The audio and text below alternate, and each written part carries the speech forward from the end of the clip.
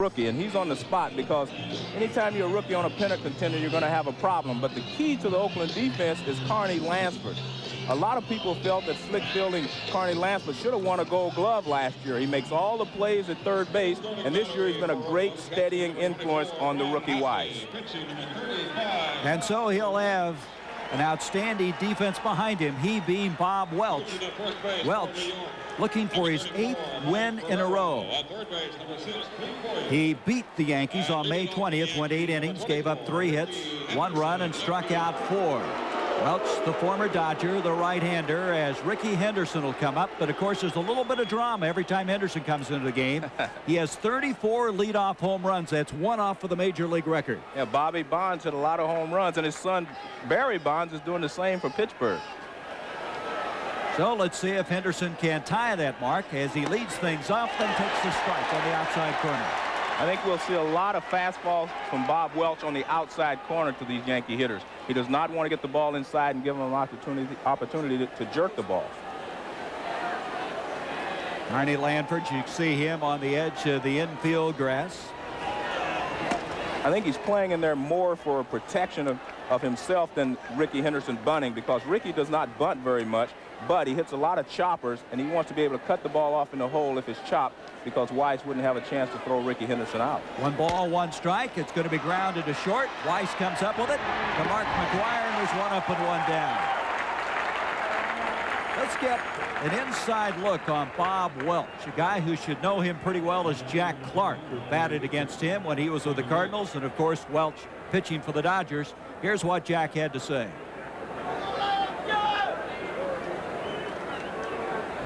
Ready for fastballs at all time, and he pretty much pitches you middle out, so you can't really try to hit home runs off him. You have to try to get a bunch of base hits to generate runs, and hopefully he'll make a mistake, and when you get that 1 pitch, hopefully you won't miss it, because you might not see it again.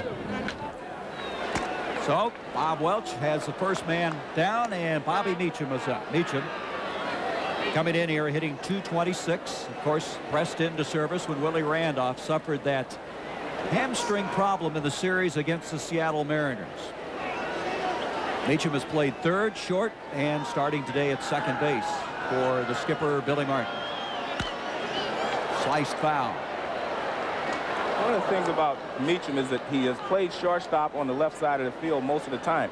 When you have to take the throw coming across the bag on a double play, it could present problems for the Yankees today if they have to make a tough double play in the late innings. Just a gorgeous day for baseball. Yesterday it was treacherous out here. It was so windy. Some wind swirling today, but not anything close to yesterday. There's a call, strike 2, and the count goes to 1 ball, 2 strikes. I think there we're seeing something different from Bob Welch. Normally Bob Welch moves the fastball inside and outside. Now I see him staying mostly outside to these Yankee hitters so far, the first 2 hitters. See his 8-2 record, 7 wins in a row, just misses, and the count goes to 2-2. Up next, Claudell Washington.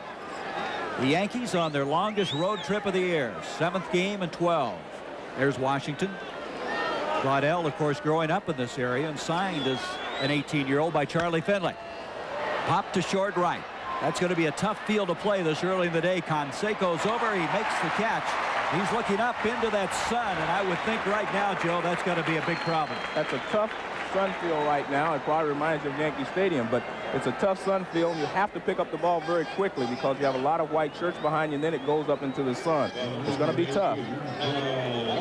There you see Canseco fighting it all the way, but he's played out there enough, so he's made the adjustments. Amazing thing about him, Joe, he has not committed an error this year playing in right field after moving over from left. Well, that is unusual, especially you have a different angle the ball travels at when you play right field. Here's Claudell. You see the numbers on Washington. He takes the strike. Claudell this year has come in to pinch hit twice and hit home runs. As we mentioned, he was signed by Charlie Finley. Coming out of this Oakland area, fouls it back, and the count goes to 2 strikes. He's had some very good years. 2 times he's made all-star appearances, once in the National League and once in the American League. Played on 6 different teams. The skipper, he was a little late getting the lineups to us today. Grounded foul. Well, he was trying to decide whether Willie Randolph was going to play or not, and Willie tested his hamstring, and he felt like he should give himself a couple more days. Claudell Washington Hit .308 for these A's back in 1975, and that's still the club record.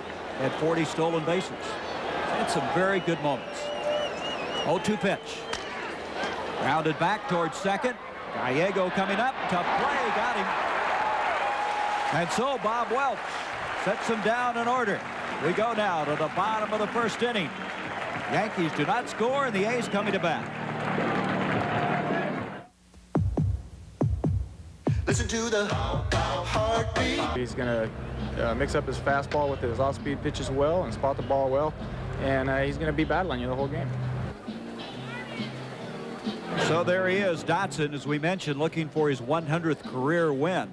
This will be his third attempt to get that. He's 5-1 on the year. Of course, pitched last year for the White Sox. There's Lansford, the leading hitter in the majors. Javier will be in left field.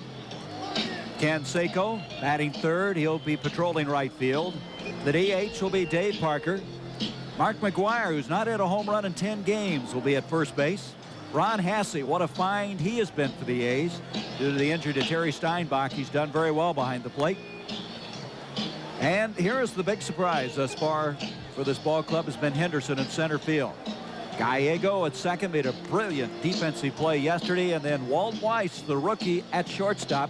Yesterday, Joe, was the first time he'd committed 2 errors in a ball game. Well, he had a couple of tough chances, and he just was not able to execute yesterday. But he has done a great job, you know, for these Oakland A's. Dotson, the right-hander, a control pitcher. This is 10th start, 11th appearance of the year. His last start was May 23rd in California. He went 4 1/3 innings, giving up 7 hits and 2 runs.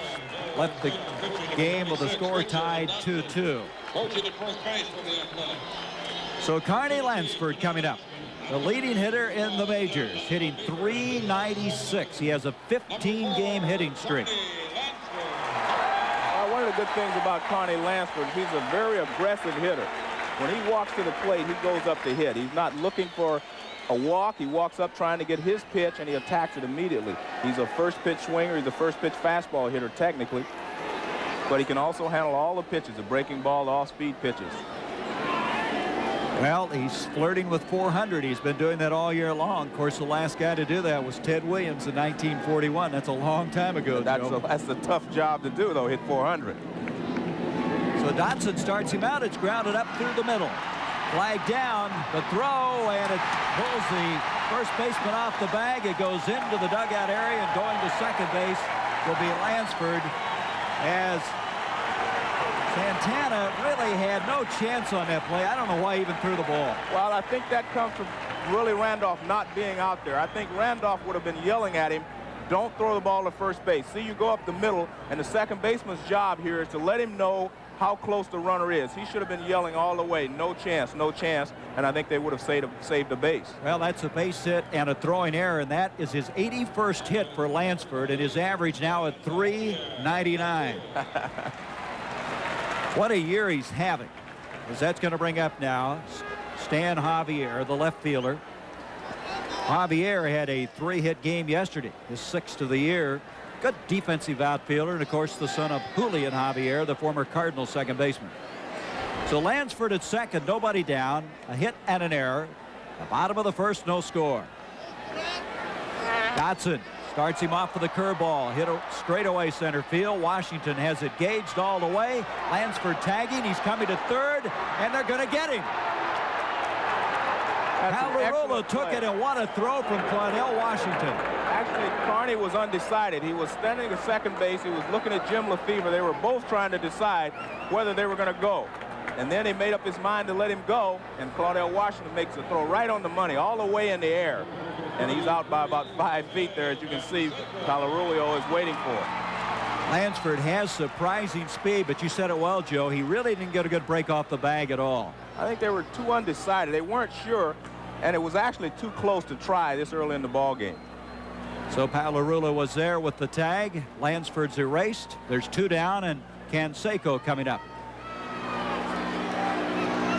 Jose takes the pitch outside. This guy is tied for first in home runs with Herbeck with those 12, hitting .286. Number 1 in runs scored. All strike, 1-1. Canseco this year, Joe, has really committed himself to being a complete player. And he's done a great job. He now steals bases, and he's always had a strong arm from the outfield, but now he's starting to catch the ball better in the outfield. Pitch misses, and the count goes to 2-1. They have changed the way he stands in there. He used to be moving around a lot. They've tried to anchor him in a little bit. Well, he used to hit from an open stance, meaning his left foot was almost facing third base. Swing and a miss, and it's 2-2. It's a good fastball from Rich Dotson. Dotson will change speeds on you. Well, as Carney Lansford said before, what he does is throw you a lot of off-speed pitches, and then when he throws the fastball, obviously it seems to be that much faster than it really is.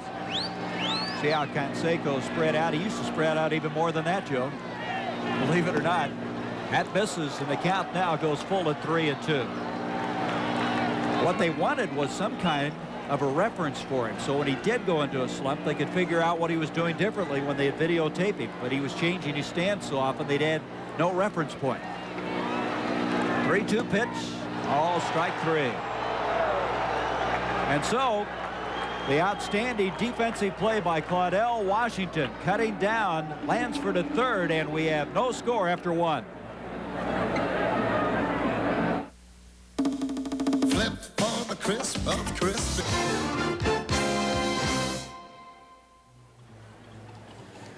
Claudell Washington, after that brilliant play, here it is again. The catch, he nailed Carney Lansford, tagging up from second, going to third. The throw was there in plenty of time. Canseco was up at the plate, nobody on. He eventually was called out on strikes, and we have no score after 1 inning as Claudell congratulated as he returned to the Yankee dugout. This guy didn't get a lot of credit, Washington. It's one of those guys who could probably play regularly in a lot of ball clubs. This year's seen a little more action, as leading things off now is Jack Clark. One of the strong points of the New York Yankees is their outfield play, so he doesn't really have a spot.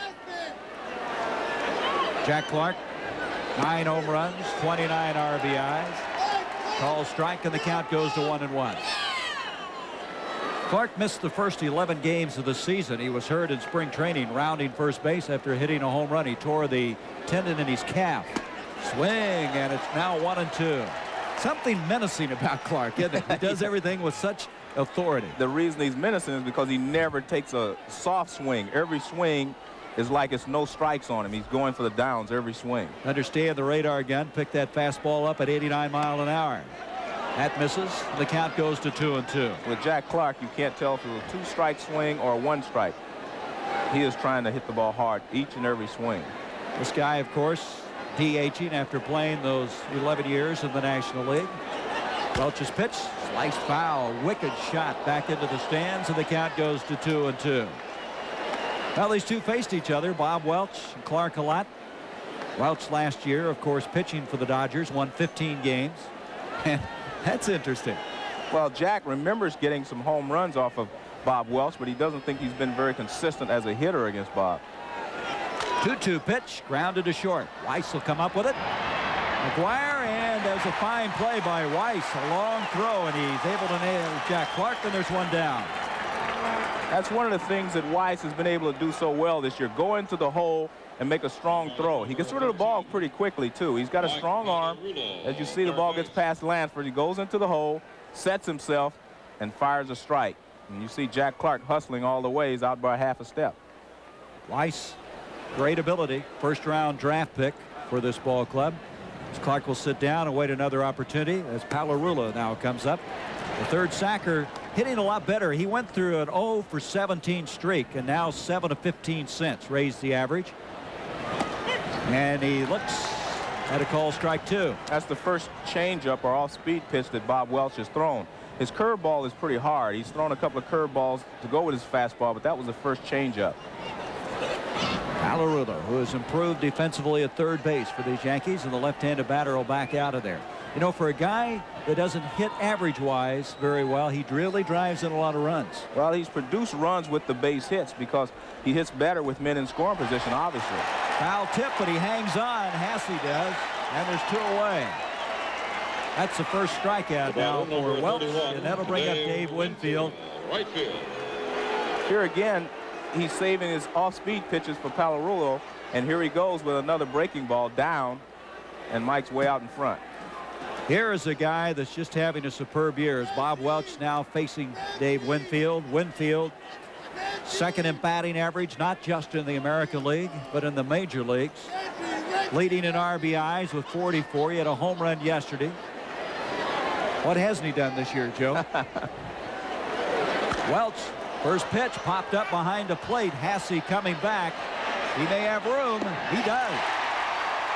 And so Bob Welch, another 3 up and 3 down inning. Welch off very effectively for these A's. The A's with the best record in baseball. Their third consecutive sellout. And Hasse, who's been a big addition to this Oakland club. The A's playing very, very well. Chevy S10 invites you to own this real estate with the biggest engine ever offered in a compact 4x4. The most V6 power and torque available in a compact truck. V6 power to make your heart beat faster than ever. The heartbeat of America. That's today's Chevy truck.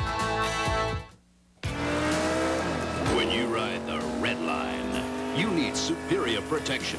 Introducing new world-class Haviland Superior Grade. When you rev high and run hot, or when you crawl inch by inch, you need performance-proven Haviland Superior Grade. It keeps your engine cleaner and delivers superior heat stress protection. New Haviland Superior Grade. Cool under fire. Star of the American road. Every day, Jack Taylor and Joe Donovan take the same road home. But today, they went a little out of their way. Give you a hand.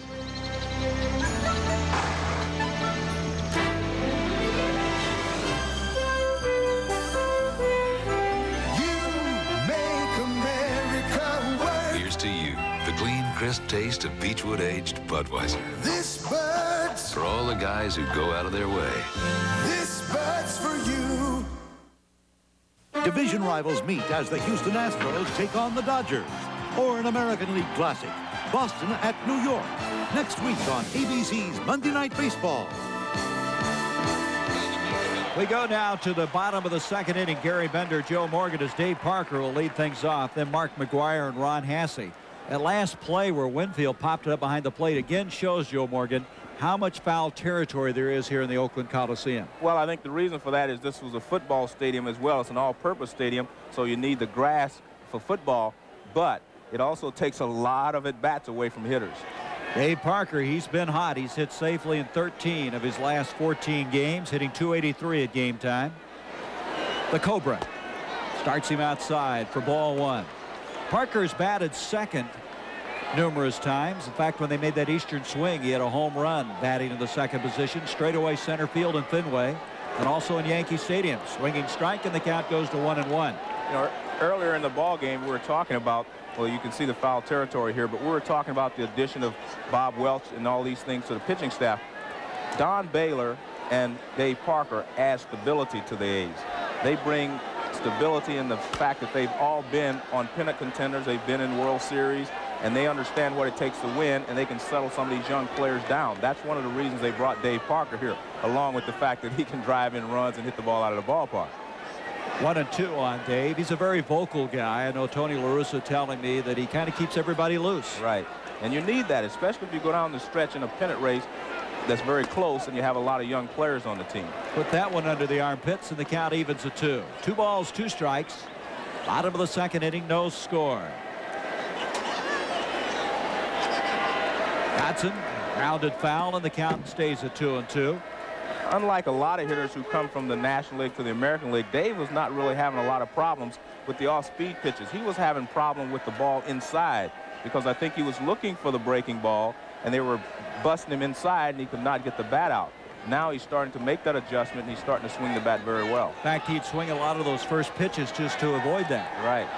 2-2, and it's high, and the count's full now. 3 balls, 2 strikes. Parker gets out of the box, looks down to the third base coach, Jim Lefevre. This is where Rich Dotson, to me, is at his toughest, because he can throw the changeup over the plate any particular time.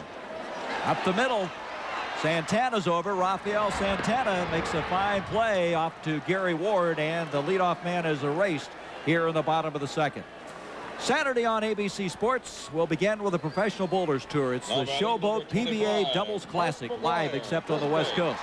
And then ABC's Wide World of Sports presents a figure skating spectacular. Brian Boitano, Katarina Witt, Debbie Thomas, and more take to the ice in a night of Olympic champions, plus over 8,000 women compete in the mini marathon from New York City, featuring Joan Benoit Samuelson. Mark McGuire has one fair ball down the left field line. He'll hold up as coming in with the relay very quickly on that play, the left fielder Henderson. He holds him to a single. That ball just inside the foul line. As you see here, Mark McGuire gets out in front and he hammers this ball down the third baseline. But you're going to see a great play by left fielder Ricky Henderson. That is normally a double, but Ricky Henderson gets to the line very quickly and holds Mark McGuire to a single. You see Mike Pagliarulo swing it, diving for it, but he doesn't have a chance to come up with it. So McGuire on with one down, and that brings up Ron Hasse. There's Ricky. Ricky with that left hand probably helped him a little bit that time getting to the line. Well, it does, and he's also very quick getting to the line here. He knows this stadium very well. He's played out there for a lot of years, so he knows how to play that left field carom. Well, in '82, he set that stolen base record playing for the A's, 130 thefts. Hasse has been a welcome addition to this ball club. He's rejuvenated those creaky knees and has hit very well for this ball club. And with the injury to Steinbach, I don't know where they'd be without him. Well, he's been their most valuable player to this point of the season because of the injury to Steinbach. He's come in, and the thing that's impressed me the most about him is hitting the ball where it's pitched. They throw him away, he hits the ball to left field. They get it inside, and he jerks it. That pitch misses, and no, that's over for a call strike, and it's 1-1 to Hasse. McGuire at first. Ward not holding him on. As far as stolen bases is concerned, it's all Canseco and Lansford. Canseco third with 17, Lansford with 8. McGuire taking his lead away at first. One down, 1-1. On Hasse, pitch out. He wasn't going. It's interesting. They thought they were going to send him. Well, I think they were looking for a hit and run rather than a straight steal from Mark McGuire. One of the things about Hasse is that Billy Martin really would like to have him on his ball club. He says every time he leaves, they get rid of Hasse, and he goes someplace else and does a good job. Well, they also got rid of Rick Cerrone, who's doing a pretty good job for the Red Sox. Slice foul, left field line. 2 balls, 2 strikes. Hasse, after the game, will ice both these knees down, as well as his right shoulder, which he's been having some problems with. He's also been having problems with Rick Dotson there. With 115 batting average. That's not very good. 2 balls, 2 strikes, 1 out. McGuire takes his lead at first again. Ward is not holding him on. Grounded foul. He's getting some pretty good cuts at Dotson. Dotson is really deceptive in that a lot of these pitches look like they're fastballs, but they're really changeups, and he's just taken enough off to get the hitters out in front. And it looks like they're having good swings, but really they're out in front of the pitches. Thus far, he's given up 2 hits, 1 to Lansford, who was cut down at third. McGuire at first with the second hit of the game. Hasse, 2-2 count. And that'll go through the hole in the left field for a base hit. McGuire will make the turn at second and hang on. And we have 2 men on with 1 down, and that's going to bring up Dave Henderson. And that's what Ron Hasse has been doing all year. He's been hitting very well with 2 strikes. He goes the other way when he gets in trouble. Well, he had 18 RBIs in the last 20 games, that time moving the runner over. And here is Henderson. What a surprise he has been, both offensively and defensively. Look at those numbers. 319, 5 home runs, 20 RBIs. Strong arm, and he'll run the ball down in center field. Well, he's done a good job, as you say, all the way around. But I think the most pleasant surprise has been his hitting. I think they knew he could catch the ball in center field, but he's done very, very well hitting in the 5th and 6th spots in the lineup. So 2 hits in the inning. McGuire leads off at second. Hasse at first. Dotson on the way with a pitch. And it's a ball. 1-0. Shows you how he's delivered in the clutch. This guy, of course, is the starting center fielder for the Red Sox, and then they made room for Ellis Burks, and he went on to the Giants, and there's a call strike, and it's 1-1. So to get a guy like Henderson is quite a bonus. And most people will always remember the home run he hit in the League Championship Series to got the Red Sox into the World Series. Grounded foul, third base side. That was game 5 when he hit that home run. Then he went on to hit about 400 in the World Series. Started out with the Seattle Mariners, came to the Red Sox in that trade with Spike Owen. Of course, is now the regular shortstop for Boston. When you watch Rick Dotson, you go back to the things that Carney Lansford said about him at the beginning of the show, and that is he mixes his pitches well. One slow one, one fast one, one slow one. Good cut, and the count stays at 1-2. And he got away with a mistake there. He hung the curveball, and Dave Henderson had a good cut at it, but just fouled it back. Tony La Russa, of course, as you look at Tony, knows Dotson very well because Dotson pitched for him when Tony was the skipper for the White Sox when they won the American League West in '83. That was when Dotson won 22 games. Says he's got a great heart. He'll battle you. Right now, he's in a battle. 2 runners on. And now Skinner calls time. He'll go to the mound. Well, I think Dotson feels that he has Dave Henderson set up for one pitch. And I think that that may not be the pitch that they went over in the scouting report, and that's why Billy Martin is coming out. What happens is you go over hitters in your meetings and you say, well, I want to get this guy out. I don't want you to throw him a fastball with men in scoring position, or I don't want you to throw him a curveball, whatever the pitch may be. But a pitcher gets on the mound, and he feels like I can get the guy out with this pitch here. And the catcher's only doing what he was told by the manager. And so they have this confrontation, and then the manager comes out and decides and says, hey, throw what I told you. And it's that simple. 60-year-old Billy Martin, who grew up in the Oakland area, the Berkeley, California area, retreats to the dugout. 1-2 now to Henderson. Foul back. He is battling Dotson, and likewise Dotson is battling him. That was an excellent pitch from Dotson. It was a changeup, low and away. And there wasn't much that Henderson could do with it other than foul it back. So the count stays 1 ball, 2 strikes, 1 out. Runners at first and second. No score. The bottom of the second inning.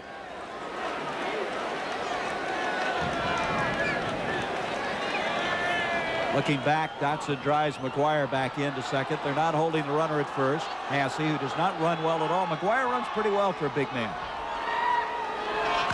Henderson takes another cut and fouls it back.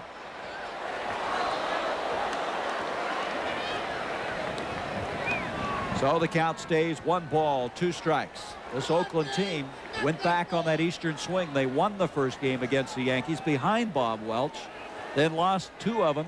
One of them was to John Candelario, who was just absolutely brilliant. No chance that day. I think Dave Henderson is causing a lot of confusion to the Yankees here. That's a 4 straight foul ball he's had. 1-2 pitch. High ball, right center field. Washington hustling over. Claudel makes the catch. The runners will have to hold, and there's 2 down. That was a high fastball, and he got in a little bit on Dave Henderson's hands, and he wasn't able to drive the ball. Gallego will come up. Mike Gallego, who was just scintillating yesterday. He made an unbelievable catch of a little blooper hit into short right field. Also smacked a home run Friday in that series with the Red Sox. We have Gags playing second base for Oakland and Pags playing third base for the New York Yankees. A lot of nicknames. Dotson now with 2 down. That's going to go to the backstop. The runners will advance. McGuire to third. Hasse goes to second. Let's look at this one again to see what happened on this between Skinner and Dotson. That's a breaking ball. Pitch. Yes, a curveball, and it bounces. Skinner does all he can. He tries to jump over in front of it, get his body in front, but the ball bounced away from him. That's a true Major League wild pitch. So 1 ball, no strikes. Gallego. Weiss is on deck for the A's. McGuire with his lead at third. Fly ball, right field, going back towards the stands. Ward giving chase, but no play. Again, there's so much room over there, Joe. You just can't give up on any ball. It was like he was running for 5 minutes. I mean, and he still had a shot at it. Ward has pretty good speed. He can play the outfield, of course, as well as first base, but could not get to that one, and the count 1-1. Gallego played at UCLA. Pesky hitter, very good defensive player. He and Glenn Hubbard been sharing second base. 1-1 high, and the count goes to 2-1. So Dotson in somewhat of a jam. McGuire at third, Hasse at second, 2 down, bottom of the second, no score. This is where the toughness that La Russa was talking about with Dotson comes in. Strike, and it's 2-2. It's not very tough to pitch if you don't get anyone on base, but when you get guys in scoring position, can you make quality pitches? That's what separates the good pitchers from the average pitchers. So Dotson, the 29-year-old right-hander now, the 2-2 count. Fly ball center field. Washington going back, still going back, and he makes the catch, and Dotson's out of the inning. So the A's are able to get 2 base hits, but not able to score. And after 2, Dotson and the Yankees deadlock. The big Q stands for quality. In Quaker State's 11,000 RPM Porsche, in Ricky Rudd's high-torque Buick, clean-running Quaker State with QSX gives them unbeatable protection from wear and tear. And it's the same Quaker State you buy right off the shelf. Quaker State. The big Q stands for quality. Always has, always will. Quaker State leads the pack again. Introducing the Easy Flow bottle. It pours smoother than other leading oils. Quaker State. Unbeatable protection in a better pouring bottle. No one else has it. Why do they call it heartburn? When it's me, your stomach, that's hurting. When antacids don't stop the pain from coming back, it could be an ulcer. It's okay, because there are treatment programs to help heal ulcers. If you think you have an ulcer, go see your doctor and ask about the available treatment programs. Sponsored by SmithKline & French, the ulcer experts. You could make your stomach very happy. We know what your home is really worth. When it comes time to buy or sell, no one knows more or cares more about the American home than Better Homes and Gardens. Hey, even us tough guys like a little extra comfort underneath. That's why I switched from ordinary underwear to Hanes. Now I'm just a great big teddy bear. Right, guys? It's not just underwear. It's Hanes. Right, guys? Bye, Coach. Brian Boitano, Katarina Witt, Debbie Thomas, and more dazzle in a night of Olympic champions. Watch the mini marathon on ABC's Wide World of Sports Saturday. We're going to have a new feature this year on ABC. It's called the Best Line of the Week, and it goes to Tim Leary, the right-hander for the Los Angeles Dodgers, who pitched a one-hitter against the Phils. This is a guy that really resurrected his career. He went down to Mexico, found a split-fingered fastball, Joe, and it has made him a very effective pitcher. He's pitching tonight for the Dodgers, and that is our ABC's Best Line of the Week. The only hit was Darren Dalton, and later tonight we'll have ABC's Worst Line of the Week, that dreaded Worst Line of the Week. Gary Ward at the plate. Strike one on him, and this one misses, and the count goes to 1-1. Gary Ward's always been a good hitter throughout his career, but he's really struggling this year. Gary usually hits the ball left center, right center, and he's been a pretty good hitter. Hitting 200 coming into this game. 2-1 on him.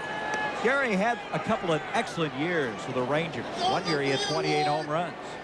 He started out fast last year for the Yankees, then faded after the All-Star break.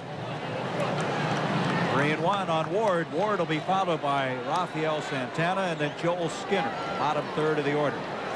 Gary, I've seen Bob Welch pitch hundreds of times, I guess, and this is the most I've ever seen him stay on the outside corner. That looks like a broken bat single to right. Sounded funny as Ward now, after a 3-1, laces one to right field. Canseco brings it in, and that is the first hit of the game off of Bob Welch. Ward at first, Santana coming up. Welch works very quickly on the mound, wastes little time out there as Santana comes to the plate. Here's a guy that's out of Billy Martin's doghouse, I should say. He made a very critical error at the start of the season that handed the Yankees their first loss. He fought his way back and kind of stabilized him defensively. Well, I think Santana's a very good Major League shortstop. He's played on a championship team with the Mets, so he's proven that he can play under the pressure of a pennant race. Santana, starting shortstop for the Mets the last 3 years. One year he played in 153 games. Inside, and the count now 1-0. So Welch, the leadoff man, on with a base hit. We're at the top of the third, no score. Santana, the play that really got him in trouble with Billy's, he messed up a sure double play, and it ended up being a 6-run inning, and the Yankees lost it. There's a move to first. And there was something publicly said about Billy. He acted like he didn't care if Santana ever played again, but he's worked his way back into the lineup.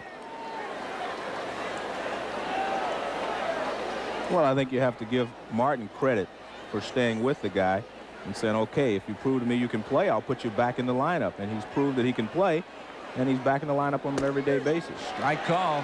1-1 now on Santana. And that was the first direct trade ever made between the Yankees and Mets. Mets wanted to make room for Kevin Elster, who's now taken over at shortstop.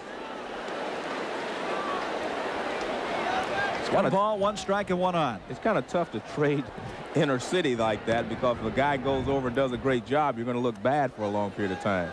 You got to give Lou Piniella a lot of credit. This is one of the guys he's able to pick up along with Candelaria, Dotson.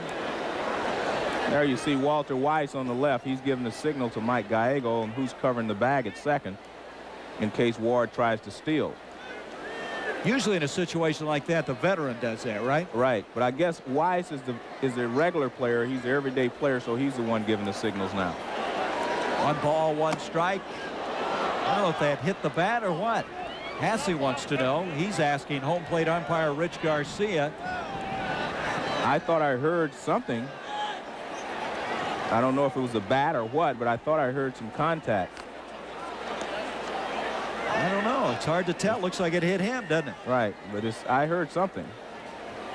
Well, Hasse is still arguing with Rich Garcia, who's the crew chief. He's behind the plate. Dale Scott at first, Rick Reed at second, and John Hirschbeck, the third base umpire. We'll take another look at it, but I don't think we're going to be able to tell. The ball does change its trajectory slightly. Well, what we have is a 2-1 count. 2 balls a strike on Santana. Ward at first, being held on by McGuire.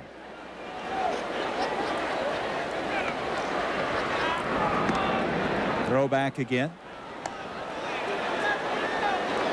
Ward has not stolen a base this year. Of course, he hasn't played all that much. It's all Ricky Henderson with his 34. Fouled back. The count evens at 2-2. Well, one thing it does, though, Joe, even though you don't steal any bases, well, the way they're calling balks nowadays, you still got to keep them at least occupied. And Bob Welch really comes close to a balk, you know, because he does not always stop completely. 2 balls, 2 strikes, and it's full now. 3-2. Welch, 31 years of age. He played collegiately at Eastern Michigan University, where he's an All-American.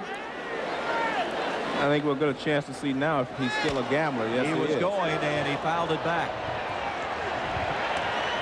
You know, Billy Martin is an aggressive manager, so you would feel that he would send Gary Ward in this situation. 3 balls, 2 strikes, put the hit and run on. Joe, that's a good point. In talking to the A's, they say, what do you think about when you think about Billy Martin? They said he'll try anything. He's always pushing, always looking for an angle and advantage. But I think that also helps keep the players' minds on the game. It keeps them, makes them aggressive. If they know the manager's aggressive, the players will be aggressive. Little lob throw to first.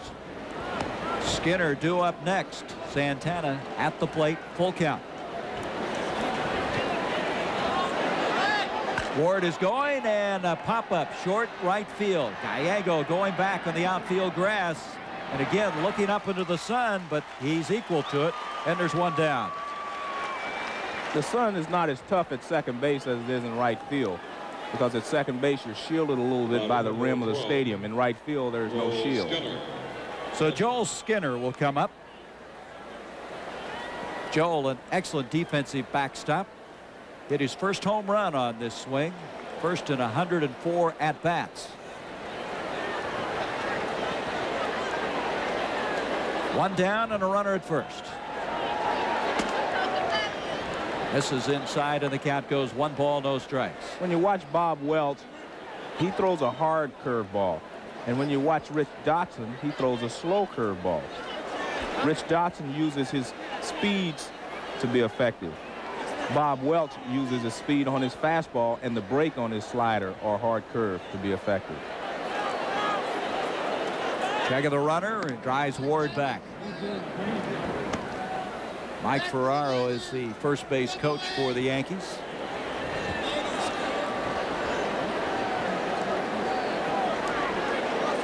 Skinner had a notion, tried to hang up, went around anyway.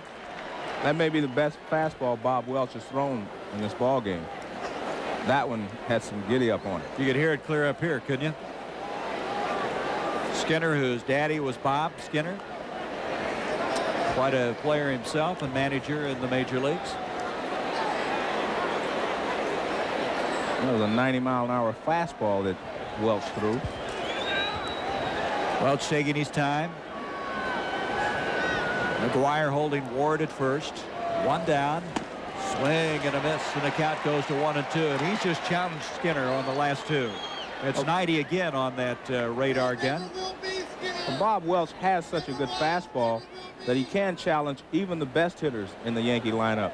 But he has to get the proper location. He can throw the high fastball. It's going to be tough for them to catch up with it. But if he throws that fastball in the middle of the plate to some of the big sluggers, they can catch it. 1-2 pitch. Struck him out. Second strikeout of the ball game. That'll bring the top of the order up, and Ricky Henderson, who they call the balk. Wait a minute, they're calling a balk? Yep, they call the balk. Well, Joe, this is your department. Well, I think second base umpire Rick Reed called it. That's 11 balks now on Welch this year. At second on the team. Dave Stewart has 12. So instead of a strikeout, now down at second base is Ward. Well, as I said about Welch is in a hurry. He likes to pitch fast, and he goes to the plate very quickly. And sometimes he does not stop completely. That wasn't real bad there. Yeah, I tell you, that's the reason I'm giving you that department on the box this year. I'll let you call him. Fly ball, right field. Canseco got a late jump on the ball, and that ball's up against the wall. Ward had to hold up, and he's going to have to hold up a third. He didn't know if that ball was going to be caught. Canseco, I don't know if he had lost it for a while or not, but he did not get a jump on that ball. Bounced up at the base of the wall, and now runners at second and third, and there's only one out. Well, what happened really was Canseco plays very shallow, and he has a long way to go, and the ball is carrying very well. And as you see, the ball hits the base of the wall. I think it was more that he was playing shallow than actually the sun bothered him. Well, what a big difference that balk makes. Instead of striking out Skinner, he had Ward at second. Skinner now doubles. Ward's at third, and now the top of the order in Ricky Henderson. But you have to point out that Ward should have scored on that ball. It was a bad base running. You have to be a little over halfway, especially with one out. You're not really concerned about tagging up. He should have been halfway, and when that ball went over Canseco's head, he would have been able to score easily. Third base coach Clete Boyer down there talking to Ward, who leads off Skinner at second. Henderson, who grounded out the first time, calls strike to Ricky. The A's are playing the infield back, so they're going to concede the run if Ricky hits it on the ground to one of the infielders. But Carney Lansford at third will have a play at the plate if he has to charge it. But everyone else on the infield is way back. 0-1 pitch, fouled back. You know, it's amazing of all the balks we've had this year, Joe. On May 24th, last Tuesday, the entire major leagues went without one balk. That may be the only day that happens this year. I think Welch would like to have had that happen right here. Really pitching now in a jam. One out, two on. 0-2 count now to Henderson.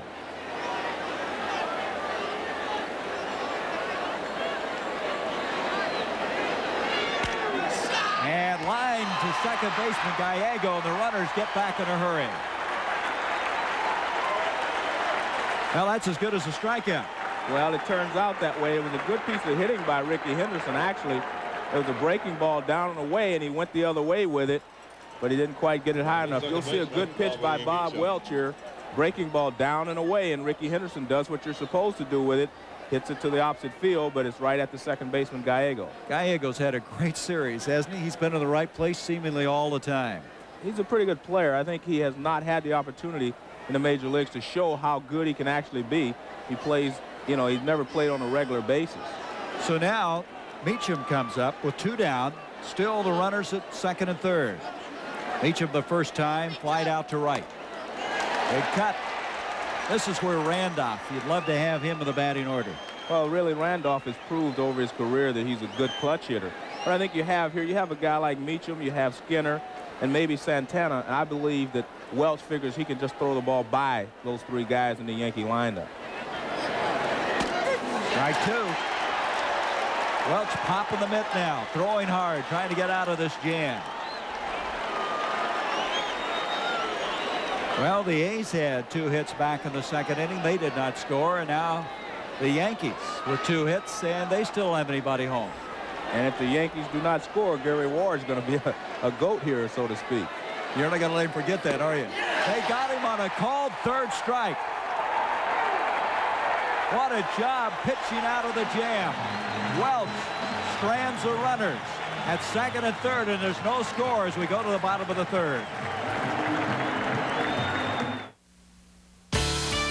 Budweiser and Bud Light join with USA Today to give baseball fans something new. Now, for the first time, you can also pick up an official All-Star fan ballot free wherever you pick up Bud or Bud Light. Vote for your favorite Major League players. Then, test your baseball trivia and win valuable prizes. Answers are in USA Today every day. So fans, settle back with a cold Bud or Bud Light. Vote for your favorite All-Stars and be part of a baseball tradition. Got a guy here wants to sell us a desktop publishing system? We already have one. Well, he says his is easy to learn. Not easier than ours. Claims that he can rig it to all our computers. We didn't have to rig ours. Says his makes great documents fast. You mean like ours? He says his system makes sense for business. Not for ours. Personal publishing on the IBM Personal System 2. This is Chevy's new Nova Twin Cam with a new 16-valve engine. What happens when you step on the gas?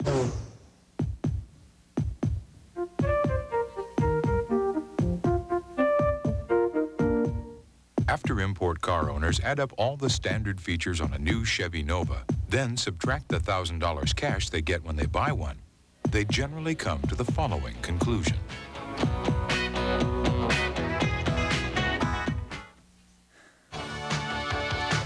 This is Corey McFerrin in New York. The leaders from the West and the East battling at Shea Stadium. First inning, the Mets waste a great opportunity. 2 on, nobody out, but Tim Leary buckles down. Strikes out Dave Magadan. Next batter would be Darryl Strawberry. Take a seat, Darryl. Next, Kevin McReynolds strikes him out. Leary K's the side. Right now, top of 3, there still is no score. I tell you, he may get the ABC best line of the week again after the way he's pitching tonight. Well, I don't think he wants to pitch out of that type of jam every at bat, though, every inning. So it's no score as we go to the bottom of the 3rd inning. Walt Weiss will lead things off, followed by the top of the order, Carney Lansford, and then Stan Javier. Weiss hitting .214, started to lift his average, and hitting the ball sharply. And his first pitch. Caught on the line. Nice play that time by Meacham. No, wait a minute. They're saying he trapped it, and he did not make the throw, so Weiss will be safe at first. No, they're going to have to get this correct. Because really the job of the umpires is to make sure that they get the play right. They don't have to worry about whether he saw it or not. I think the 2 umpires will get together. Well, he did not throw to first, though, Joe. Right. Well, Rick Reed was shielded from the play. He was the second base umpire. Watch, if you look to your left, we're going to be able to see that Rick Reed is behind Bobby Meacham, and he can't see. He thought the ball hit the ground. Well, he's not in the picture, but he's behind Bobby Meacham. Well, the discussion going on. See what happened then is Meacham threw the ball around the horn, did not go to first, so Weiss would be safe if, in fact, he did trap the ball. Well, they're going to make a big mistake if they do not call him out, because someone on the infield should have seen that Bobby Meacham caught the ball. And the object is to get the play correct. It's not to, cover up for one of the other umpires. Uh-oh, Billy's just been tossed out of the game. And that's not here fair. comes the dirt. Here comes the dirt. It's too muddy. You can't get the dust up. Well, this is unfortunate because Billy is right, and he does have an argument coming here. Well, let me ask you something, Joe. If you were Meacham, would you still throw it to first maybe just to be sure? Well, what you have to do, and here again is Willie Randolph was in the ball game. I'm sure he would have made the throw to first base. What you do, you catch the ball and you listen for the umpires to call the guy out. If you do not hear it, then you have to throw to first base. So I agree with you. Meacham did make a mistake, but he truly caught the ball in the air, and someone should have been able to see that. Well, Billy, back to his home area, has just been tossed out of this ball game. You know, earlier this year, he kicked some dirt on Tim Welke.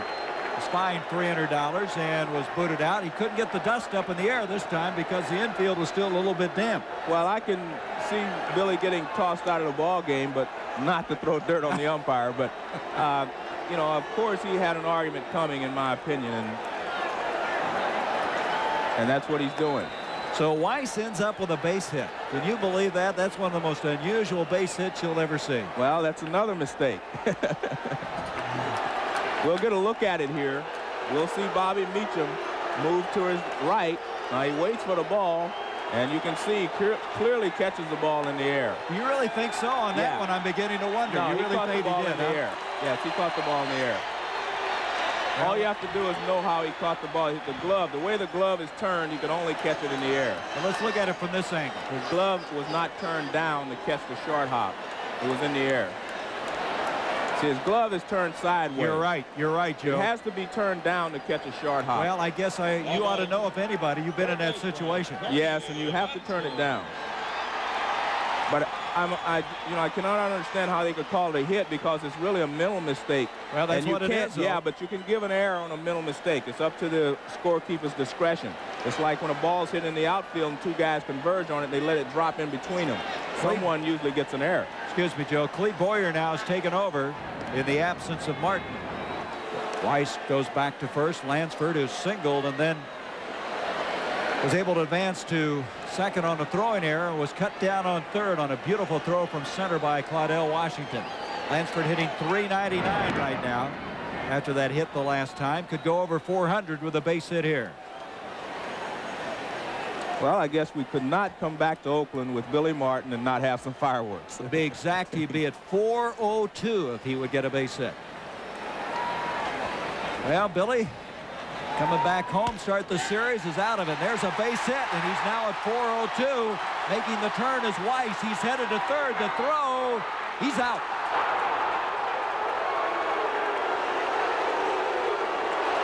So 2 times A's base runners have been cut down at third. You don't mess with Winfield out in right field. Well, Dave Winfield has done this numerous times in his career. As we see Weiss goes in head first, and we'll see the tag, late tag, applied by the third baseman there. Pags. Yeah, Pags. Well, Winfield with as fine an arm as there is in big league ball. Looks like he said, all right, you're going to take one away from Meacham, I'll get it back. And he did at third base. At first, though, with a base hit, his second of the game is Lansford. 5 hits now for the A's. They still haven't gotten anybody home. Boy, we've seen some very unusual play in these first 3 innings, haven't we? Big lead at first by Lansford. Lansford with 8 stolen bases this year. 4 of 8. Caught 4 times. Javier at the plate. Stan flied to center the first time. 2 plays at third, and the A's have been cut down. Fly ball center field. Washington giving ground. He'll put it away. And retreating back to first is Lansford. Let's go back now and recapture Winfield and how he was able to cut down Weiss headed to third. It's not only his arm, but he charges the ball and he gets the throw away very quickly, as you see here, and he keeps it low so that the shortstop Santana could cut it off and hold Carney Lansford to first, and the throw is right on the money. Well, Dave Winfield has just been a complete player all year long. For that matter, his entire career. As now Canseco comes up. He was called out on strikes. Winfield having one of those MVP type years. Second in batting in the American League, leading in RBIs. Pitch inside to Canseco. Jose is in the top 10 in 7 offensive categories in the American League. Number 1 in runs, 3 in RBIs. Tied for first in home runs with Kent Herbeck of Minnesota. 1-0 pitch, misses, and it's 2-0, and Skinner goes to his knees to come up with that one. But Jim Lefevre must wonder what he's got to do to get somebody in at third base. He's had 2 of his guys cut down at the third base bag. Well, Lefevre is an aggressive coach, and I think if you're a manager, you want your coaches to be aggressive, because as I said, if you start to be aggressive, your players will be, and that's what the Oakland A's have tried to do all year long, and most of the time they've made it. Canseco hits sharply to short, but the force at second, and the Yankees, after some controversy, get out of the inning with no damage. We played 3 at the Oakland Coliseum. Most interesting ball game. No score between the 2 teams with the best records in baseball.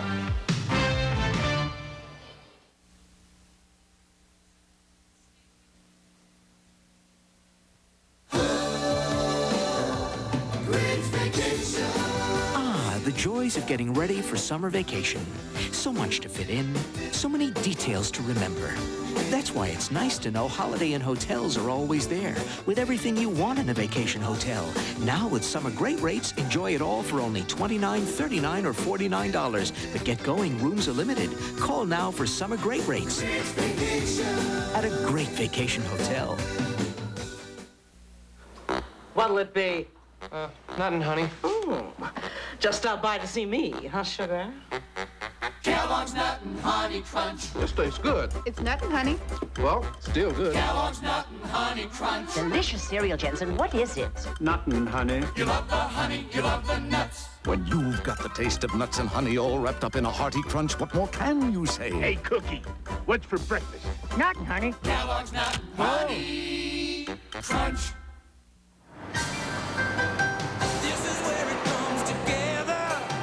Mom and Dad here? Yeah, they are. Home is home forever. There's nothing like the warmth and the good taste of home. Welcome home, welcome back to Kentucky Fried Chicken.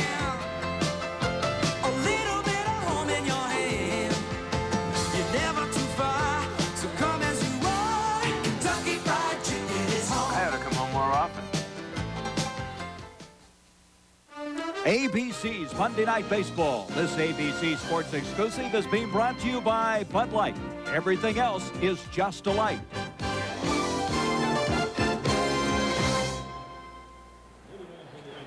Well, if this is a preview of the American League Championship Series, Joe Morgan, we've had some fireworks in the first 3 innings. We've had Billy Martin tossed out, 2 runners erased at third base, a controversy at second, and we're just getting started. Yes, we are.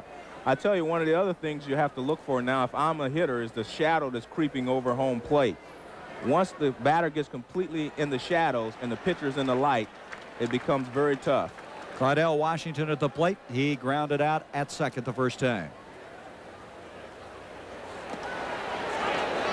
So we welcome everybody to the Oakland Coliseum. 2 teams of the best records in baseball, and right now after 3 it's scoreless. But we've had some fireworks for a game that has not produced a run.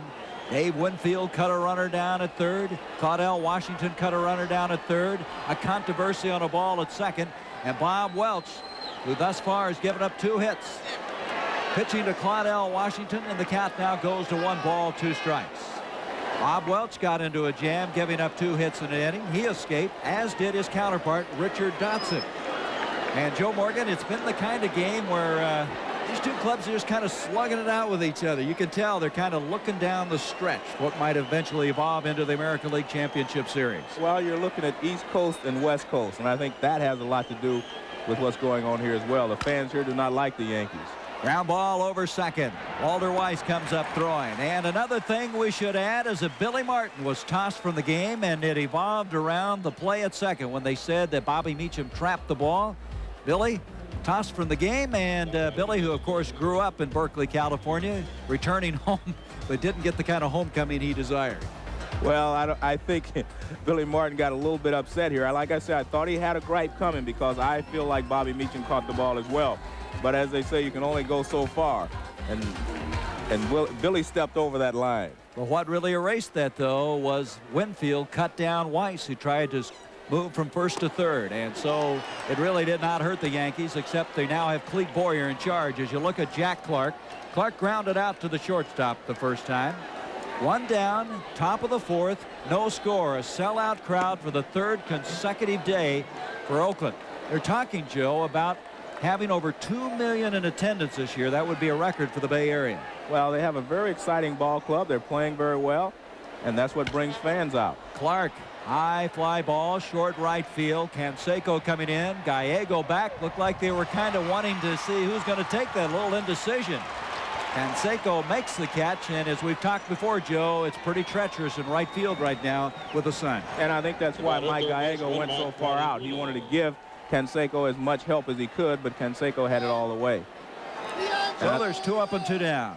I think Jack Clark was the last hitter to be able to hit under normal conditions. Now you have the shadows from the stadium over home plate. And the way Welch has been firing a lot of 90-plus mile-per-hour fastballs, that'll make it even tougher. Right. When you come out of the sunlight into the shadows, it's really kind of like walking into a dark room at first. It gives you time to give yourself. Well, we showed you Martin getting tossed. Here's the reason. See Bobby Meacham playing in place of the injured Willie Randolph. He thought he caught it and did not make a throw at first. They say he trapped it, and Weiss was awarded a base hit. Which I still don't understand why it was a base hit, but Bobby Meacham should have thrown the ball to first base if he did not hear an out call from the umpires. Alarula at the plate, swing and a miss, and the count now evens at 2 balls, 2 strikes. Pags, the first time, went down swinging in the second inning. These shadows actually favor Bob Welch because he is the hard thrower of the 2. Little half swing goes back, and the count goes to 2-2. And what the ball actually looks like is when he releases the ball, it looks like fuzz coming towards you. You can't really see the stitching on the ball to see if it's going to break. You can't see if it's a fastball, and it's just a piece of fuzz coming towards you, and all of a sudden it's by you. Late again. The count stays at 2-2. Bob Welch, of course, coming over in that trade, that 3-way trade with the Dodgers and Mets. When he was a rookie, his locker mate, his rookie year, was Tommy John. Of course, Tommy at the ballpark today as the Yankees on this long 12-game road trip. 2-2 with 2 out. Grounded to second. Gallego will come up to McGuire. And it's a very quiet inning for the Yankees here in the top half of the 4th inning. Bob Welch having some problems earlier, but right now settled down, and there is no score.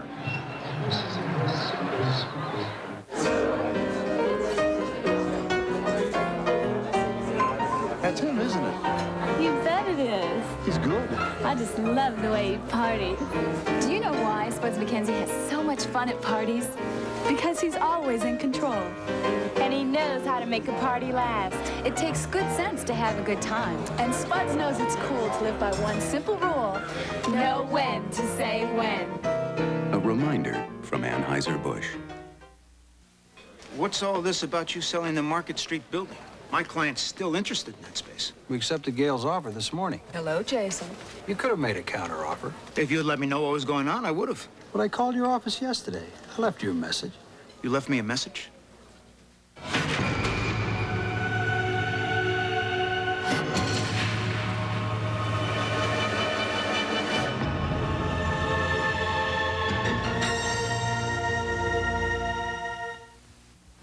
I'm State Farm Agent Bill Harrell. Just came from the Harrises. They like the way I keep their homeowners insurance up to date and help them with claims too. The Harrises told the Floyds told the Carvels told the Lockmans, and so on. When you deliver good service with homeowners insurance, like State Farm agents do, word gets around. That's why State Farm insures more homes than anyone else. And like a good neighbor, State Farm is there. Sunday on ABC Sports, Cart's finest are back on the track. 1 week after Indy, they'll run the Milwaukee 200. It's a Tradition, live Sunday.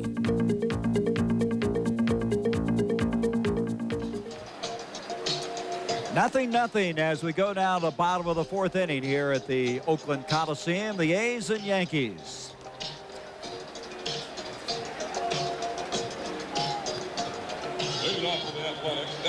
So Dotson will face Dave Parker as we go to the bottom of the fourth. He'll be followed by Mark McGuire and Ron Hasse. Parker the first time grounding out to the shortstop. Dave making the transition to the American League after so many fine years in the National League.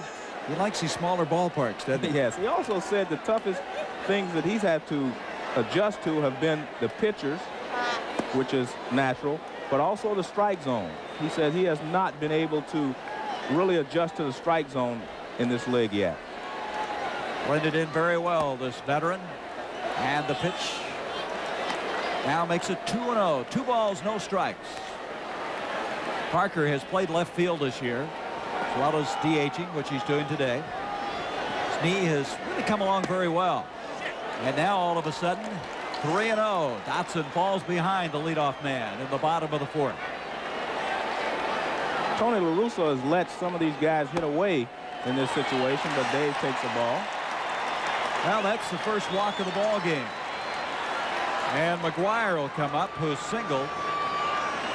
Last time up, McGuire looking for his first home run in 10 games. 11 for the year. His brother Dan, we're talking before the game, transferring to San Diego State. He was a quarterback at the University of Iowa. Will stay out a year and then play for San Diego State. And there's a pitch going high, and all of a sudden now, Dotson's thrown 5 that have not found the plate. Well, he seems to be overthrowing the ball all of a sudden, but I think it's because he can see the shadows, and he knows that fastball will be tough to hit. So I think he's trying to use the fastball, but I think he's overthrowing it right now. And he misses again. It's 2-0. Also, these two big hitters there are going to have something to do with it. He wants to make sure he gets the ball in the proper location. Boy, this part of the order, it looks like an NFL defensive forward wall, doesn't it? Their whole lineup does. 2-0 on McGuire. Ward holding Parker at first. Ground ball short. Santana has trouble digging it out. He gets the lead runner. McGuire safe at first. Raphael couldn't get the ball out of the glove that time. Well, I think he was always going to get Dave Parker on that play because Dave was going in to break up the double play. He was going after Meacham, as we'll get a look here at Santana. He goes in the hole. He has the ball. He has an easy chance to get the force play, but he can't get out of his glove. But you'll see here Dave Parker is going for the second baseman and not second base. I want to tell you something. Parker comes after you at second. You know he's there, right, Joe? I've stood there a lot of times and wish I was someplace else. Hasse now at the plate as he singled the last time. They had 2 base hits. The A's did in the second, didn't score a run. Likewise in the third for the Yankees. Some missed opportunities. Ron Hasse, the veteran, who last year played with the White Sox for 46 games. Seeing a lot of action. Terry Steinbach, who is an outstanding young catcher for the A's, expected back on Friday. Had a very strange injury, an eye injury during batting practice. High fly ball, center field. Claudel Washington under it. He's been a busy man out there. He puts it away, and there's 2 away. This Sunday begins on ABC Sports with auto racing action, the Milwaukee 200. Michael Andretti leads the field live except on the West Coast. Then it's Mutual of Omaha's Spirit of Adventure. Join a daring expedition that embarks on an Antarctic odyssey. It all begins at 3 o'clock Eastern, 2 o'clock Central Pacific this Sunday on ABC Sports. You're going on one of those, aren't you? The Mutual of Omaha Adventures? You pick your place. We'll send you. 2 down now. McGuire still down at first. The batter, Dave Henderson. Henderson wide out to center field the last time. Dave has really solidified that center field position, an area of concern for the A's at the start of the year. There's a shot deep to left field. That ball is hooking foul. Out ahead of it, Dave Henderson. Well, he took a little off the pitch, and that's why Dave got out in front. But that's what Rich Dotson does so well. Here's a pitch. It's an off-speed pitch, change up, and he gets a little bit out in front. Hit it well, but a little bit out front, pulled it foul. Symmetrical park here, 330 down the lines, 375 in the power alleys. There's Henderson wishing he had that one back and straightened it out a little more. 400 straightaway center. The ball does not carry all that well, especially at night here in the Oakland Coliseum. This is definitely not a home run hitter's ballpark. Oh, that was a tantalizing breaking pitch, but it missed, and it's 2-1. 2 balls a strike. 2 down. Bottom of the 4th. The runner at first in McGuire. That's Ward holding him on. Dave, a good cut, and that'll even it up at 2-2. You mentioned about this not being a good home run hitter's ballpark, but when you have Canseco and McGuire and Parker and these guys, they can make it look like a home run hitter's ballpark. Skinner will go out to talk with Dotson once again. On deck, Gallego for the A's. Mike, who's just played marvelously well in this series defensively. Not a very big guy, but he got his first home run Friday night in that series with the Red Sox. And Tony La Russa. Talking to Jim Lefebvre about this guy, he says he's never been around a guy that is so well organized. He does not miss a thing. 2-2 pitch. And this will be fouled back into the stands. I think he's done a tremendous job with this Oakland A's team, not just this year because they're in first place, but also last year. They started off very poorly, and they had a chance of going downhill from that point. But he kept their confidence up, and eventually they became a contender last year. They fell out of the race late in September, but he established that they could win, and he came back this year, and he's just doing a tremendous job for the A's. Ground ball to short. Santana's over. They'll get the force at second, and that will take care of the Oakland A's here in the bottom of the 4th inning. We still have no score as Dotson against Welch. 5 hits by Oakland, 2 for the Yankees. We go to the top of the 5th. Right through the tire, Greg. To be the best, you have to train constantly. Leadership demands continuous learning. Way to go. In sports or in business. We're Siemens USA, training our customers and our 27,000 employees to stay ahead in advanced electronic and electrical technology. Because when it's time to perform, there's no substitute for solid training. Right through the tire, Greg. We are Siemens USA.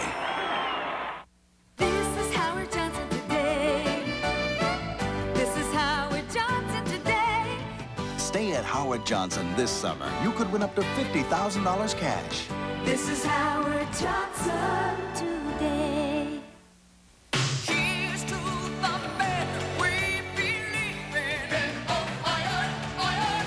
Here's to the men who are building our Iron Cologne. Rugged, sensitive, sexy.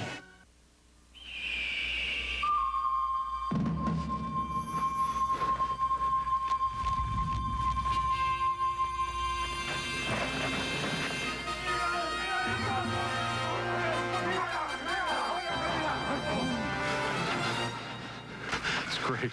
But we wanted a Bud Light. Bud Light! If you want the great taste of Bud Light, ask for it. Now go get pizza. Bud Light. Because everything else is just a light. I'm Ana Chavez, and at 11 on Channel 7 News tonight, Memorial Day observances from around the Bay, and workers strike local cemeteries. That's at 11. In 1981, Dave Winfield, playing in his first year with the New York Yankees, took this pitch hit by Tony Armas into the left field wall, makes the catch, and Dave Winfield, in his book, A Player's Life, said that was the highlight of his career.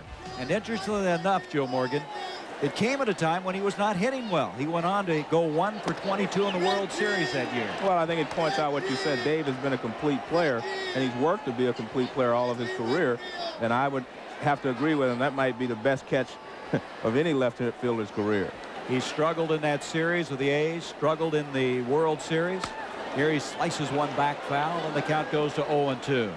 Winfield popped up to the catcher the first time. Dave second in the major leagues in batting average. Palmeiro, who leads the National League, is not as high as he is. And, of course, Lansford, who's now over 400 at this juncture after 2 hits tonight, leading everyone, as this time he swings late and fouls it back. One of the things that Bob Welch is still doing very effectively against the sluggers in the Yankee lineup, meaning Clark and Winfield and Pagliarulo, he is definitely keeping the ball away from them. He is making them reach for the ball. And I think Dave Winfield and both Jack Clark realizes that Bob Welch can pitch them inside with the fastball, so they don't lean out there too much. This is outside, and the count goes to 1-2. Welch beating the Yankees on May 20th back in Yankee Stadium. Then the Yankees winning the next 2.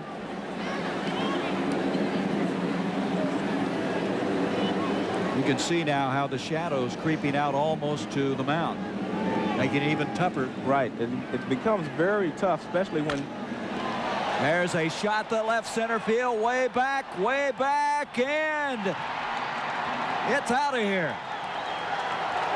Had to wait. Javier made a valiant try at the wall, but Winfield, his 12th home run of the year.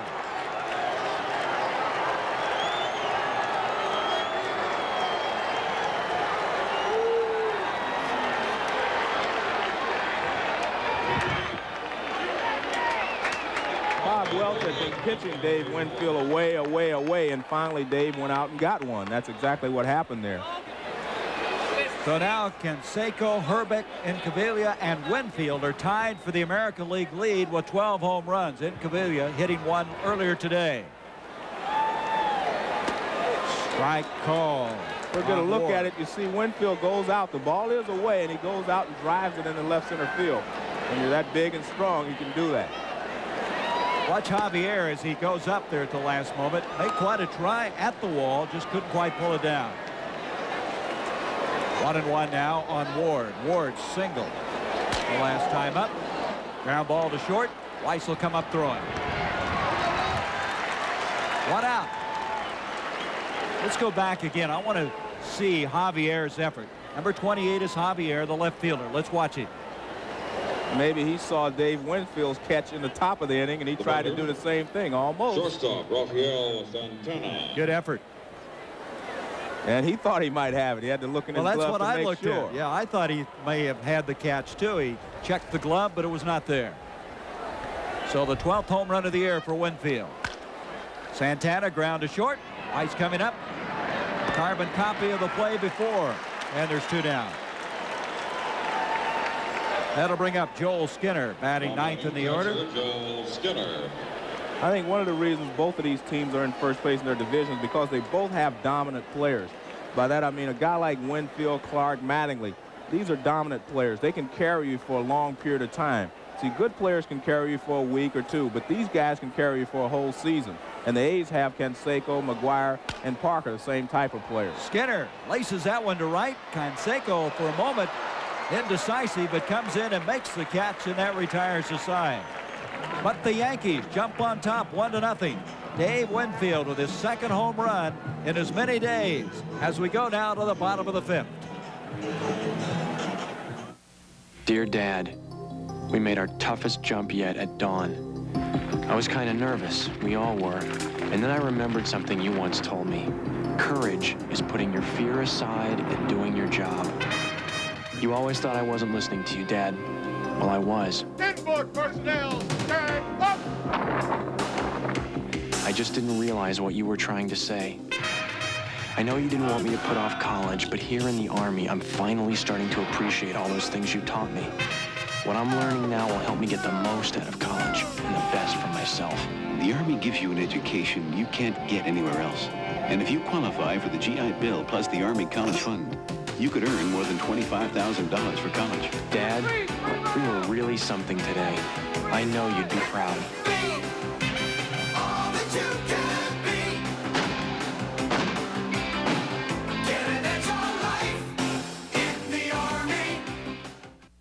In Ricky Rudd's high-torque V8, clean-running, Quaker-safe with QSX provides unbeatable protection from wear and tear. And the oil that protects my car on the track is the same oil you buy right off the shelf. The big Q stands for quality. Always has, always will. And now, a Bull Durham moment. If you win 20, you can let the fungus grow back on your shower shoes, and the press will think you're colorful. Until you win 20 in the show, means you're a slob. Bull Durham, rated R. Starts Wednesday, June 15th. Chevy S10 invites you to own the street with the biggest engine ever offered in a compact pickup. The most V6 power and torque available in a compact truck. And a price to make your heart beat faster than ever. The heartbeat of America. That's today's Chevy truck. Gary Bender along with Joe Morgan. Dave Winfield just hit his 12th home run of the year off of this guy, Bob Welch. And Welch, you could see, disgusted. He had a 1-2 count on Winfield when he rifled it out. 5th home run of the year that Bob Welch has given up. And that's the difference of the ball game now, 1-0 as we go to the bottom of the 5th inning. Gallego leading things off, followed by Weiss and Lansford. 1-0 pitch, grounded foul. You know what's interesting, Joe? We watched Winfield in batting practice. He didn't even hardly get the ball in the air. We both commented on the fact that he was hitting all ground balls to shortstop. And that ball went over shortstop. It just had a little more elevation on it than the ones he was hitting in batting practice. What a year this man is having.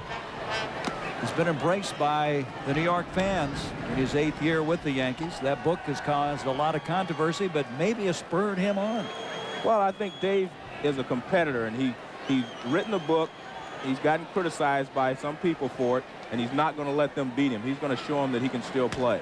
1-2, and Gallego stays alive, fouling it down the first base side. And as I mentioned before, sometimes when you've played 10, 15 years in the major leagues, sometimes you need a little something to spur you on a little bit. And I think this book has really helped Dave more than it's hurt him. 1-2, and the count goes to 2-2. There's some thought, Joe, and you would know, that they was taking a lot of energy for Dave, making appearances for the book, distractions, but evidently not so. Well, when I talked to him, you know, concentration is the key to being a good hitter or a good defensive player. You have to be able to concentrate. And sometimes when you get tired, your concentration goes. But Dave obviously has been able to keep his concentration level up, and that's why he's doing so well. Drafted by the NBA, the NFL, and of course went to baseball. Gallego pops this one up, third base side. Coming over Skinner, he's got it. So the first man is erased here in the bottom half of the 5th inning.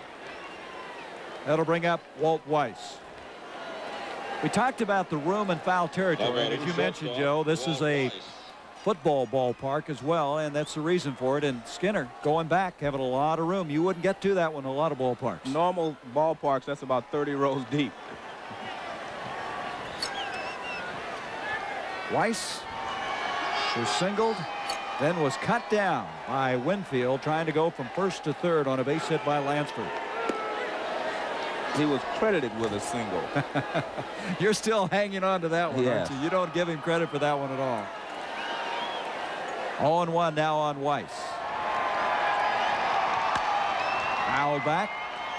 Weiss, of course, the rookie. And it's interesting to note, Joe, that on only 3 occasions since they've had division play has a team been able to win the division with a rookie shortstop. One of those guys you might remember is Dave Concepcion with the Reds in '70. All right.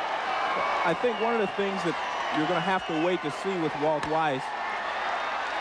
Meacham stays with it all the way, and there's 2 out. One of the things you're going to have to wait and see is if he can play down the stretch. You can play in April and May, you play a certain way. When you get in a pennant race, August, September, everything changes. There's more emphasis on fielding the ground ball. There's more pressure on you. And anyone that says you play the same way in September as you did in April and May has not been through a pennant race. And once you go through a pennant race, it takes that long. Lansford hitting now .402, 2 for 2 on the day. 82 hits on the year. Carney having one of those kind of years that, well, you just wonder what it's going to evolve into. Of course, he led the majors in hitting back in '81. And he has a lifetime average of over 290, so this is not a fluke. He's been a consistent hitter throughout his career. 2-0. You know, this guy has never been in an all-star game, which is amazing. He's never won a Gold Glove either, and he's a very good defensive third baseman. 2-0 on Lansford, and popped up in the infield. Who's going to take this one? The last moment, Santana, and looked to me like he had a summit meeting on that one. And so now, after the out, Lansford's average drops to 400. 1-0, the Yankees, after 5.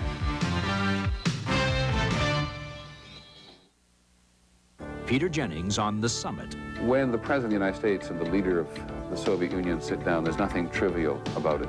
Peter Jennings from Moscow on World News Tonight. Ford Fever's gonna make a believer out of you. Your local Ford dealer wants you to take a good look at America's best-selling cars and trucks. Ford, take a good look at Taurus and Taurus Wagon, America's design leaders, and get $600 cash back from Ford. Take a good look at Taurus to see great savings. Now drive a new Taurus for only $197 a month. That's right, only $197 a month. See your local Ford dealer and take a good look. These offers are too hot to last. Ford Fever. Get it now. It's the right years, so let it go. It's the sweet summer heat you've been waiting for. Oh, the hot one. When you're running around, the silver bullets won't slow you down. So come on, it's a good life. It's the right feel now. Do the good life, yeah. Good life, yeah. So come on, it's a good life. It's the right feel now. Welcome to the territory. First Interstate Bank territory, where the First Interstate Gold Bank Card lets you cash a personal check for up to $1,000. From Oregon to Wisconsin, California to Texas, and in more cities and states than any other bank system. So come into First Interstate, get the Gold Bank Card, and check out our territory. First Interstate Bank. We go the extra mile for you. What fire started, nature completes. The story on 7 at 11.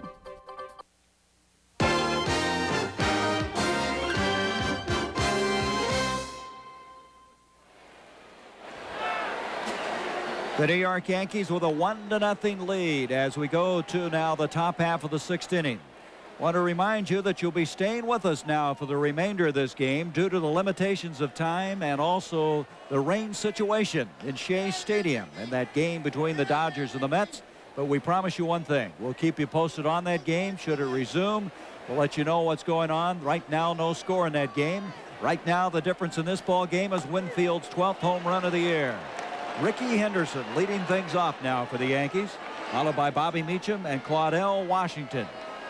Bob Welch has thrown so many strikes on the outside corner that a lot of hitters are starting to question the umpire on the pitch, but he is hitting the outside corner consistently throughout the ball game, and I think that is why he's been able to keep the Yankees at bay. Thus far, Welch has given up 3 hits. The mistake he made to Winfield, the difference.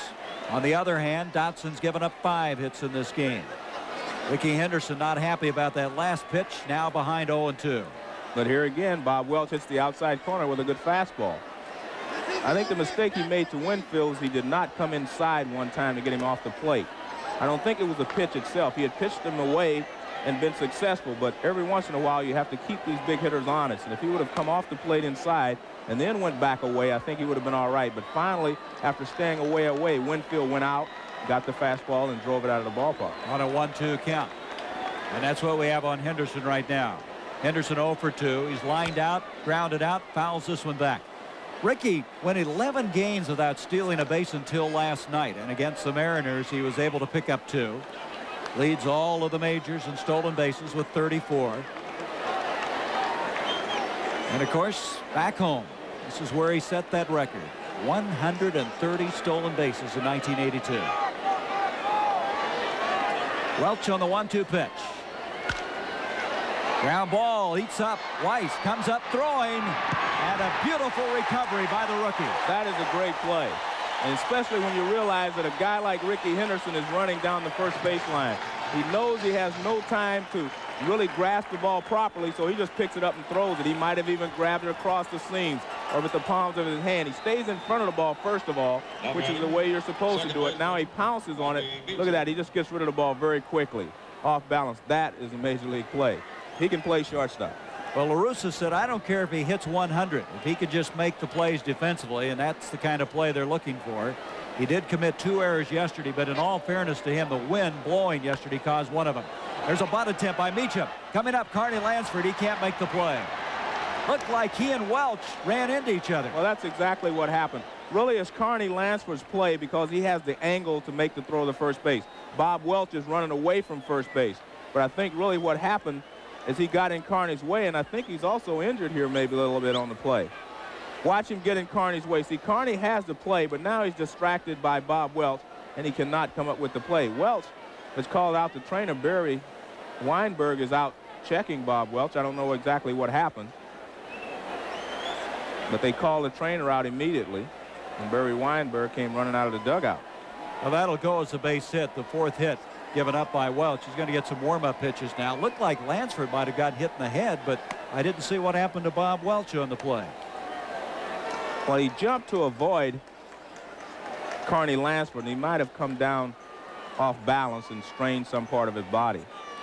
So Meacham, playing in place of the injured Randolph, is down at first with 1 down. And Washington will come up. Claudel 0 for 2, but Claudel making a beautiful play defensively from center field to cut down a runner back in the 1st inning when he cut Carney Lansford down. Left-handed batter standing in against Welch. 1-0 the Yankees. Again, for you who are expecting to see the Mets and Dodgers, they have a rain delay, but we will keep you posted on that game. Doesn't rain very often here in Oakland. In fact, they have a little water shortage right now. Driving him back in, McGuire holding the runner at first. It's become a little easier for the hitters to pick the ball up from Bob Welch now that he is also in the shadows, as before, you know, he was in the sunlight and the hitters were in the shadows. Now both the hitter and the batter is in the shadows. You can see a little better. The runner going and foul back. So the count goes to 0-1 on Washington. Let's go back and try to reconstruct how Welch may have been shaken up on this play. Well, you see Lansford's charging, and watch, you'll see Welch land there. He jumps out of his way, and it looked like he limped a little bit afterwards. Maybe he strained his right side because he came down on his right leg. Able to continue now. Meacham leading off first. He's going again. There's a pitch. Hassey's throw to Gallego is late, and the stolen base to Bobby Meacham. That's his 5th of the year. So he's in scoring position with 1 down. We'll see Meacham, and he doesn't use a crossover step, but he gets a pretty good jump at first base, and he easily beats the throw from Ron Hassey. So Bobby down at second now. The count 0-2 on Claudel Washington. Now Rich Garcia, the home plate umpire, headed over to the Yankee dugout. Maybe he spotted Billy Martin back there after he tossed him out. Now he's going to tell, I guess, some well, what is this? He and Clark are discussing something. Here he goes. Discussion going on. That's Santana. Clete Boyer, number 6, is the acting manager. Somebody got Garcia's attention. And I don't really understand why. Well, Boyer with that familiar number 6 on the back of his uniform. Now in place of Billy Martin coming out trying to smooth some feathers. Well, Garcia's smiling, so evidently things are okay. Well, that's because Clete has done a good job on him. He's done a good selling job there of saying, hey, I'm the manager. I'll conduct the business from third base. So the homecoming for Billy Martin was short-lived here. He is in the shower right now, or at least somewhere out of sight. 0-2 now to Claudel Washington. Meacham at second.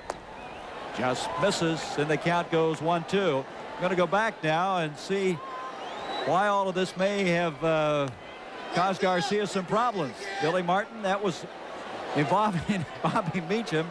Meacham caught the ball. They say he trapped it. Weiss is awarded a base hit. Billy came out. He had a quick exit. Clete Boyer took over, and that's where we are. That was back in the 3rd inning, if you weren't with us earlier in this broadcast. Stay around. We've had some things happen. There's a swinging 3rd strike. Washington is registered as the 2nd out, and that'll bring up Jack Clark, who's 0 for 2. But I also must add to the viewers that were not with us, really Billy Martin had an argument because Bobby Meacham did catch the ball, but it was called a trap, and Billy was very upset. Understand that game in Shea now. The Mets, who have lost 4 of 6 at home, now lead that one 2-0 against the Dodgers. And Tony La Russa has come out to check Bob Welch again. The last thing he wants to do is have Bob Welch pitching with something bothering him, because it can put a strain on his arm, and he can be out for the whole season and possibly ruin his career. So La Russa is very, upset about the fact that he's not sure of whether Welch is 100% or not. He wants him only to pitch if he's 100%, and that's why he came out to check with Bob Welch one more time. I tell you, you better be 100% with this guy at the plate, Jack Clark. Clark grounded out, fly to right. Well, the A's bullpen has been magnificent. They lead the majors with 24 saves, but nobody up and warming up right now. There's Meacham at second. Fastball strike. And again, he hits the outside corner with the fastball. And he's been able to do that all night. Jack looking around. Boy, this guy is tough. He's tough mentally, and he is playing well in the New York area. And hopefully here tonight he hopes in Oakland and evens it at 1-1. I think you hit the nail on the head. He is tough mentally. And that's what it takes to be a good, strong slugger, because Jack will strike out a lot, but he doesn't let it get him down. He is a tough competitor. If he can stay healthy, missing 268 games in the last 4 years. You wonder what would have happened if he had been healthy in the World Series. 1-1 now from Welch. Got a piece of it, and the count goes to 1-2. But again, it was not a pitch that Jack could really handle well. Fastball on the outside corner, or maybe a little off, but Welch is staying out there consistently. Talking to Clark as you look at it again. We'll get a look at it, as you see, right out on the outside corner again. And that is something different from the way Bob Welch pitched in the National League. He would pitch inside and out. So far tonight, he stayed on the outside corner. Just misses. That brings up a good point, Joe. As you look at the National League, they will pitch you tight more than they do in the American League. Right, they do use the fastball inside a lot more. And Bob Welch did the same thing. But I guess changing leagues, he's changing his style. 2 balls, 2 strikes on Clark, and it's full now at 3-2. And all of a sudden, on that pitch, you saw Jack Clark go out to get the fastball. And that's what Dave Winfield finally did. You stay away, away, away, and eventually the hitter will have to go out there to get the ball because he knows you're not coming inside. Now, Clark has walked 37 times. That's second in the American League. Only Wade Boggs has walked more. I think if Bob Welch throws a fastball inside, he may hit Jack Clark on the arm because Jack's going out to get this pitch. 2 out. The runner at second. Meacham will be moving on a 3-2. And now we back out as Clark gets some dirt on the hands and Welch backs off the rubber.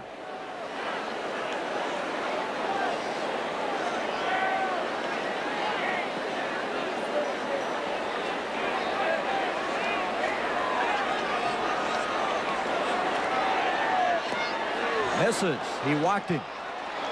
So 2 runners are on now.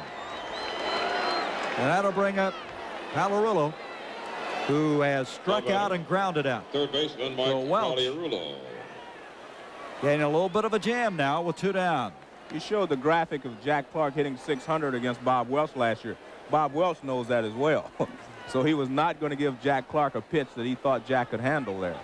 Well, Pags has been hitting well, 7 of 15 on this road trip since that 0 for 17 slump. And this guy can drive in the runs. He's got a chance to do so now.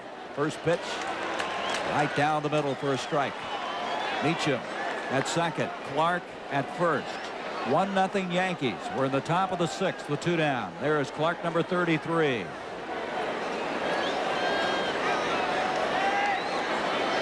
Welch throwing hard, misses on this one. It evens at 1.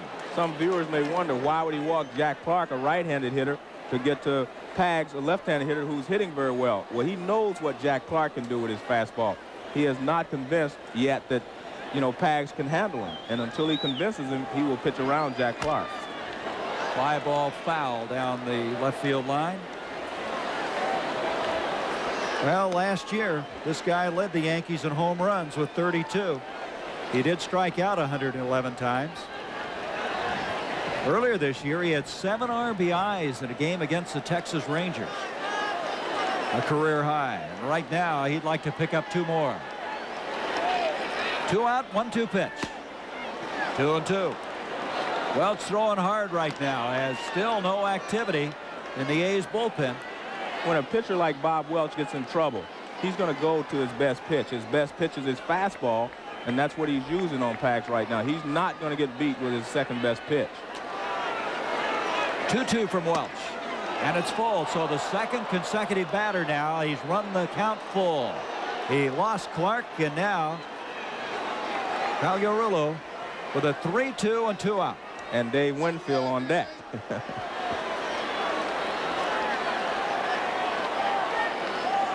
The runners with their leads. They'll be going, obviously, with 2 out and a full count. Foul back, and we'll start it all over again. Meacham will return to second. Clark goes back to first base. The shadow now almost has completely engulfed the infield, as there's the guy standing on deck who hit the home run the last time. So he has 2 home runs in the last 2 days. And this is a very crucial pitch in the ball game for Bob Welch. 3-2. He struck him out.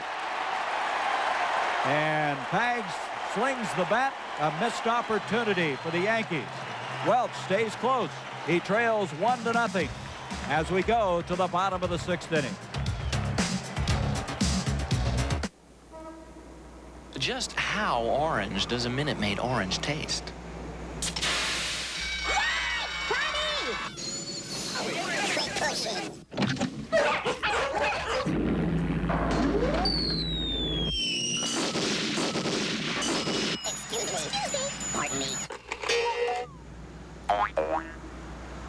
Minute Maid orange. It's the orange.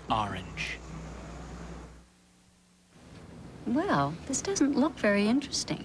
I mean, I thought you'd have me try something a little fancier, maybe with nuts and fruit cocktail. These are nothing but flakes. It isn't at all what I expected. I like it. Oh, I get it. It's a whole new kind of cereal. Simple and back to basics, right? I like it. Kellogg's Corn Flakes. Corn Flakes? Taste them again for the first time. Welcome home to chicken done right. Little bit of home in your head. You're never too far, so come as you are. Kentucky Fried Chicken is home. Welcome home. You're seeing proof that HTH Dry Chlorinator makes your pool water crystal clear. HTH. Water so clear, it's startling. Save up to $19 on HTH products. See your HTH retailer for details. This is Corey McFerrin in New York, playing ball again at Shea after a 34-minute rain delay. Mets scored twice in the bottom of 3. Here, Darryl Strawberry takes Tim Leary deep left field. The ball barely fair. Dave Magadan around third. He's going to score. Gives the Mets a 2-0 lead. Now the top of the 4th inning of play. Gary, back to you. Corey, thank you very much. So 2-0 there, 1-0 here as we switch from one coast to the other. What a gorgeous day this is here on this Memorial Day. We hope it's been a very pleasant Memorial weekend for you and our extended weekend here on ABC. Javier will lead things off. Welch pitching out of quite a jam, striking out Pags with 2 men on, as the Yankees, on the strength of Dave Winfield's home run, have the advantage. The A's carrying a 5-game winning streak into this game. Dotson protecting the 1-0 lead. Starts him out with a slow breaking pitch, and he gets it over for a strike.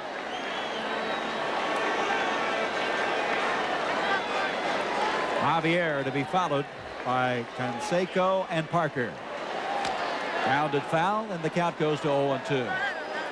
As you see, the 2 pitchers, they're almost complete opposites. Rich Dotson's best pitches are his slow curveball and his changeup. So he uses those 2 pitches effectively. Bob Welch's best pitch is his fastball. So you're seeing really from one side of the spectrum to the other. But they both get the job done.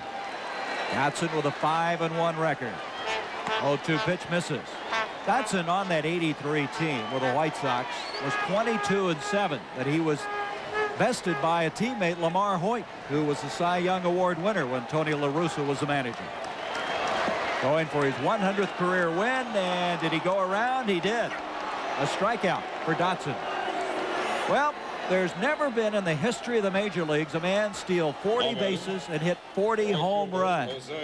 Jose Canseco feels he could possibly do it. People think it's going to be more difficult for me to steal 40 bases. I think it's going to be vice versa.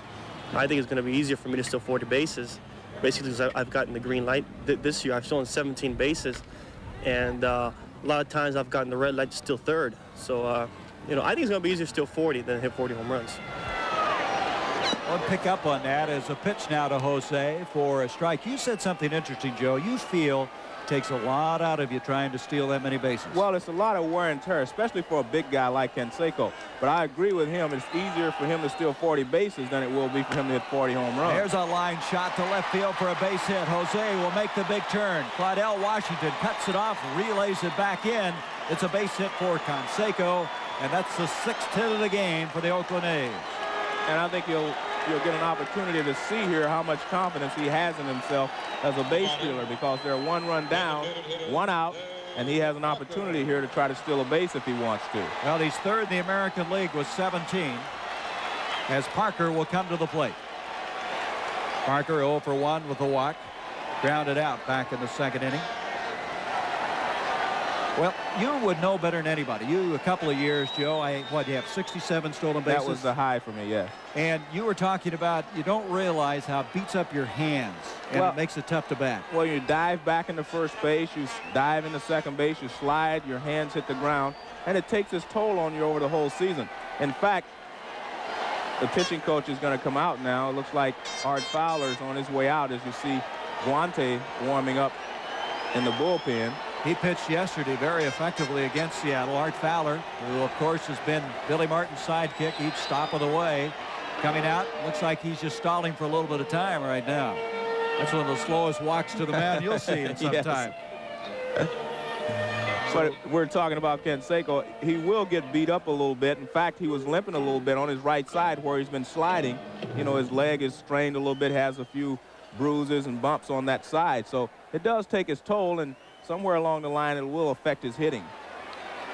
Well, Fowler retreats a little faster than he got out there anyway, as Rich Garcia breaks up the meeting. Skinner returns behind the plate. Canseco down at first with 1 out, and Parker. Boy, this is where it gets tough. You got Canseco, Parker, and McGuire. You can hear just kind of a murmur, a little buzz every time these guys come around. It's their turn at the plate. Parker looks at a pitch, and it misses, and the count goes to 1-0. This is one of the things that has changed in pitchers' repertoires, is that in the past when you had a runner on first base, you wanted a ground ball. And now they throw a changeup, which is easier to pull in the hole. There you see the second baseman, shortstop, Meacham giving the signs. I didn't figure he was going to cover second. Right. They're giving the signs to see who's going to cover in case Canseco tries to steal the bag.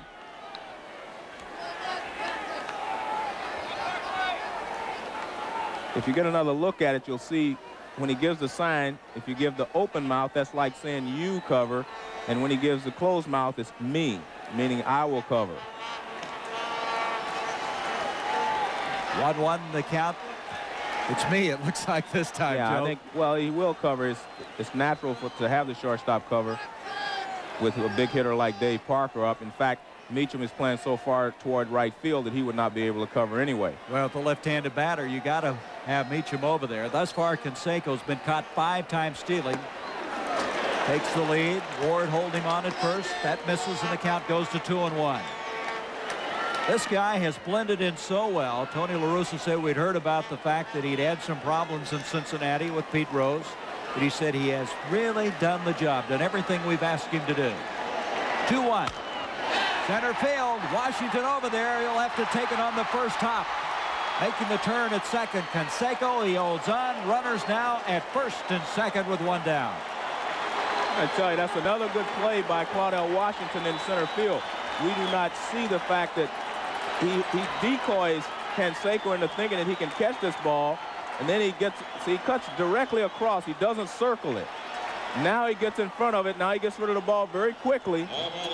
And he puts all his momentum behind it, falls to the ground, and another accurate, strong throw. I tell you, we'd had our third guy cut down at third for the A's if they'd have gone on. Canseco very wisely holding up, and now Clete Boyer comes out. Guante may be our new pitcher as he comes walking across the strike. Well, Guante will have to be. He's the only one down there warming up now.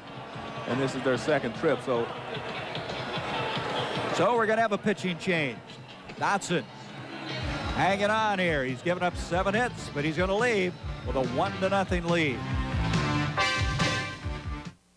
Sorry, Alex. You know the rules, buddy. Let me have a Stroh's, Pat. About my monthly tab. Seems really high. No, that's right. Looks high to me. Maybe you shouldn't let your buddy use it. My buddy. Brown hair, wears it long. Is he short? Yeah, talks funny, too. Woof. Says that a lot. Stroh's, fire brewed for smooth, consistent taste. Eats the peanuts right out of the bowl, too. At American Airlines, we do this over 2,000 times a day. And of the 9 largest domestic airlines, we do it on time, more times.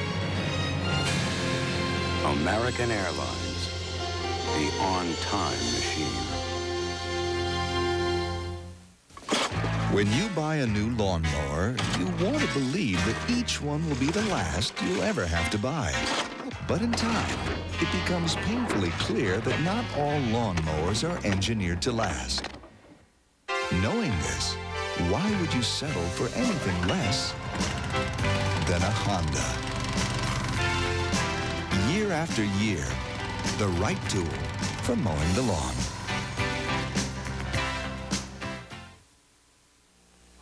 ABC's Monday Night Baseball. This ABC Sports exclusive is being brought to you by Stroh's and Stroh's Light. Now you're talking good times. Stroh's has spoken here.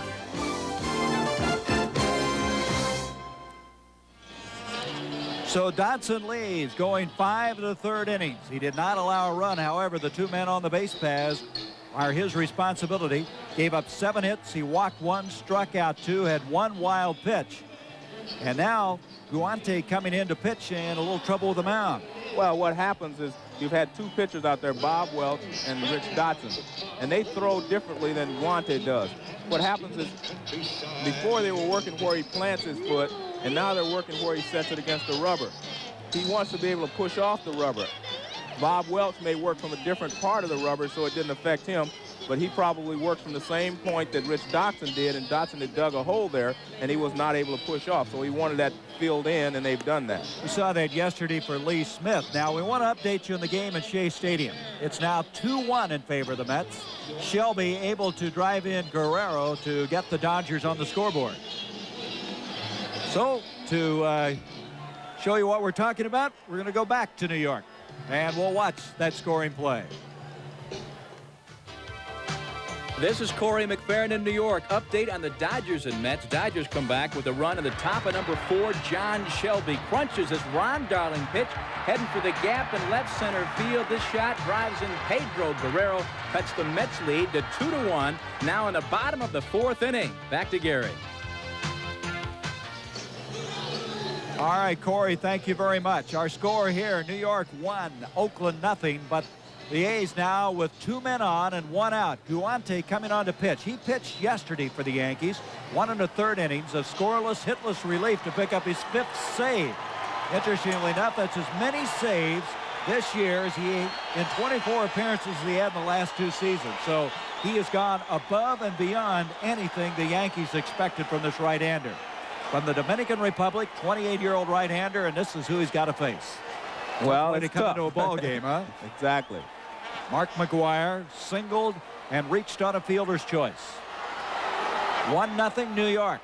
The tying run at second, the go-ahead run at first, and McGwire, who has 35 RBIs at the plate. There you saw Joel Skinner. He's reminding Cecilio Guante to stop completely so they will not call a balk. It's a good play by the catcher Skinner. Pitch inside. For those of you expecting to see that game in Shea between the Mets and Dodgers due to limitations of time that have been brought about because of the rain delays, we're here in Oakland. We will keep you posted, though, and up to date on the progress of that game. 1-0 to McGuire. Canseco at second. Parker at first. Grounded foul. Last week in New York, Guante did a great job in holding the sluggers from the A's at bay while the Yankees held on to win one of the ball games. And actually, he helped put the 0 for 22 that these two sluggers went to last week in New York. He helped to do that. So he's faced these guys and done a good job so far this season, meaning Canseco, McGuire, and Parker. He's faced them and done an excellent job. Guante 1-1 on McGuire. He kind of slings the ball a little bit, so he makes it a little tough on the right-hander. Watch, he steps toward third, kind of sidearms the ball a little bit. Right there.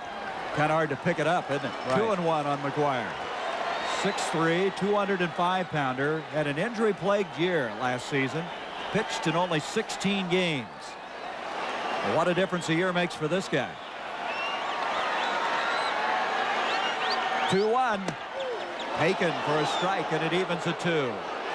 Understand the Mets now have jumped back to a 2-run lead, 3-1 now over the Dodgers in Shea. Well, the Mets have been having trouble at home, haven't they? Lost 4 of 6 in that homestand.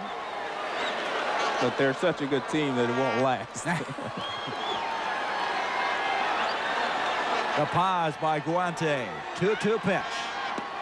It's full count, 3-2. On deck, Ron Hasse. There he is, Ron Hasse, the veteran catcher. McGuire, 49 home runs in his rookie season. He had 11 so far this year. Of course, everybody yelling balk. That's the popular thing to do this year because it's been happening so And often. a lot of times they're correct. There you see the shortstop Santana comes in to talk to Guante. What he wants to remind him is also take a look at Canseco at second base because he may try to steal, but he doesn't want him to give too much of his concentration to second base because he has to throw a strike or else the base is going to be loaded anyway. So Santana retreats back to short. Full count on McGuire. 1 out. Runners at first and second. 1-0 New York.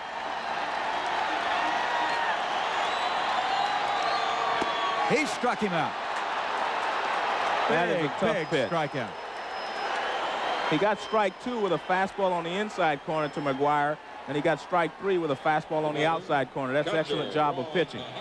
See, when you drop down sidearm and you throw a pitch inside, it keeps the guy honest. Now he goes away. You see how Mark McGuire reaches for that ball? He was really protecting the inside from the fastball inside, and he was not able to get to the ball outside. Big number 2 out for the Yankees. Hasse now will try to deliver. This is the kind of situation that Hasse has delivered in so far this season. He is singled earlier and fly to center. Swing and a miss. He was going for that one. That's a good slider from Guante. Guante has a good variety of pitches to use. He can throw sidearm to the right-hander, and which is not, of course, as effective against the left-handed hitter, but he has a good sharp breaking slider that breaks straight down almost that he used against the left-handed hitters, and that's what he did there. This guy came over in a trade from the Pirates in '86, and that trade with Rick Rhoden for Doug Drabeck, Ryan Fisher, Logan Easley. That's a big trade for both teams. Yes, it was. I think Clete Barrier is coming out. They've decided in the meetings how they want to pitch each one of these hitters in clutch situations. And this is definitely a clutch situation for the Oakland A's. So what Clete Barrier wants to do is re-emphasize what they said in the meetings and make sure that the pitchers pitch that way. Joe, let's update now on some final scores. That ended Minnesota's 8-game winning streak. Incaviglia with his 12th home run, which ties him for the league leadership. 4-1 Cleveland. Franco continues to hit. And look at Pittsburgh, 14-2. Benil, what a year is he having, huh? Swing and a miss. And Hasse's behind now, 0-2. And Guante right now has really momentarily shut this A's team down. Striking out McGuire, trying to finish off the inning.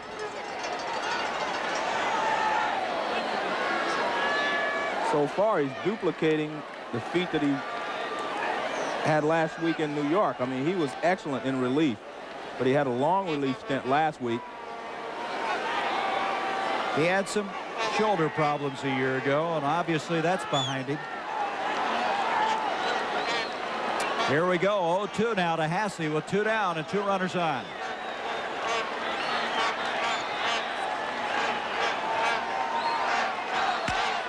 Fly ball, right center field. That ball is going to drop in. Canseco rounds third. He'll score.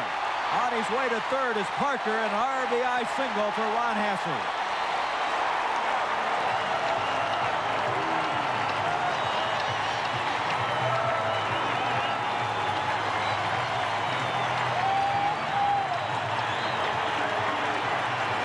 As I said before, Hasse's been coming through for the A's throughout the season, just like this.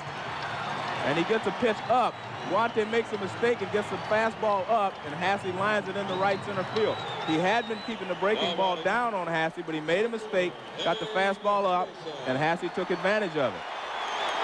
Well, for a guy that was signed as a free agent from the White Sox, Hasse has been a real find. Canseco home with the run, and here's Dave Henderson. Henderson 0 for 2. We're even at 1.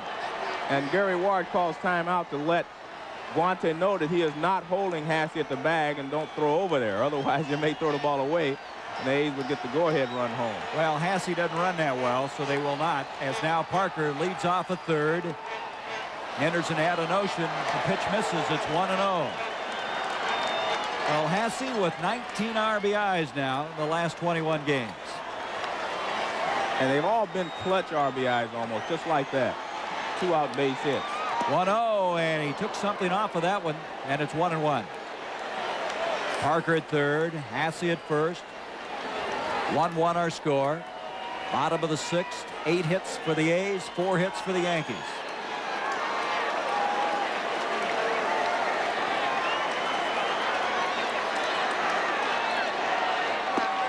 Ball strike, just caught the outside corner, and the count goes to 1-2. So Henderson trying to pick up Parker from third.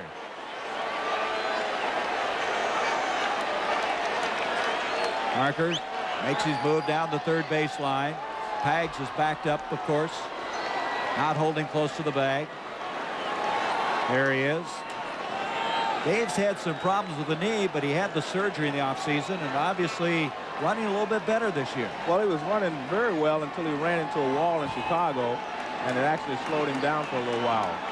1-2 pitch. Popped up. Behind the plate, Skinner way up in the air.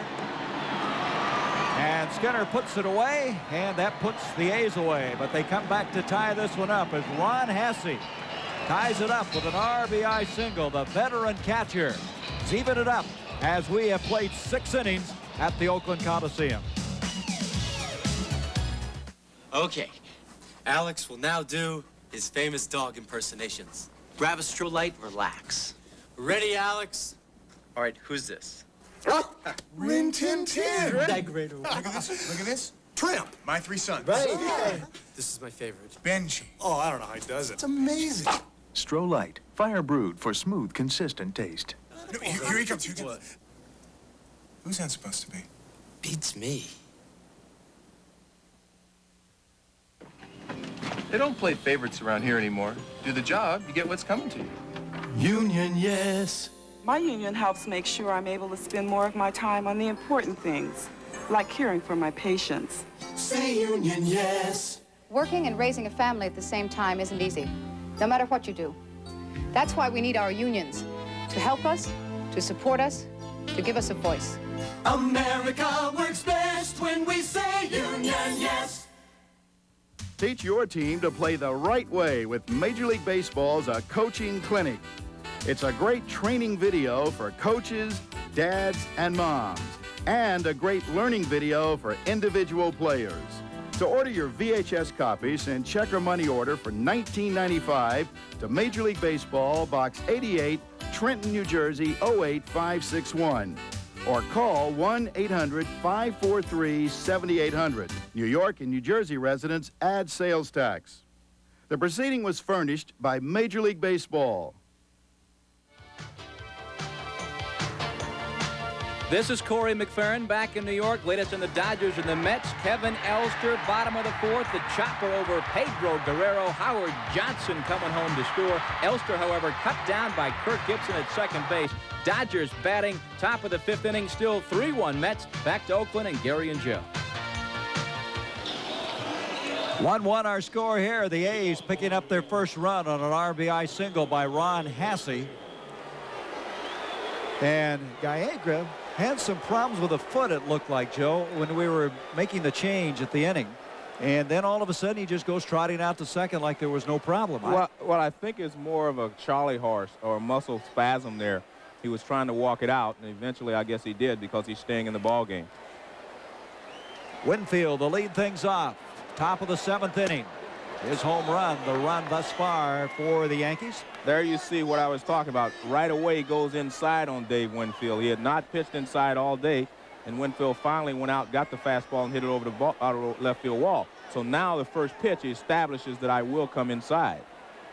This time he comes inside again and misses. The count goes to 2-0. Gary Ward to follow. Rafael Santana to be the third man up in this inning. Well, the A's have out-hit the Yankees 8-4, but we're all even at 1. Welch 2-0 pitch to Winfield, and he got it over, and the count goes to 2-1. But he set that pitch up so well. He went inside with 2 pitches, went back outside with another one. Those are the first 2 pitches he's thrown inside to the right-handed hitters of the Yankees, Jack Clark or Dave Winfield. Now I think he knows that, and he will not make that mistake again. This time, fly ball, right field. Canseco going back. Under this one, and there's one out. Well, we talked about earlier, we had the ABC's best line of the week. That was Tim Leary's one-hitter. But the worst line of the week, well, that dubious distinction goes to Oil Can Boyd of the Boston Red Sox. Right there you can see, even though he's 5-3 on the season, he pitched 1 inning, 7 hits, 6 earned runs. Gave up 3 home runs. Here we see 1. There's 2. And 3. Oil Can came in here in this series against the A's and lasted 5 innings before he was eventually knocked out of that ball game. Was not the pitcher of record.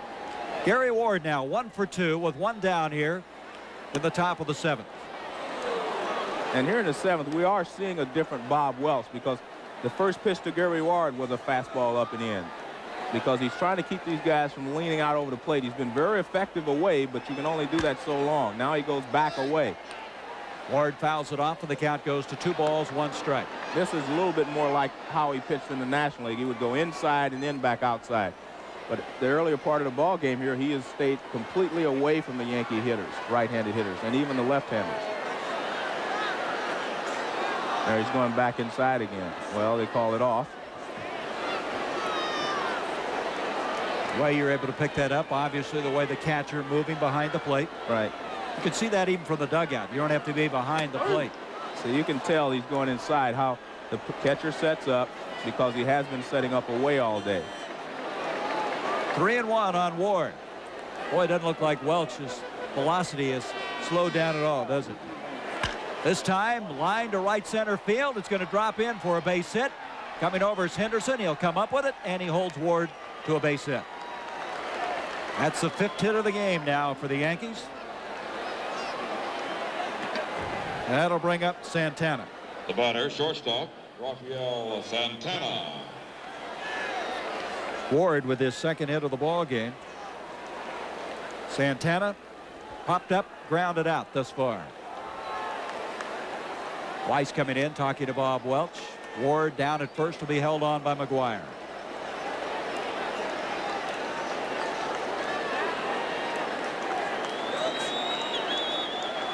(1-1) our score.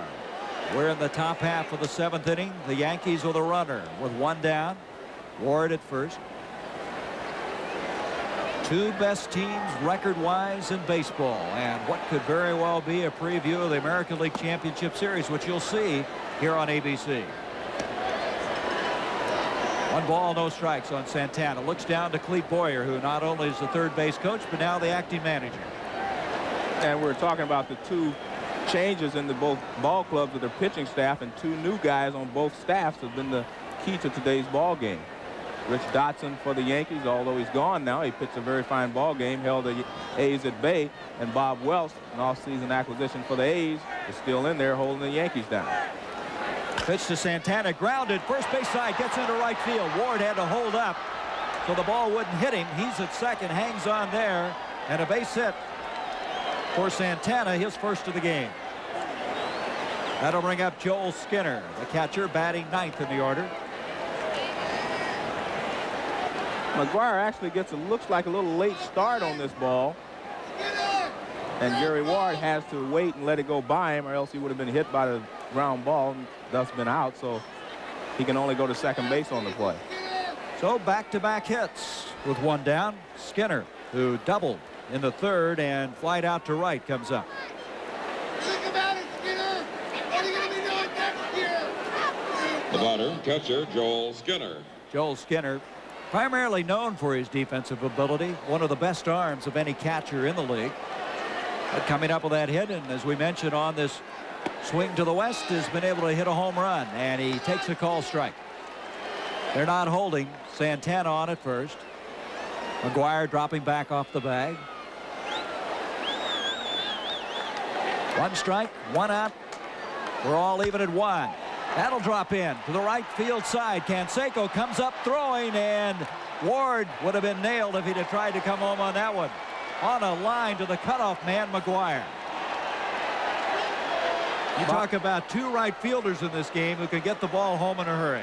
And also, as we mentioned, Canseco plays a shallow right field, so he was going to have a good shot at throwing Ward out if they would have attempted it. But Clete Boyer has been around a long time. He knows when to stop these. He had no chance whatsoever. So now, 3 consecutive base hits after the leadoff man, Winfield, was erased. And Dave Duncan, the pitching coach, is coming out to the mound. And getting heated in a hurry is a left-hander. That is Rick Honeycutt, who picked up a win in the series against the Red Sox. There he is. His first win of the year, and of course a former Dodger, as is Welch. He's up and heating up in a hurry as Welch now in a real jam with 2 on and 1 out.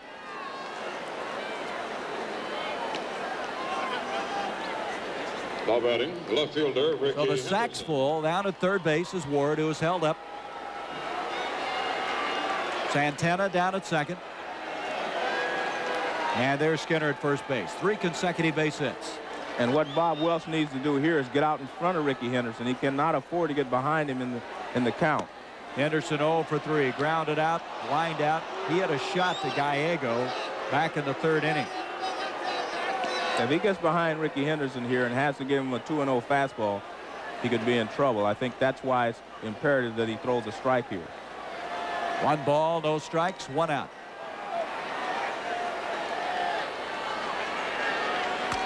Foul back, and the count evens at 1-1. When Ricky was playing here in Oakland, Joe, he really didn't hit for that much power, did he? He picked that up since he left. Well, he actually started to hit for more power his last year here, but he was injured, so he ended up with like 16 home runs instead of being able to hit over 20. He was starting to show more power here. Billy Williams was the hitting coach, and he worked with him and told Ricky, you can hit 30 home runs if you try, or you work at it. And he did, and he started to hit more home runs before he left. 1-1 pitch, grounded to short. Weiss will go to first. He got him there, but a run scores. He looked like he didn't even take a notion at all to come home with that. It was not hit all that sharply. But Weiss electing to go to first. Ward scoring from third. And the Yankees take a 2-1 lead. Well, the reason he could not come home on the play, he was set up for a double play. See, he's too deep to come home with the play, even though he charged the ball. And if you take any time looking elsewhere with Ricky Henderson running, you will not be able to get him at first. So Weiss made the proper decision. 1 down, 2 down, I should say, and runners now at second and third. Welch continues to throw hard, but misses. Ball 1 to Meacham. Meacham is singled, struck out, and fly to right. Also with a stolen base. Foul back. The count evens at 1-1. Santana down at third. Skinner at second. 2-1 Yankees. 8 hits for the A's. 7 for the Yankees. Bob Welch, who's gone all the way, his counterpart Dotson going 5 1/3 innings before Guante came in relief. Massey has a notion, looks down at third, and the count goes to 2-1. And you're correct. Bob Welch is still throwing very hard.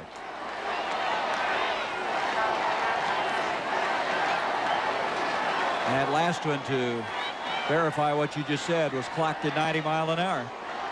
2-1. Hit into short center field. A late break on the ball, but he still got there as Henderson.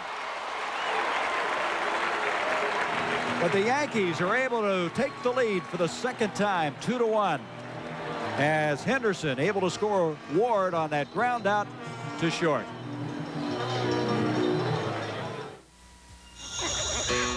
Ponchatoula, Louisiana. Bayou country. Places like this make you glad you take your car to Mr. Goodwrench, the GM service specialist. Mr. Goodwrench uses genuine General Motors parts, the kind your car was designed to use. Because Mr. Goodwrench knows in places like this, the last thing you need to worry about is your car. Mr. Goodwrench, no one knows your GM car better. No one. Why do they call it heartburn? When it's me, your stomach, that's hurting. When antacids don't stop the pain from coming back, it could be an ulcer. It's okay, because there are treatment programs to help heal ulcers. If you think you have an ulcer, go see your doctor and ask about the available treatment programs. Sponsored by SmithKline & French, the ulcer experts. You could make your stomach very happy. Look at that streaking. Guess I used the wrong stain. You did. Only Thompson's Water Seal stain contains Thompson's Water Seal. It protects the color in the wood better than the leading brand. With Water Seal stain, the next time won't be for a long time. Thompson's Water Seal stain. Fly fishing for cutthroat trout on the Snake River and the great taste of Old Milwaukee beer. There's nothing like the flavor of a special place, an Old Milwaukee beer. Fellas, it just doesn't get any better than this. Don't use your safety belt, and you get a much better view of the road. You could learn a lot from a dummy. Buckle your safety belt. New York with a 2-1 lead. Well, we've got a couple of players of this game, Joe Morgan, that have books. This one, of course, many people familiar with, Dave Winfield's book, A Player's Life, which has caused a little bit of controversy in the New York area. But maybe most people aren't as familiar with this one. Yeah, this is 5 O'Clock Comes Early, and this is by Bob Welch, and actually tells the story of his battle with alcohol, and it's a good book. But I think it shows the difference between the two. Yours is a hardcover from New York, and this is a soft cover from the West Coast. Well, that may have been third or second edition. Who knows, huh? Well, we've got a pinch hitter coming up for the A's. This is Doug Jennings. Jennings has 3 pinch hits this year for Oakland to lead him in that department. Yesterday, driving in a run, his 7th RBI. So he'll lead things off here in the bottom of the 7th. His team down again by 1 run. Guante, who came in relief of Dotson, striking out McGuire, giving up a base hit to Hasse for, at that time, the tying run. Then he got Henderson to pop up. Wags moving in on the grass at third. Jennings does not run all that well. But he has had a very fine minor league career. Last year in Midland, Texas, hit 30 home runs and really wore out the Cactus League. Well, he's been a pleasant surprise for the A's. He's had a couple of real crucial pinch hits for him. 1 strike, now 2, 0-2. Weiss due up next. One of the tough things about Guante is his motion. He kind of sets himself. He gets in a position to throw the ball, but then he doesn't throw it, and he releases it late. And it's tough to pick the ball up. Yes, and that makes it tough right there. See how he drags his arm behind him a little bit, which lets him hide the ball from you a little longer. Makes it very tough to pick the ball up from him. 1-2. Jennings pinch hitting for Gallego. It might be that foot problem that Mike was having to get him out of there, and expect to see Glenn Hubbard at second. 1-2 to Jennings. He struck him out. Guante's throwing hard also. So Weiss will come to the plate. Walt Weiss.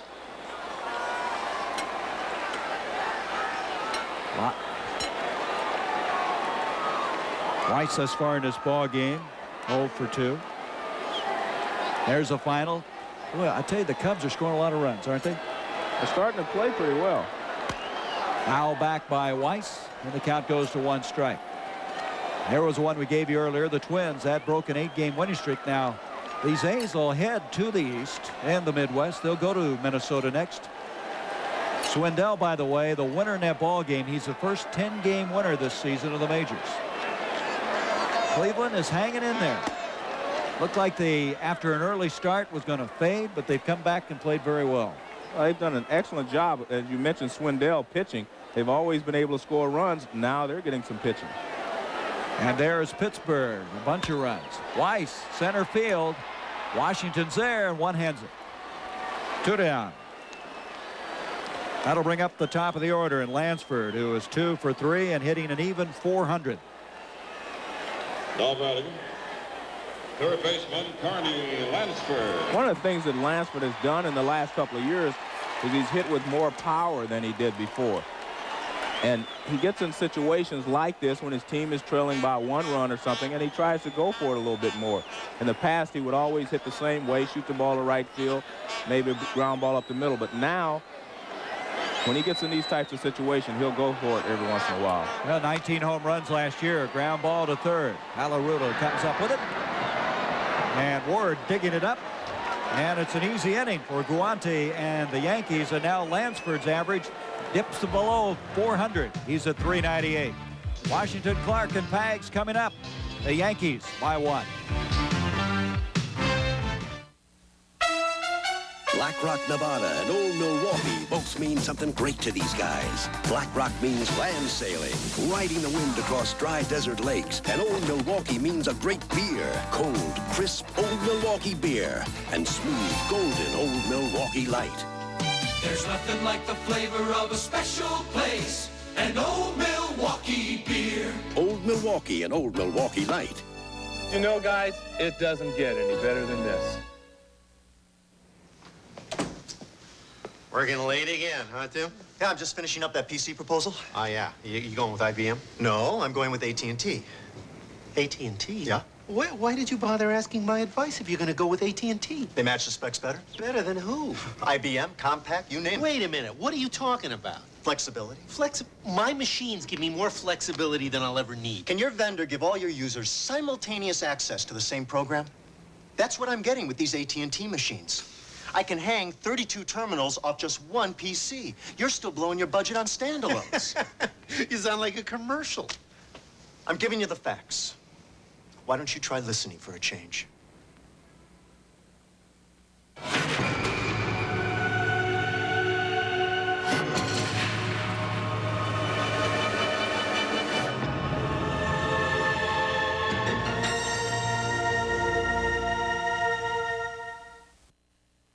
I'm Ana Chavez. At 11 on Channel 7 News tonight, the destruction that fire started is complete. What happens when you step on the gas?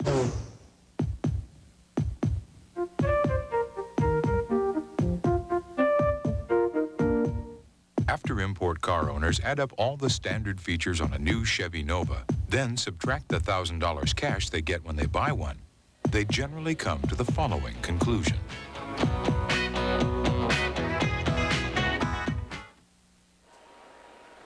As anticipated, Glenn Hubbard comes in at second base for Gallego, who is pinch hit for by Doug Jennings, as Bob Welch continues on the mound, trailing 2-1. Washington, Clark, and Paliarulo coming up for the Yankees here in the top of the 8th inning. Washington swinging through that one. He is 0 for 3 with 1 strikeout in the 6th. Activity now in the Yankee bullpen. And that's Rag to go with Pag. There's a swinging strike 2 for Washington. Dave Righetti. I heard he was there was some rumor of some problems with his arm. Well, I think so, but it also probably points out how badly Billy Martin wants to win this ball game. Washington, ground ball. McGuire can't get it. Hubbard does and goes to first. Hubbard covers a lot of ground. He led the National League in double plays last year playing for the Atlanta Braves. He's made some sterling defensive plays this year. He's a good defensive second baseman. That's why the A's wanted to acquire him, to work with the rookie shortstop Walt Wise. They needed some stability up the middle, and Glenn Hubbard gives them that. He's an excellent double play man. One down, and Clark is up. He's walked, light out, and grounded out to the shortstop. So that is Righetti, the left-hander, heating up. There was some talk also about John Candelaria having some problems with his arm last night in Seattle. It was not his elbow, though. It was the muscle above the elbow. Clark, first pitch. Popped up. Right field side. McGuire, a lot of room down there, having some problems, and they can't get to it. Canseco over there, Hubbard over there, McGuire over there, and it fell between all of them. Well, there you see McGuire. He's looking for it, but it's going back over his left shoulder, and that's going to make it tough to catch. And eventually he just loses it altogether. And Canseco cannot get there in time, and Hubbard could not as well. There you see Dave Righetti. He's warming up. So Clark will have another opportunity. One strike on the man who has become the DH for the Yankees after so many years at first base in the National League. That evens it up at 1-1. Get a little bit cooler here now in the Oakland area. Started out in bright sunlight. Now the field completely bathed in shadows. He had a notion. It was there. And the count goes to 1-2.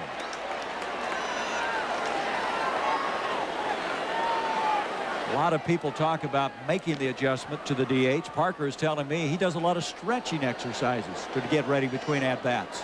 He struck him out. And that's what Bob Welch has done so well tonight. He stayed away from Jack Clark.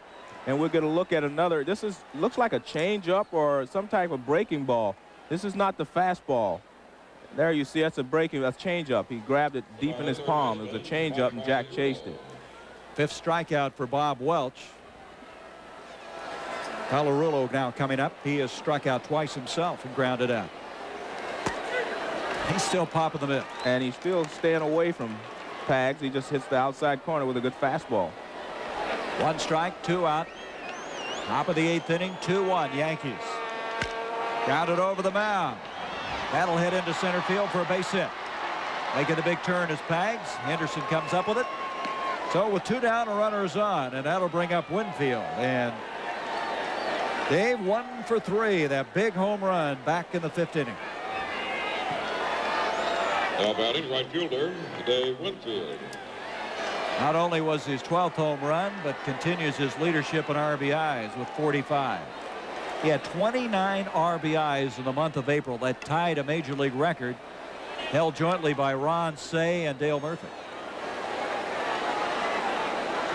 And of course, he has started this year out with the book we were talking about. Got sideways with the owner, George Steinbrenner. Talk of trying to trade him. They tried to trade him for Kevin Bass of Houston. He had the right to negate the trade and did, but some talk there's still behind the scenes some movement. You believe that? I think it would be tough to trade Dave Winfield now that Mattingly is on the injured list, and that's a good point. The Yankees trying to win the pennant. I don't think he can be traded now. 0-1 Dave grounds it down, and the count goes to 0-2. He got in front of Dave in the fifth inning when Dave hit the home run with 2 strikes away, and he never came inside. I think he will waste a pitch inside. It's no balls and 2 strikes. Well, Mattingly on the 15-day disabled list with a rib cage injury. Willie Randolph not opening tonight because of a hamstring, so the whole right side of your infield now is out. And they're still winning, Joe, so they're patched it together thus far. There's an excuse me swing, protection type swing, and it stays at 0-2. No, but that was a pitch that I knew he was going to throw. Fastball up and in. And he came inside, and Winfield was going out to get the ball again and couldn't get out of the way. Looks like he's going to get another bat, too. Well, with an 0-2 count, you want to waste a pitch inside here.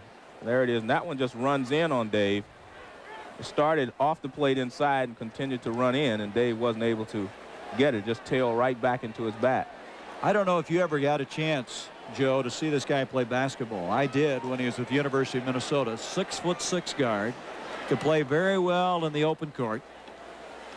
Played on a very good team at the University of Minnesota out of high school in St. Paul. Drafted by Atlanta of the NBA. Drafted by the NFL. #1 draft pick of the Padres. Never played a minute in the minor leagues. Went right to the majors. Sounds like he was a good athlete. And still is, probably. He can probably still shoot the hoop. He's a big basketball fan. 0-2 now to Winfield. 2 out, the runner leading at first. He struck him out. That's 6 strikeouts now for Welch. So Bob Welch, still down by 1, will return to the Oakland Alameda County Coliseum after a word from our local stations. Tomorrow, Liza Minnelli stars in a unique hour of entertainment. Sam found out. A triple play.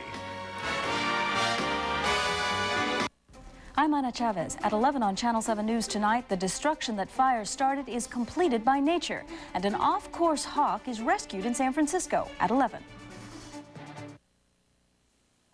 Everyone knows certain times are better than others to buy a new car, especially when a dealer finds himself with just a few extra cars.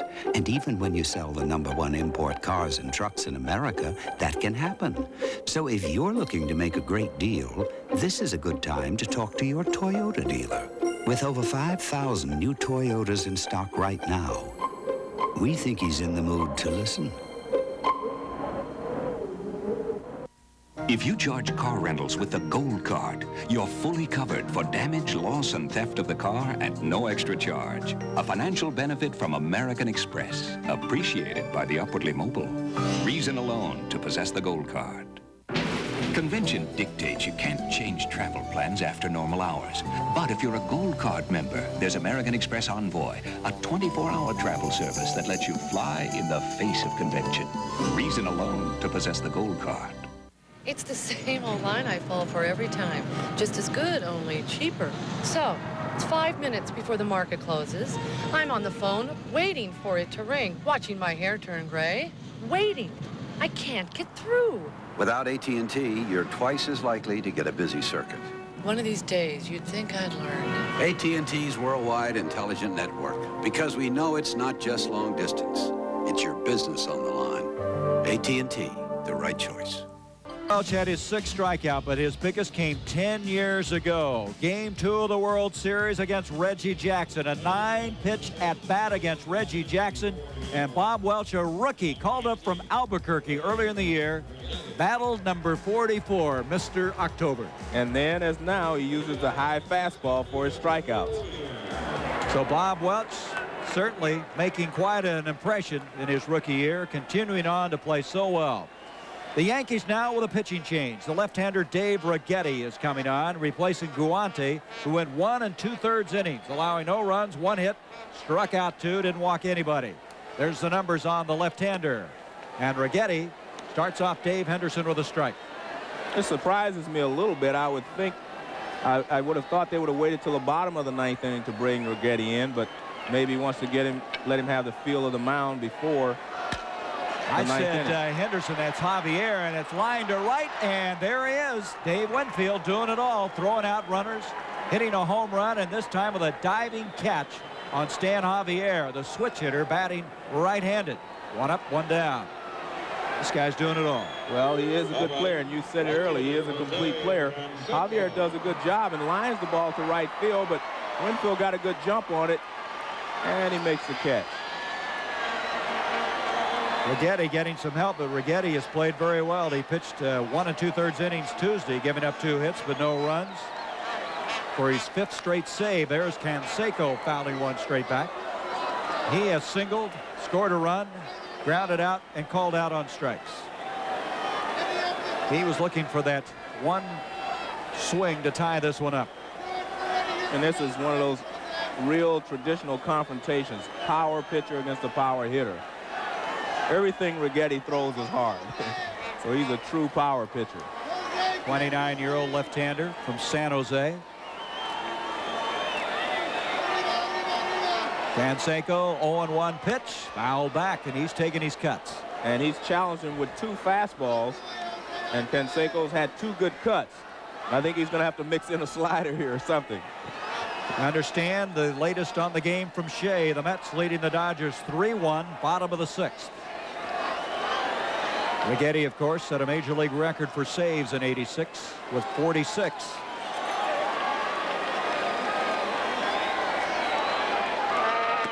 inside, and the count goes to 1-2. And that was a slider. He wanted to show him a different speed. You can't just stand there and throw the fastball to guys like Canseco, McGuire, and Parker. You have to show them a different speed, and that's what that Waze pitch was. 1-2, foul back.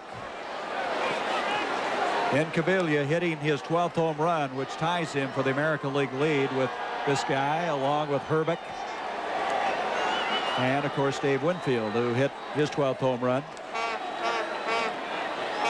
Back in the 5th inning, and there's another big gun. They have some beef in this lineup, don't they? 1-2 now with one out on Canseco. Righetti's delivery bounced it up there, and Skinner trying to locate it. He looked like that was more a changeup or something. He wanted to show him another speed, and he held on to it a little too long. We'll see here. Yeah, he's holding on to it a little too long. I think he was trying to throw him a changeup or maybe a split finger. It looked like he was grasping it a little differently than he was before. Skinner's okay, I guess, shaking it off. 2-2 now on Canseco. Parker due up next. Going to go with a fastball away. And he spanks it up the middle for a base hit.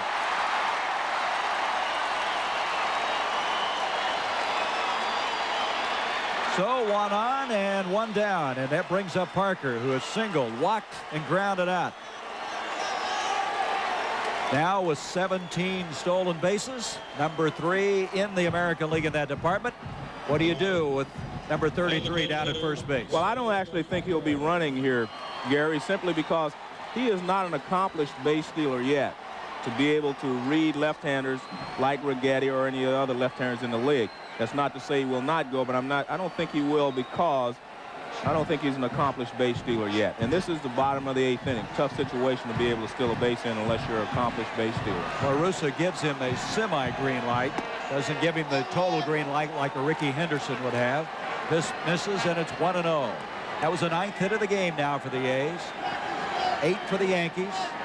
But the Yankees with a 2-1 lead. Ward holding Canseco on at first. Righetti on the way to Parker, and it's 1-1, and he got all of his cut on that one. And I tell you what, this is a tough setup for Dave Parker because he has not seen Dave Righetti a lot in his career. And I tell you, when you haven't seen Righetti to know how hard he really throws and how much his slider breaks, it's tough to hit against him. 1-1. That'll drop in for a base hit. Canseco makes the turn. He's headed to third. The ball gets by Henderson. Here comes Canseco. He is going to score the tying run.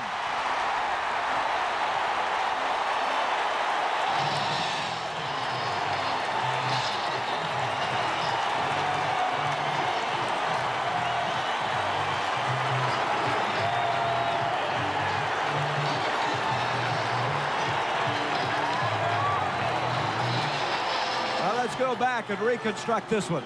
The high fastball out over the plate. He tried to get the ball in on Dave, and he didn't. He got it out over the plate, and Dave slashed it into left center field. Ricky Henderson ran past it, and a good play by Claudell Washington backing up to keep Dave Parker from going to third, but he cannot keep Canseco from scoring. Well, Canseco can run, obviously. He's the best athlete possibly on this team, and so when he saw Henderson bobble that ball, he just put it into overdrive. He's tied it up. Parker ends up at second base. And Santana comes in to talk to Righetti. I think he's probably been signaled from the dugout to go in and talk to him because first base is open. So it's a hit and an error, Joe. Second error of the ball game against the Yankees. Now they've decided to walk him. They're going to intentionally put McGuire on with Hasse due up next. So it's all even at 2. 10th hit of the ball game for Oakland, and Parker with his second back-to-back single. So they'll put McGuire at first, and we're going to have a pinch hitter. Don Baylor is going to come on. So the veteran Don Baylor will pinch hit for Hasse as McGuire goes down to first.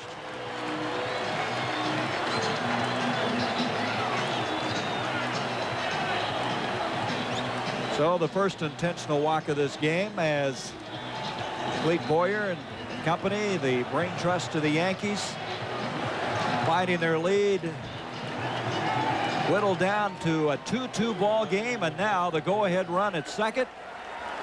And at first, McGuire, and here comes Baylor. Baylor 1 for 2 as a pinch hitter this year. And I know he would like to get his second one here because, you know, he left the Yankees not under the best of circumstances, so I know he'd like to try to beat him a ball game here if he could. He has 1 home run, 13 RBIs. Now they're going to change the baseball. So Righetti coming in relief started things out with Javier hitting one to right, and a great play by Winfield for the first out. Canseco then singling, Parker singling, then the walk, and now Dennis Eckersley's up. He leads the majors in saves with 16. They're pulling out their artillery today. Well, this is a big game for both teams because it's important for one or the other to try to establish that I'm the best team in baseball, not the other team. Remember now, the Yankees won 2 of 3 in Yankee Stadium after the A's won the opener. Pitch to Baylor, swung on, grounded, foul, and the count goes to 1-1. And of course, Welch won that ball game. Eckersley has made 2 appearances over the weekend. He's had 16 saves and 17 appearances, and there he is, up and throwing. Parker down at second. McGuire at first. Baylor hit one deep to right center field. Hustling back there is Washington before the warning track. Hauls it in. The runners go back and have to hold. Righetti has been throwing awfully hard, but Don Baylor's a good fastball hitter, so he comes with 2 breaking balls. And we get another look at the slider here. There, see his breaking balls away, and Baylor goes the other way with it. But Washington got an excellent jump on the ball, gets himself under control, makes a good play. Now he stops and holds Dave Parker to second base. He's played a good center field tonight. Well, he's had 6 putouts in center field, and of course threw out Lansford on that play at third. There's Claudel. And that brings up Henderson. 2 down, 2 on. Boy, he was late on that one. Righetti just threw that one by. Henderson 0 for 3 in the ball game. You'll get to see how 2 types of hitters swing the bat. Dave Henderson kind of sweeps the bat a little more, so Dave Righetti probably feels he cannot catch up with his fastball. Don Baylor snaps the bat, and he can catch up with the fastball. I think we'll see more fastballs to Dave Henderson, whereas we saw the sliders to Don Baylor. Righetti checks the runners, not being held on at first. He's high with a pitch, and the count evens at 1-1. And that's a smart pitcher there. Henderson chased the first high fastball. Let's give him another chance to chase it. Henderson didn't bite.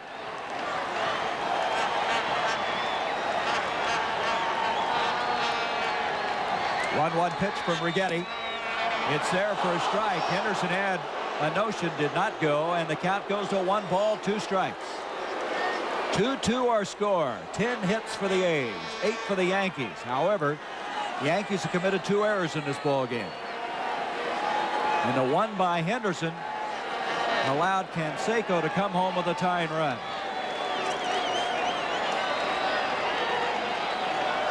Outside, and it's 2-2. Glenn Hubbard is on deck. Of course, he replaced Gallego in the previous inning when Mike was having some problems with his foot.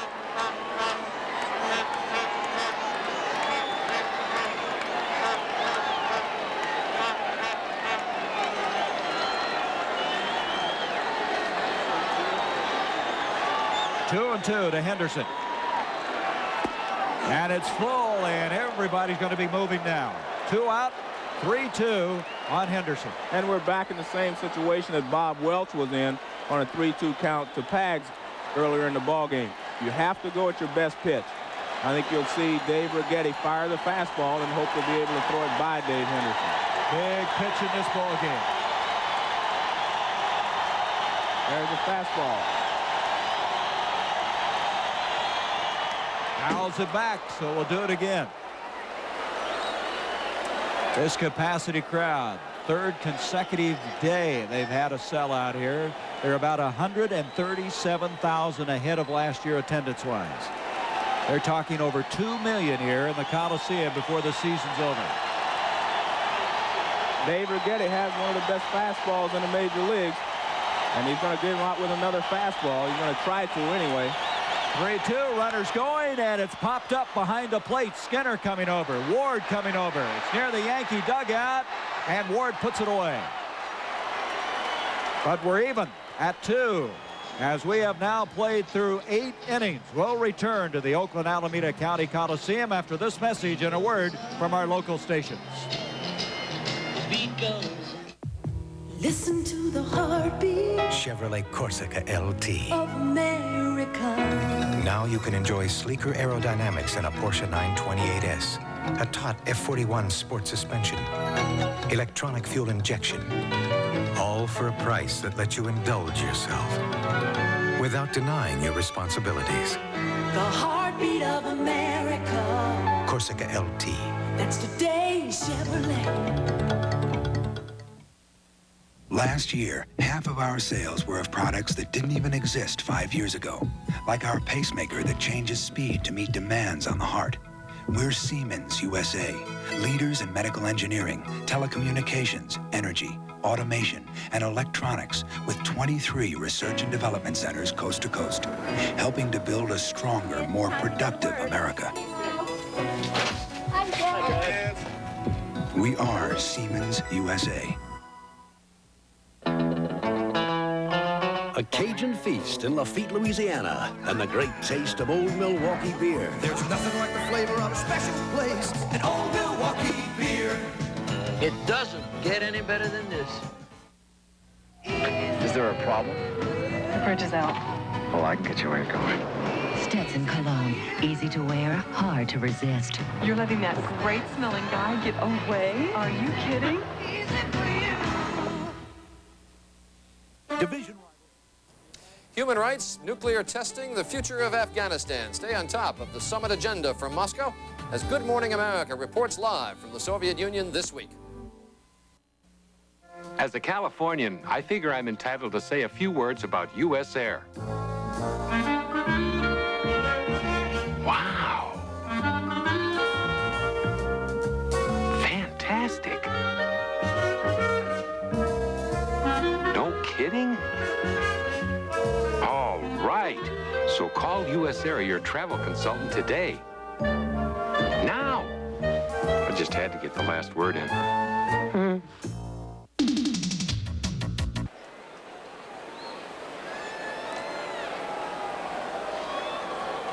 The Oakland Coliseum, top half of the 9th inning. We're even at 2. 10 hits for the A's, 8 for the Yankees. Bob Welch stays on as Gary Ward, first ball hitting, grounds it into center field for a base hit. 9th hit of the game now for the Yankees. So the leadoff man is on in the top of the 9th. Santana will come up. He is 1 for 3, a base hit back in the 7th inning. That's Mercado now has come in as the catcher. As you might recall, they pinch hit for Hasse, Don Baylor coming in for Hasse. So Orlando Mercado, who was called up after the injury to Steinbach, is now behind the plate. Santana now visiting with Clete Boyer. And knowing Clete Boyer as I do, I think he will bunt in this situation. I think Billy Martin might not have bunted if he was still managing. But I think knowing Clete Boyer over the years as I do, I think he will try to bunt and get a run here in the 9th inning.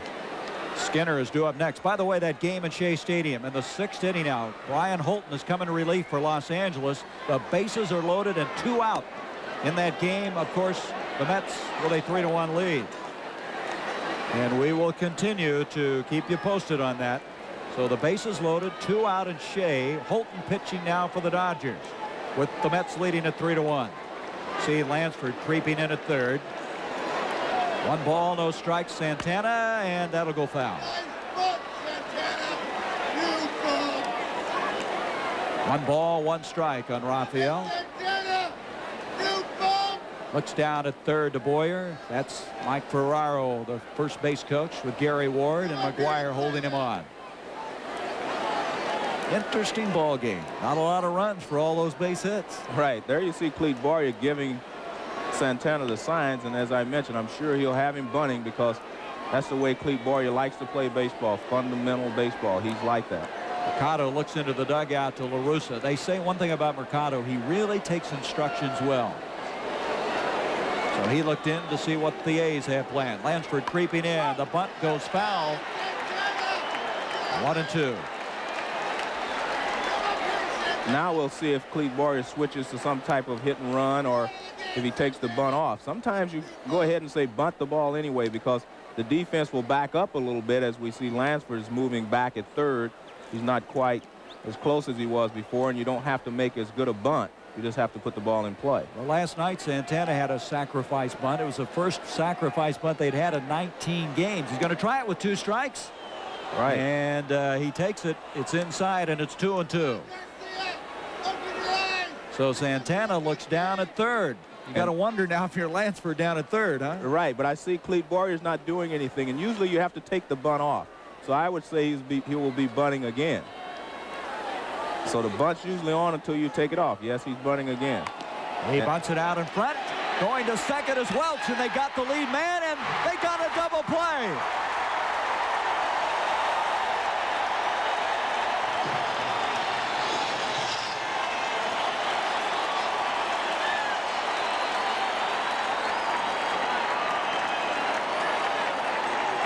You don't see that happen very often. And it's plays like this can get you back in the doghouse again, too.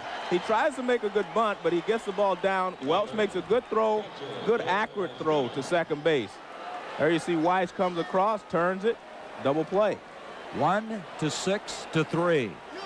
Welch did not hesitate for a moment. So Santana, a golden opportunity, slips through his hands and collectively to the Yankees. So there's 2 down here now in the top of the 9th. And there is Skinner singling to right field, and Skinner coming up with his second hit. We understand the Dodgers behind Holton, able to get out of the inning with the bases loaded. So it's still 3-1 New York in that game after 6. And there you see what drives managers crazy. If he would have been able to get the bunt over, Santana would have been able to get the bunt down. Skinner singles to right. They could have a lead now. Instead, they have 2 outs and a runner at first base. So Ricky Henderson will come up, the top of the order. Ricky 0 for 4. He's grounded out 3 times to short. Managers can put the signs down, make everything happen, but the players have to execute. 2 out, the top of the 9th. Welch trying to finish this one off and then hope he can get some runs from his teammates in the bottom of the 9th inning.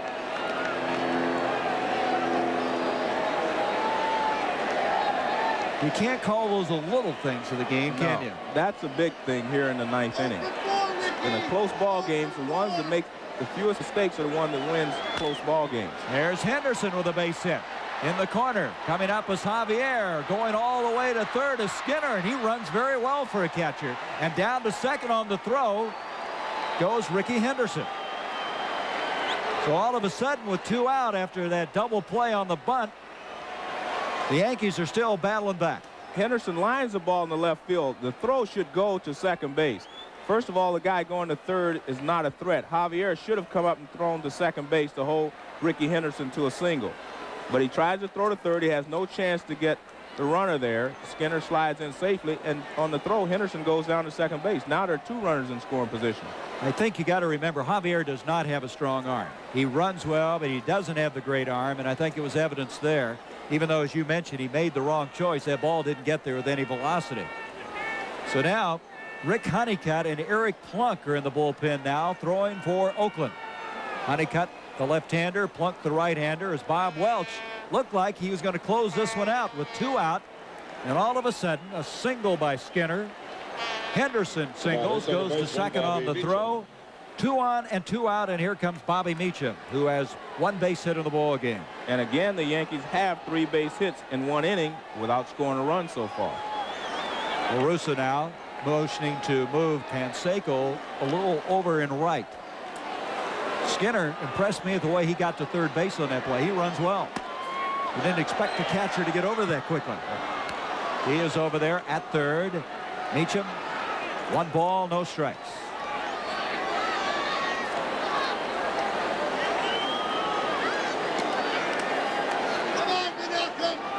Welch, little half swing. McGuire will go unassisted to first, and they get out of it. So that poor bunt by Santana comes back to really hurt the Yankees. Let's look at it again. Well, Santana has 2 strikes, so he has to make sure he gets the ball on the ground. He does so, but it goes directly back to Bob Welch.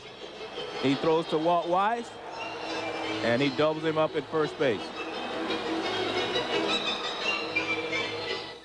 What's all this about you selling the Market Street building? My client's still interested in that space. We accepted Gail's offer this morning. Hello, Jason. You could have made a counteroffer. If you had let me know what was going on, I would have. But I called your office yesterday. I left you a message. You left me a message?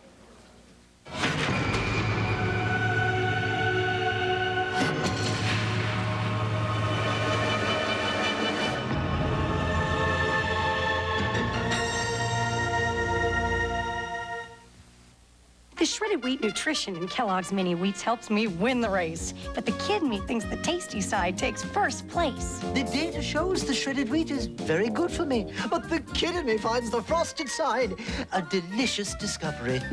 Kellogg's Frosted Mini Wheats. Shredded wheat nutrition you want as a grown-up. Delicious frosting the kid in you just won't give up. The nutrition in Kellogg's Mini Wheats deserves a spotlight. But the kid in me thinks the delicious frosting is really out of sight.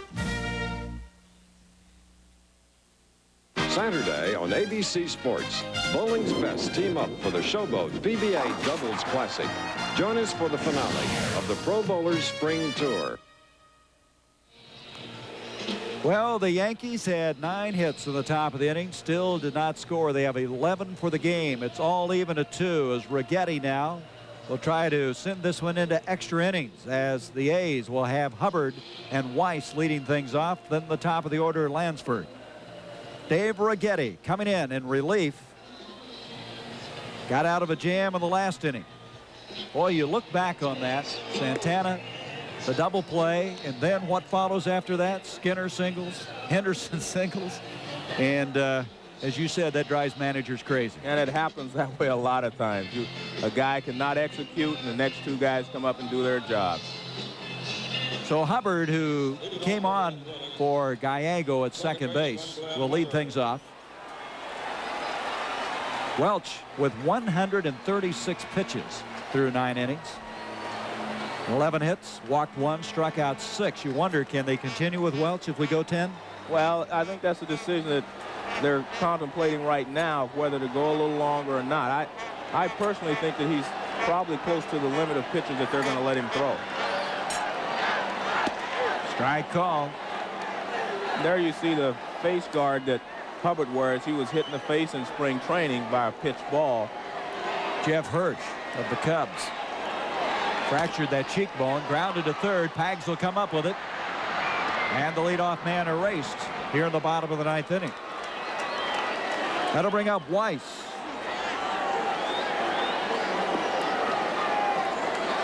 Now batting, shortstop, Walt Weiss. Walter Weiss from Rockland County in New York. They have the Walter Weiss watch. It's not easy to say. They follow him each day in the papers, see how he's doing. Of course, Walter played at University of North Carolina. One of his teammates is B.J. Surhoff, the catcher for the Milwaukee Brewers. He takes a strike. And there's a little note every day in the paper saying what Walt Weiss did. The Journal News in Rockland County, New York. Righetti throwing hard. He's ahead now, 0-2. I even noticed one paper said Walt Weiss didn't play today, sore ankle. Well, he was out 7 games with a bad left ankle. Used to wear a plastic support on that ankle for a while, and he strikes out. I think the question also is how long will the Yankees go with Righetti, because he is their stopper, and you can see why here. He starts Weiss off, gets him 2 strikes, and throws a good slider over the outside corner and strikes Weiss out. Good slider right on the outside corner. So Lansford now 2 hits in this game, 2 for 4, hitting .398. He'd like to get over that 400 mark again. Pitch goes outside.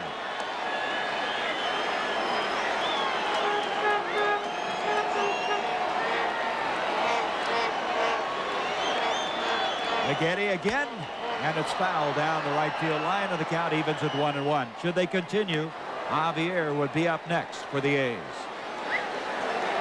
I think you'll see Dave Righetti stay away from Carney Lansford. I don't think he'll risk getting a pitch on the inside corner that Carney can jerk out of the ballpark. 1-1 pitch to Carney, and it misses, and the count goes to 2-1. Javier, the switch hitter, batting now from the right-hand side if he gets up. Look at that, career-wise against Righetti. Dave Righetti may be the only guy that he's hitting 200 against or less. 3-1. And here again, I think this pitch will be outside. If Carney wants to swing at it, Dave says go ahead. But I don't think he will risk getting a pitch on the inside part of the plate. 3-1 to Carney, and there is a line shot center field base hit, and he goes to 401 for the season with his third hit of the game. So with 2 out now, Javier comes up. Rene Latchman down at first base. Javier in this game twice has flied to center, struck out, and flied to right. The batter, left fielder Lansford now has 27 multi-hit games, leading all the majors with 3 hits here today. And he also stole 27 bases last season. He's stolen 8 this year. This is a situation where, see, Carney may try to steal in this situation because there's 2 outs already. Whereas Canseco had Parker and McGuire coming up behind him.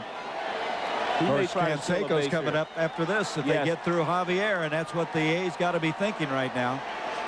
But I think they would give Lansford a shot at trying to steal a base here. I really do. If he can get a good jump on Righetti, I think he'll take it. 1-0 on Javier. Bottom of the 9th, inside, and he's behind 2-0. And now they may put the do not run sign on for 1 pitch to see if Righetti will take the count to 3-0. Very rarely will you steal 2-0 with 2 outs in this situation. Runner not going, and he threw that one by him. He just fired that one by him. 2-1. In my opinion, there's probably only 2 or 3 guys in the A's lineup that can catch up with Righetti's real good fastball. And that's Lansford, Canseco, Parker, and McGuire. Some of the other guys, I'm not sure they can catch up with his fastball. That was registered at 90 miles an hour. That last one grounded. Shortstop, Santana boots it, and they're all going to be safe. This has not been Rafael Santana's night. You know, he made an error in that first loss of the year for the Yankees. Got in the dugout, I should say the doghouse, and he may be back in there again. This is a ground ball in the hole. He doesn't get down on the ball. He has a play at second base, so you could take the chance and round the ball and make sure you make the catch. You don't have to throw to first base. He was going to have a play at second base, and he just did not stay down on the ball. And this is not what Righetti wanted, is to get Canseco up here in the bottom of the 9th. And with no place to put him, I think that's the tough part. 2 out, 2 on. Bottom of the 9th. There's the guy that counts. He would be the winning run. Canseco, first ball hitting, hits it a mile high into the air. Ward circling around. And we're going to go to extra innings. First ball hitting, Canseco. So Righetti gets out of the jam. We have played 9 innings. 2-2 our score. Leave it to the good hands, people. Compassion. You can't teach it or place too great a value on it. But you could measure it down this very road on the morning of June 23rd. In the actions of Allstate Claims Adjuster Don Mulder, who at 5 a.m. drove 60 miles to a fire site. All just to shorten the distance between a man's loss and a man's recovery. People like Don Mulder. Another reason. You're in good hands with Allstate. Logan Pass, Montana and Old Milwaukee both mean something great to these guys. Logan Pass means trailblazing, exploring the wilderness of Glacier National Park. And Old Milwaukee means a great beer. Cold, crisp Old Milwaukee beer and smooth, golden Old Milwaukee Light. There's nothing like the flavor of a special place, an Old Milwaukee beer. Old Milwaukee and Old Milwaukee Light. Guys, it just doesn't get any better than this. Quaker State with QSX. How do you make a motor oil this good? Testing, testing, testing. Quaker State quality. We don't just talk about it, we live by it. The big Q stands for quality. Always has, always will. For a caulking material to stick tight, it has to stay flexible. And Dow Corning silicone sealant has twice the flex of conventional caulks. Dow Corning silicone. It stays put because it stays flexible. So we have played 9 innings, and it's all even 2-2 as the two clubs who everybody figures, most people figure, may be playing in the American League Championship Series come October, have battled to a standstill. The teams with the best records in baseball, even in runs, even in hits. And a new pitcher now for the A's, and left-hander Rick Honeycutt. Welch goes 9 innings. He allows 11 hits, walked 1, struck out 6. He had that one balk, you might recall. Skinner then followed with a double shortly thereafter. As Welch gives up the 2 runs, he will leave and, of course, will not be the pitcher of record. Honeycutt this weekend had picked up his first win of the season. He, along with Welch, a former Los Angeles Dodger. He was a guy with the Dodgers who really struggled terribly. He was 2-12 last year, then came over and pitched 7 games for the A's and had a 1-4 record, finishing the year combined at 3-16. But you know, he's had some success. In '83 with the Rangers and Dodgers splitting the season, he won 14 games. Was in the All-Star game that year. He's been a good setup man for Eckersley, but now coming in here in the 10th inning. Well, he specializes in the sinker. He has a good sinker, and when he keeps the ball down, he's very effective, but when he gets the ball up, he's in trouble. Claudell Washington will lead things off. He struck out once, going 0 for 4 in this ball game. He'll be followed by Clark and Pagliarulo. And Honeycutt starts him out with a strike on the outside corner. Dave Winfield with a home run in this ball game. Henderson with another RBI on a ground out. The tying run scoring when the ball got by Henderson, allowing Canseco to come home on a base hit by Dave Parker. There he is, Jack Clark. And Jack Clark is especially dangerous in this type of situation, late innings, because as I mentioned, he never cuts down on his swing. 0-2 now on Washington. Honeycutt in relief of Welch, and it's now 1-2. The lights on. This game starting at 5 o'clock Pacific Coast time. Now 8:19, and we haven't decided anything right now. Well, we've decided that these are 2 of the best teams in the American League. We've decided that. I'll stand corrected. Right. You're right. 1-2 pitch, had a notion, and he got him. So the strikeout for Honeycutt. That'll bring up Clark, who struck out back in the 8th. He's walked, grounded out, and flied out. One of the tough things for Claudell Washington is he does not face a lot of left-handed pitchers. And he chases a slider from Honeycutt with 2 strikes. And you can't do that. You'll have to be a little more patient, but he doesn't play against left-handers. Washington sits down, and Clark stands in.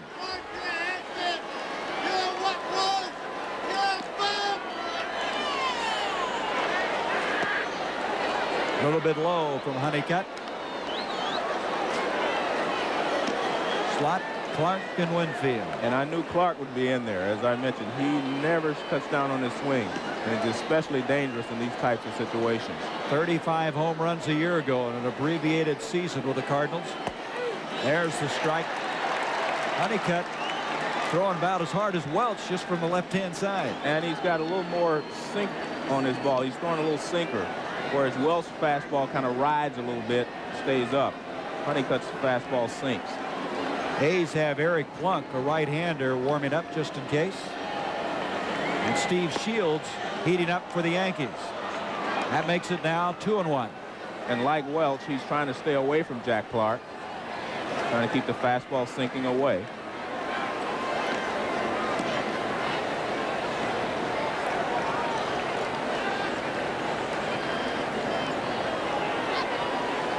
Two-one pitch. Ball strike two. 2-2.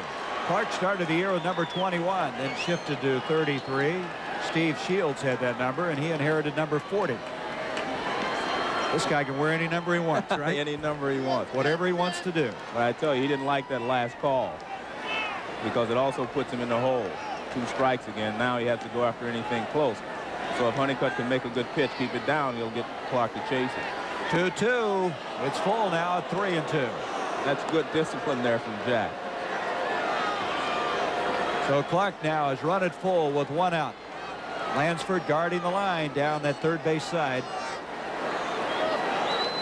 Late in the ball game, of course, in a tie score, you cannot let a ground ball go between you and the bag for extra bases.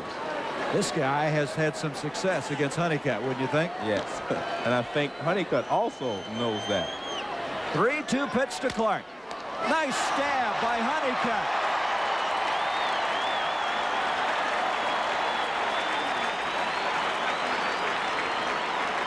Well, it helps when you can field your position. One of the things that Honeycutt does well is his follow-through gets him into good fielding position. As we see here, he throws a fastball on the outside corner. Clark grounds it back, and there he had his shoulder square to the plate. He was ready to go either way, and he makes a good play.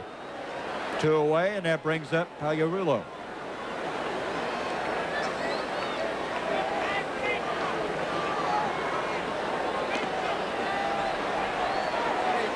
Honeycutt got it over for a strike. Boy, this bullpen of the A's has been something. They have 24 saves, 7-3 record. A lot of that going to Eckersley, but this guy has not been a slouch either. And Honeycutt grounded first base side. McGuire puts the mitt down, and we're going to the bottom of the 10th. So Rick Honeycutt comes in and shuts them down in order, keeping them even until his mates, he hopes, can get him ahead in the bottom of the 10th. Tonight on Nightline, a combined live broadcast with the Soviet morning TV program 120 Minutes as the 3rd day of the Superpower Summit begins. If you could ask for a truck that'll make you wonder how you ever got along without it, Toyota Standard Bed. The one that sets the standard for compact trucks with the biggest standard payload in its class and the solid value that makes Toyota #1 in import truck sales. Don't compromise. Don't settle for less than Toyota quality. Now who's looking out for #1? Toyota. Toyota! Who could ask for anything more? If you charge car rentals with the Gold Card, you're fully covered for damage, loss, and theft of the car at no extra charge. A financial benefit from American Express, appreciated by the upwardly mobile. Reason alone to possess the Gold Card. Convention dictates you can't change travel plans after normal hours. But if you're a Gold Card member, there's American Express Envoy, a 24-hour travel service that lets you fly in the face of convention. Reason alone to possess the Gold Card. At American Airlines, we do this over 2,000 times a day.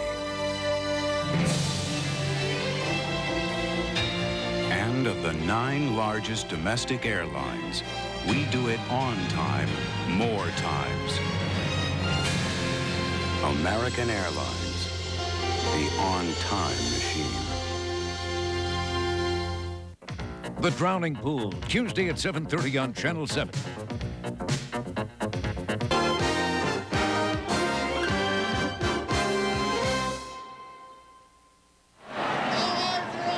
Bottom half of the 10th inning, a 1-ball, no-strike count on Dave Parker leading things off. 2-2 our score.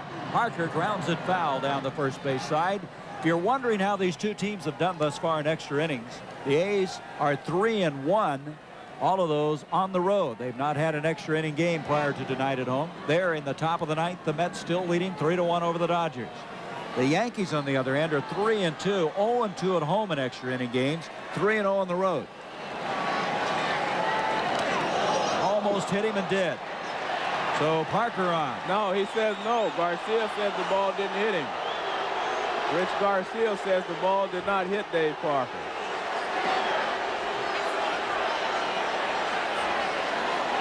Garcia's had one of those nights, hasn't he?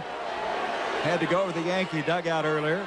Martin kicked out of the game. He's smiling about it, so... Yeah. I tell you what, I'm surprised that the ball didn't hit him because it started almost behind Dave Parker, and I didn't think he was going to be able to get out of the way, but Garcia says he got out of the way. Watch where this ball starts. That ball is almost behind Dave Parker. Look at that. But it looks like Garcia was correct. I think the replay certainly vindicated the home plate umpire. Parker trying to get on somehow. And that's a veteran move there. Yes, it is. 2-1 on the big DH. Now 3-1. Let's look at it once again.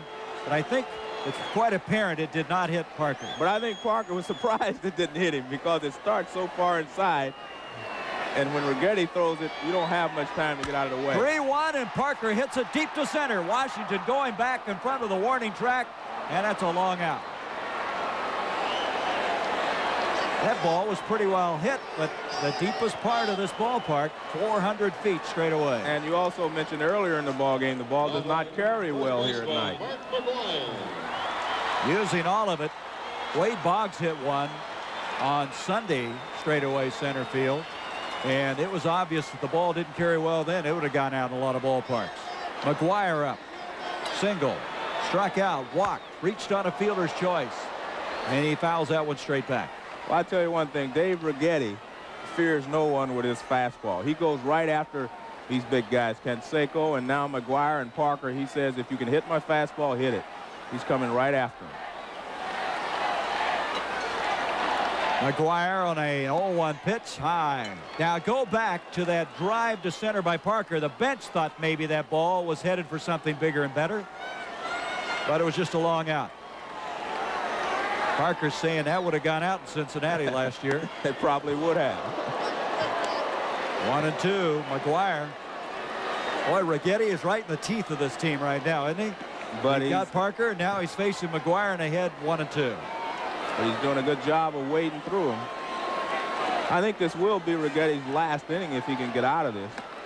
Take something off of that. The breaking pitch evens at 2-2. Mercado is due next. Orlando Mercado, who replaced Hasse behind the plate. One out, nobody on. Bottom of the 10th. 2-2. High pop-up, first base side. Ward drifting into foul territory, backpedaling. Whoa, that was a close one. Almost did not get to it. There's two down. Yesterday, with the wind blowing, that was an adventure. Well, he made it an adventure there. I think he misjudged the ball, actually, because he was... Anytime you have to backpedal like this, that means you misjudged the ball. You should have been going backwards sideways instead of backpedaling. John Shelby has hit a home run for the Dodgers at Shea. They've cut the Mets lead 3-2 in the ninth.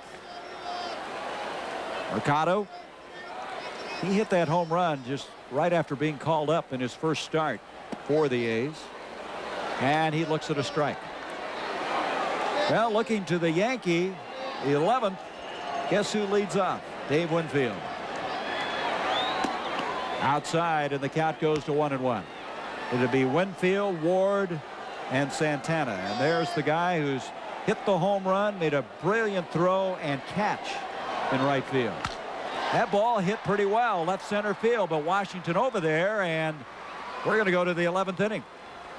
Still 2-2 as Claudell Washington been very busy, but this guy, Righetti, going right into the meat of the order, continues to keep the A's from scoring. Listen to the heartbeat. Listen to the heartbeat of America. Oh, yeah. Moving into more car doesn't have to be expensive or boring. Today's Chevrolet Celebrity. It's for people who've grown up without growing old. The heartbeat of America. Chevrolet. That's today's Chevrolet.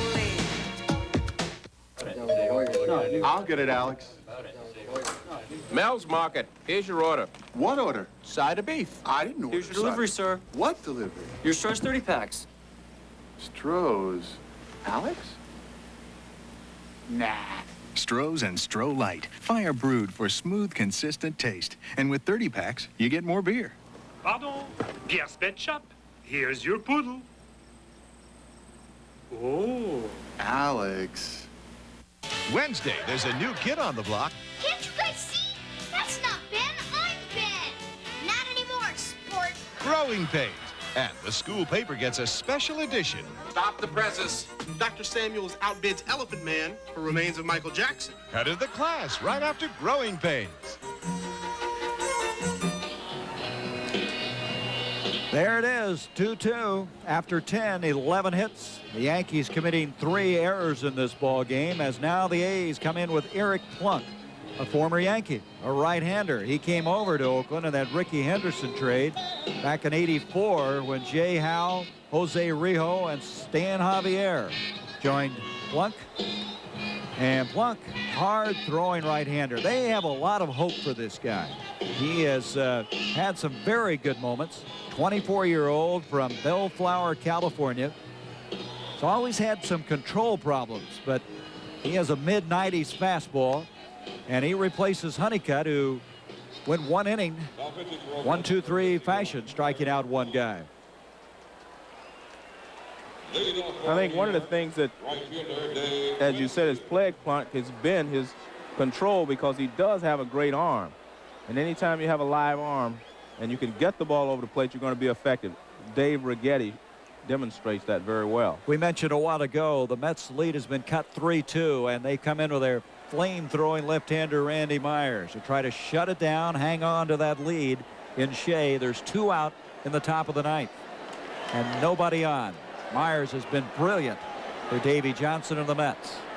So here we go, top of the 11th, Winfield, Ward, and Santana to face Eric Plunk. It all started with Welch. Welch went 9 innings, Honeycutt 1, and now Plunk. Righetti coming in relief of Dotson and Guante.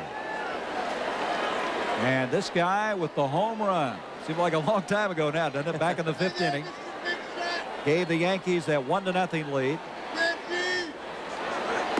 And he fires and catches the outside corner for a strike.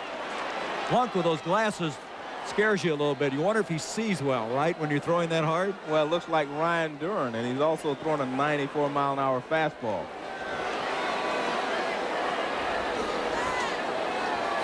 Ryan Duran, what did he do? Throw it to the net a couple of times, the backstop to let you know he couldn't see. There's a fly ball, right field. Canseco's there, and that's a big out. The leadoff man, Winfield, here in the top of the 11th inning. And Plunk just jammed Dave Winfield with that 94-mile-an-hour fastball. From the first pitch fastball away, and then came inside with the next one. 1 down, and Ward will come up. Ward in this ball game been very busy. Base hit back in the 9th inning. Also picked up 1 in the 7th as well as the 3rd. 3 hits. Grounded out the other time. The Mets win it 3-2. Myers comes in, slams the door. So the Mets beat the Dodgers. A game that was held up momentarily by rain, and Ron Darling picks up the victory for New York. The other New York right now in a battle here in the 11th. That's inside to Ward, and the count now goes 2-0. Gary Ward seen a lot of playing time due to the injury to Don Mattingly. Tim Leary, the losing pitcher, by the way, in that Dodger-Met game. Grounded, 3rd base. Lansford loses his hat, but comes up throwing.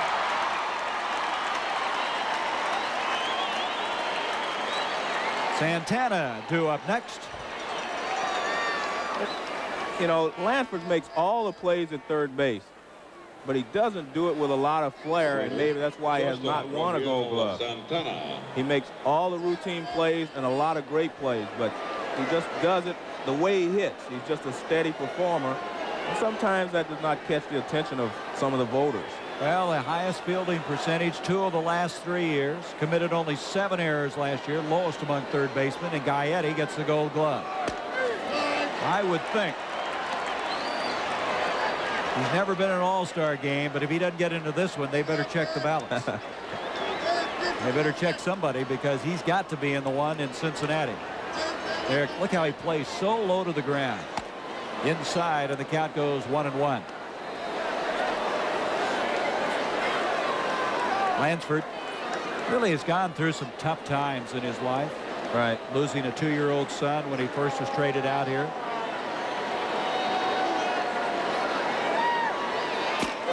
There's the strike call. They better check that radar gun. Oh. That looks a little harder than 94 Either that miles or an it's hour. the light is getting faint here. One or the other. There you see. Skinner saying, the on-deck guy, I don't know if I want to get up there. Right, I think he's looking to see if they're going to pinch hit for him. 1-2, and Santana just got a piece of that one. And that's what you call a real defensive swing. So Raphael will stand back in. Looking to the A's in the bottom of the 11th, Henderson would lead off, followed by Hubbard and Weiss.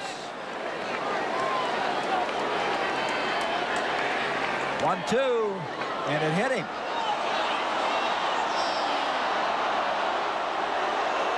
And I tell you what, that will hurt for a while.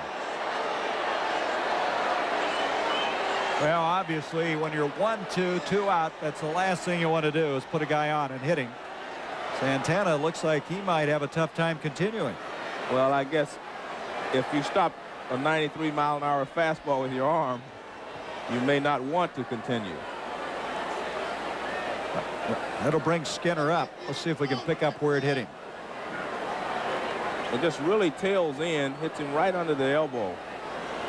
I mean, it really tails in. And there was no way for him to get out of the way.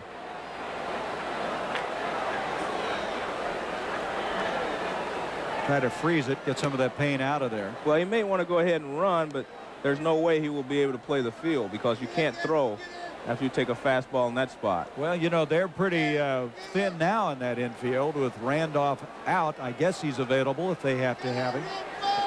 Well, one point here, we saw that in slow motion, and it looked fast. Let's take a look at it in regular speed. I think you'll see that is tough. You know what they can do, Joe? They can bring Claudell Washington into play second if they have to, move Meacham to short, unless they want to bring Randolph in. They were telling us before the game he might be available in an emergency situation. Well, I would think they would not want to bring Randolph in for 2 reasons. First of all, it's gotten pretty chilled out here. And if you have a pulled muscle, that's the last time you want to go in a ball game cold when it is cold outside. So I would think that they would do what you said at first. They would bring Claudell Washington in maybe to play second base and move Meacham over to shortstop. But I don't think they've made that decision yet. Although there is Randolph, it looks like he's taking his jacket off. But Claudell Washington can play there, though. They have talked about that. Right, but I would definitely think you would not want Randolph to go in and pinch run if he has a bad leg. You might want to use another player, but then again, with it being an extra inning ball game, you may not make it. Well, let's take this opportunity to remind you Monday Night Baseball on ABC continues. Next week, Houston against Los Angeles, the Astros against the Dodgers, or the American League East battle, these same Yankees going against the Boston Red Sox in Yankee Stadium. Action beginning at 8 o'clock Eastern. That's Monday night right here on ABC. Joe, it's been fun getting started back into this again. Yes, it has been. And we've had a good ball game. It's not over yet. No, but I think a lot of people are booing here, but they don't understand that the Yankees were trying to wait as long as they could to see if Santana could run for himself, but Willie Randolph is going in to run. Well, that's interesting. When you have a hamstring, I think your point's well taken, Joe. You bring him in, maybe bring him in to play defensively, right, but not as a pinch runner. But they're looking maybe to a longer game here, and they want to save anybody in that role later. By the way, that was Plunk's first hit batter of the year, despite all those control problems he's been known for. Well, the toughest thing to do with a hamstring is to run for a long distance because it gets tired. You can play second base because it's short, quick steps, and you're only going to move short distances.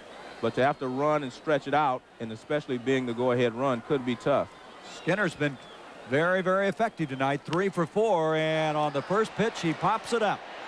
Mercado coming back to the backstop, and we go to the bottom of the 11th. So the Yankees have to make some changes. Randolph expected to come in at second base. Plunk, the third pitcher for the A's, and he slams the door. Listen to the heartbeat. In today's world economy, Chevy value looks better than ever. Get $500 cash back when you buy a new Chevrolet Beretta GT and save up to an additional $1,100 on option packages. That adds up to $1,600 in savings. Or save up to $1,600 on a new Chevy Corsica LT. Or get $750 on a new Chevy Camaro. Just today, Chevrolet. Every day, Jack Taylor and Joe Donovan take the same road home. But today, they went a little out of their way. Give you a hand.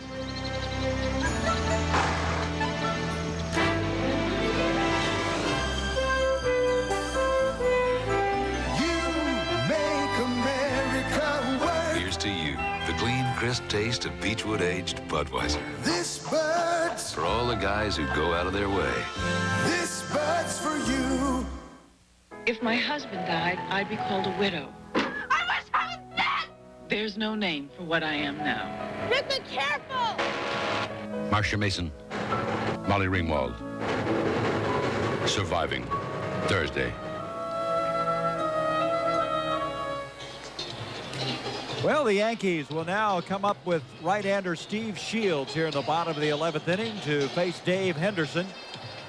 Righetti went 3 innings, giving up 1 run, 3 hits, walked a man, that was intentionally, and struck out 1. Shields, Ladies and gentlemen, your attention. 0-1, ERA of 7.15. This will be his 8th appearance. He's pitched 11 1/3 innings. Shields, a 29-year-old right-hander, who last year was with Seattle, as well as Calgary in the minor leagues. There's Seattle, by the way, beating Baltimore 4-1. The Orioles in '88. I don't remember 1904, Joe, very well, or 32 all that well either. No, that was a little before my time also.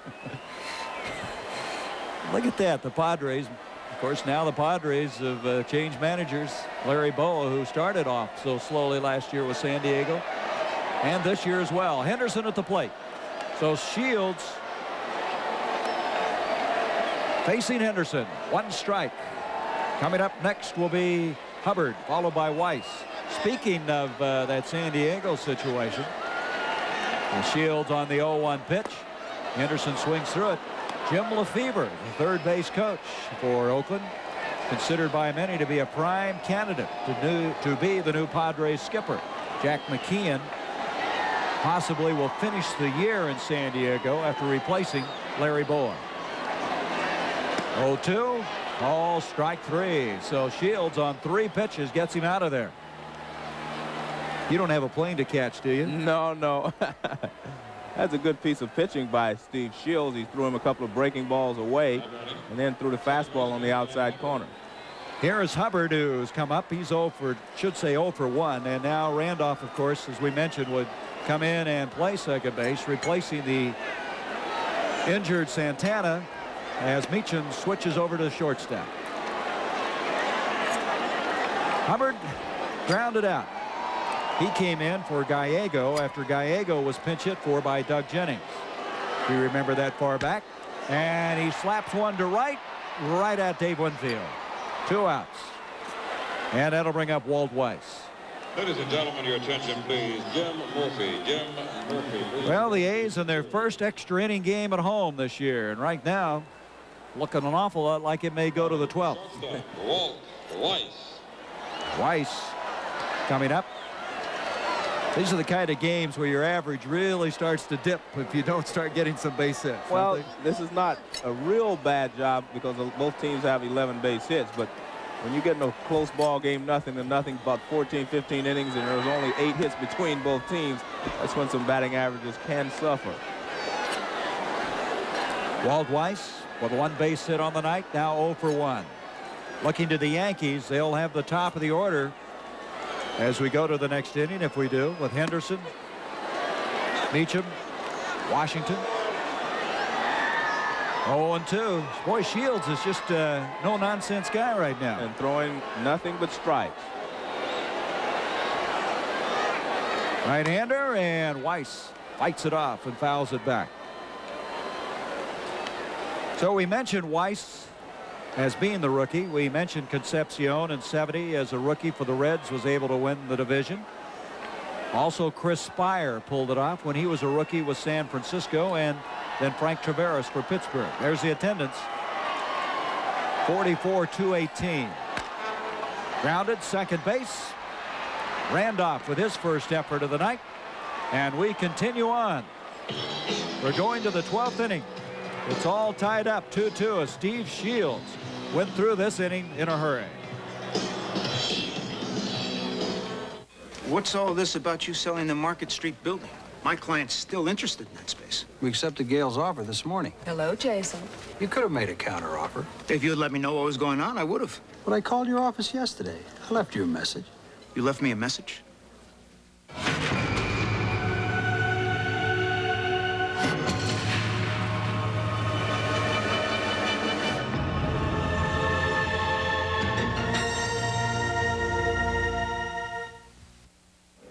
Round of lights here?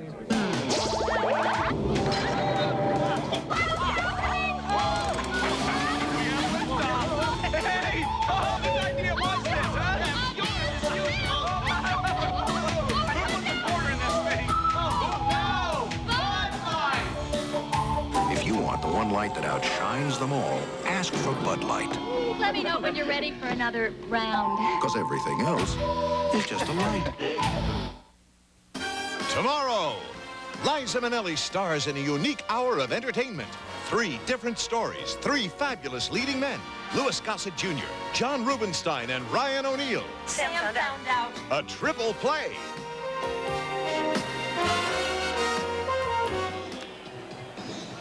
Oakland Coliseum. 2 teams with the best records in baseball have battled to a standstill. Eric Plunk trying to close out the top of the 12th. Plunk has his teammate Cataray warming up in the bullpen if needed, but Plunk in the last inning very effective. The hits are even, the runs are even. There's Cataray, left-hander, who has pitched very effectively this year for the Oakland A's, as Ricky Henderson will lead things off. Henderson with a base hit and an RBI. His RBI coming on a ground out back in the 7th and singled in the 9th. He started the day at .333. So Eric Plunk, hard throwing right-hander, starts Henderson off with a blazer down the middle. 1 strike. Ricky Henderson coming home. His mother Bobby, who was so instrumental in his life here at the game, said she, along with Tom Trebelhorn, who's now the skipper of the Brewers, really influenced his life at an early stage. There's a pitch, and it's 1-1. Trebelhorn, he felt, really got his head together, really gave him the basics, how to play this game. And of course, Ricky now very happy to be playing for Billy Martin once again. His stats really pick up when he plays for Billy Martin. There's a pitch going out of 2-1. 2 balls, a strike on Henderson. Meacham up next. Washington to follow. We're in the 12th inning. He's still throwing awfully hard, but Ricky Henderson is a perfect guy in this situation to lead off this inning. Any inning for that matter, Joe. Yeah, good point. Swing and a miss, 2-2. I think Ricky's a little anxious here to prove something to the A's fans because he chased that pitch. It was out of the strike zone. Well, Ricky leading the American League in stolen bases for 7 straight years. Lost that distinction. Harold Reynolds of Seattle captured it when Ricky only had 41 stolen bases last year. That hamstring problem. He'd like to regain it, and right now he is way ahead of everybody. Reynolds, by the way, has only 8. He was benched at one time, the second baseman for the Mariners. Foul ball keeps it at 2-2.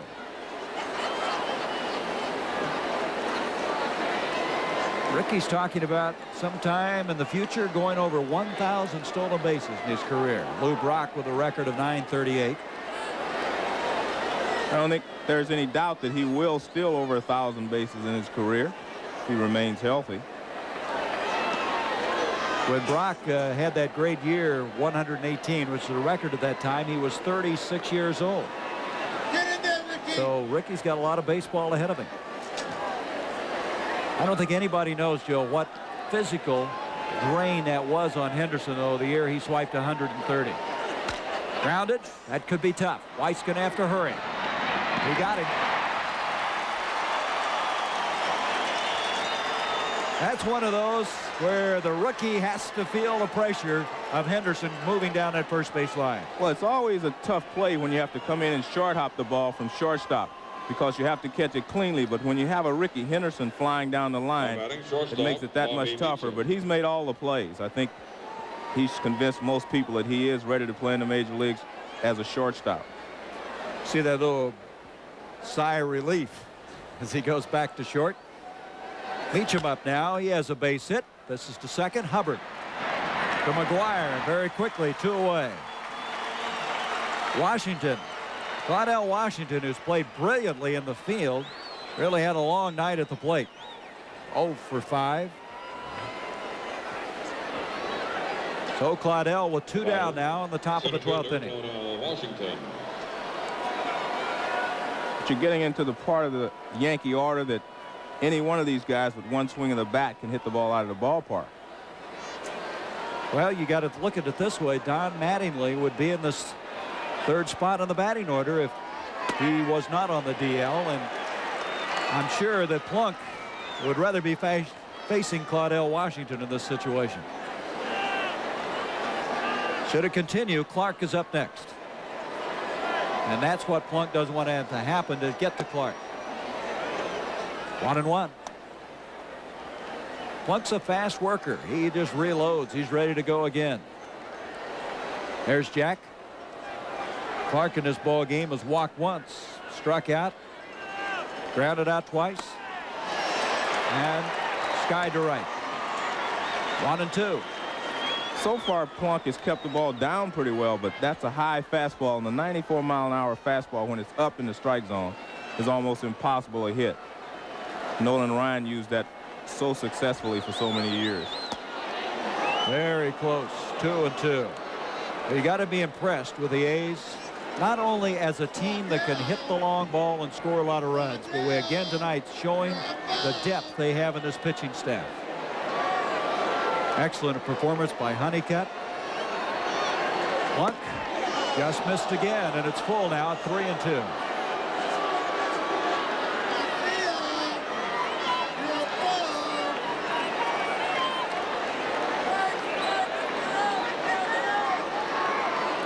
Three balls, 2 strikes, 2 out. Top of the 12th. That's a little number hit over into the center field area for a base hit, and that's the 12th hit of the game for the Yankees. So let's go to New York now to Corey McFerrin for this report. All right, Gary, wanted to tell you how the Mets-Dodgers game wound up. 2 outs in the 9th inning, a 3-2 Mets lead. Randy Myers in for Ron Darling. Mickey Hatcher, the fly ball to center field, and that's it. Mets win 3-2. Darling, the winner. Mets have yet to lose to the Dodgers this year. They're 4-0 against them. Back to Gary and Joe. Randy Myers has been superb this year for the Mets. So we have 2 out now, a runner at first, and here comes Clark. And Plunk didn't want to get into this situation, have to face Clark. And right now, with that base hit by Washington, his first hit of the night, he keeps the Yankees' hopes alive here in the top of the 12th. And Claudell Washington can steal a base for you. McGuire holds on at first, and Plunk, very aware of just what you were describing, goes there. And Plunk has a big leg kick, so Claudell should be able to get a good jump if he decides to go. The only bad point as far as Claudell's concerned is he throws a 94-mile-an-hour fastball that gets to the catcher pretty quickly. This is fast approaching a 4-hour game, as here's the pitch missing, and the count now goes to 1 ball, no strikes on Clark. Jack Clark doesn't show a lot of emotion up there, but you know the kind of mental toughness he has, and you just better not make a mistake right now. Plunk steps off.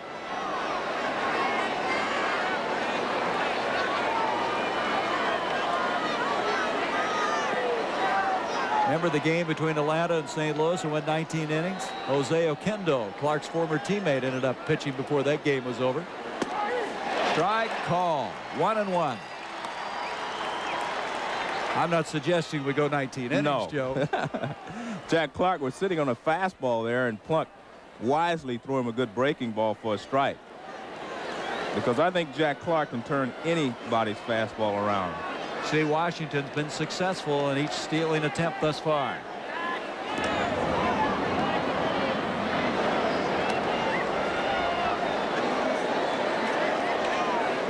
Isn't it amazing? You think about Claudell Washington, signed by Finley, 18 years of age. And here he is so many years later at first base with Clark at the plate. Ground ball to short. Weiss bobble the ball.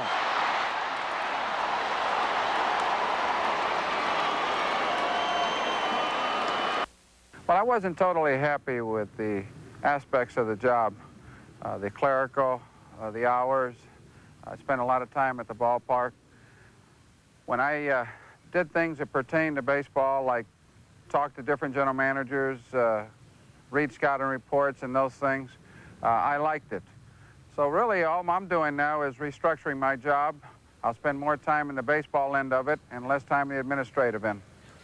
How would you describe, in the role of general manager, your working relationship this season with Billy Martin and George Steinbrenner?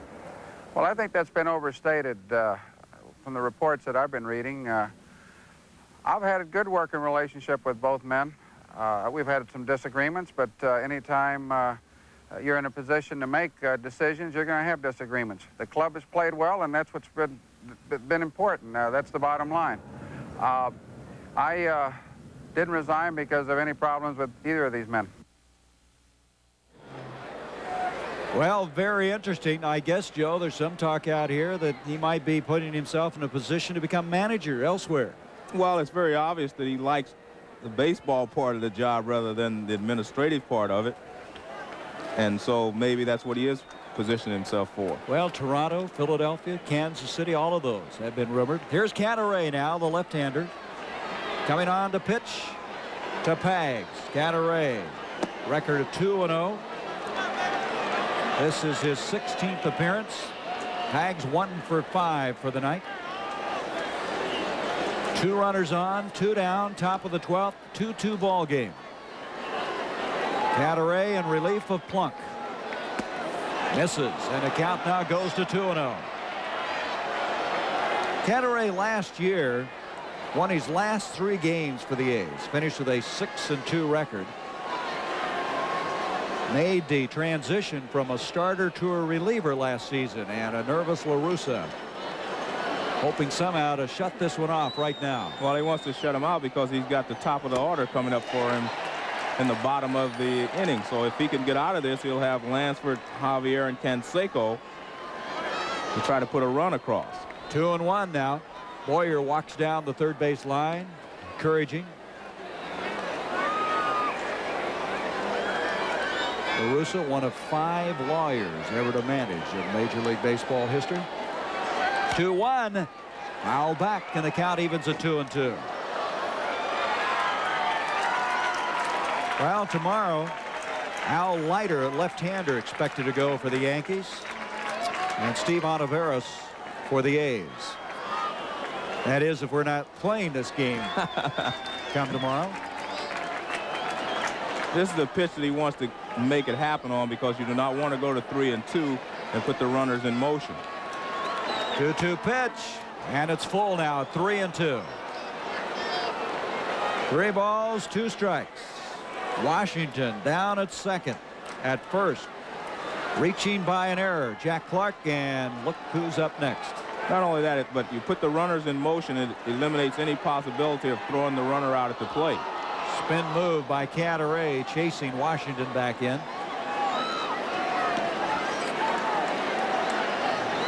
(3-2), 2 out. 5 balls, short center field. Coming in is Dave Henderson, and we go to the 12th as Cantaray comes in relief of Plunk and gets the job done. We'll return to the Oakland Alameda County Coliseum after a word from our local stations. Friday, David Bowie on stage with his 87 World Tour. David Bowie's Glass Spider Concert, Friday. I love you so.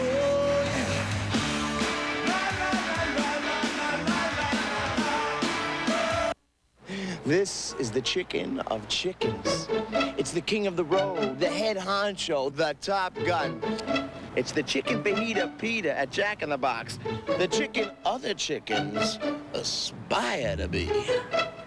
This is the way to eat chicken. The chicken fajita pita at Jack in the Box restaurants. Cheese, tomatoes, grilled onions, and all white meat chicken in a pita for serious fajita eaters. It's the big kahuna. Cut loose in a cutlass and leave the world behind. Cut loose in an Oldsmobile Cutlass Sierra. Find some freedom. Cut loose in a Cutlass Calais. Travel to a new state of mind. Cut loose in the all-new Cutlass Supreme. The new breed of Oldsmobiles. A breed apart. Cut loose in a cutlass and leave the world behind. Drive one at your Oldsmobile dealer today. We dare you. Once you look through a Minolta Maxim, you'll never see life the same way again. Maxim, the world's first SLR with built-in autofocus. 26 autofocus lenses capture the action as only you see it. You and Minolta Maxim bring creativity to life. The Maxim system. Only from the mind of Minolta.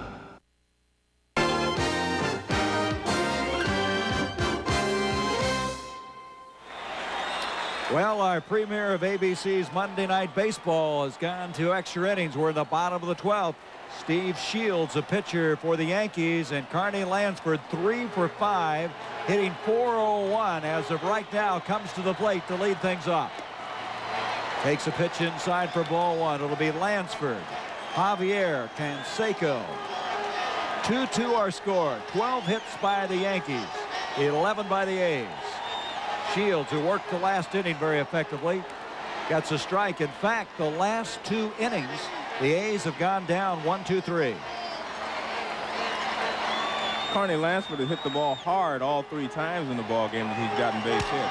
And that one hit the second. Randolph now playing second base, comes up throwing, and there's 1 down. That was a good pitch by Shields. He got the fastball in on his hands, on Lansford's hands, and he broke his bat, hit a little soft grounder to second base. Well, that drops him below 400. Lansford now hitting .399 after that ground out.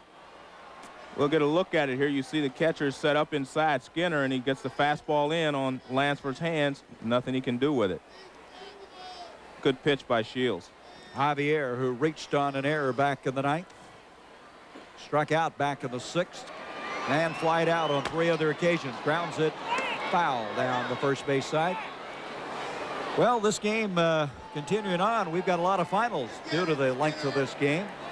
We mentioned earlier the Mets winning 3-2 in that game in Shea against the Dodgers, and Minnesota earlier this afternoon had their 8-game winning streak ended. Cleveland over Kansas City, Swindell becoming the first 10-game winner. Seattle over Baltimore. Boston winning 5-2. Boston just having a tough time scoring runs. Only 22 home runs going into this game tonight. There is a foul tip. He got a piece of that one, and the count goes to 0-2. Javier, the switch hitter, now batting from the left-hand side against the right-hander Shields. And Milwaukee 4-1 over Toronto. 0-2 pitch outside, and it's 1-2.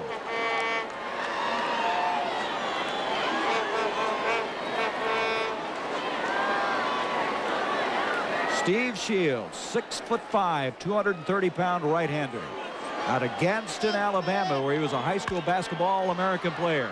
Ground to short. Meacham on 1 hop. They got him, though. Nice pickup that time by Ward. Meacham just kind of flipped the ball. He got rid of it very quickly. He didn't extend his arm and throw a strike over there. He flipped it, and Gary Ward made a fine play. Tell you, those Yankee shortstops tonight have struggled a little bit, haven't they? 2 down, and here's the guy that can end it, Canseco. Let's look at this again. There you see him throw the ball kind of sidearm, and it sinks. Instead of extending his arm and letting the ball ride across the infield, he flipped it sidearm, and luckily Gary Ward made a fine pickup. Canseco in this ball game, a pair of base hits, scoring the 2 runs. Canseco's in a pretty good position here. He knows he's going to get a pretty good pitch to hit if he's patient, because Dave Parker's following behind him, and Parker's been swinging a bat well tonight. So if he's patient, he will get a pitch to hit. Shields starts him out low, and the count goes 1-0. Boy, you look back, Joe, way back to those 2 plays at third where the A's had runners thrown out. Strike call, 1-1. Lansford back in the first inning was cut down. Then Weiss on a brilliant throw from Winfield in right field. Canseco with a 1-1 count, 2 out, bottom of the 12th, 2-2 the score. And he hits it to short center field.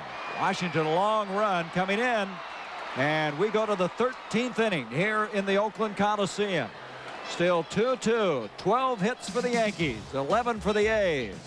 As Washington, very busy in center field, erases Canseco in the bottom of the 12th.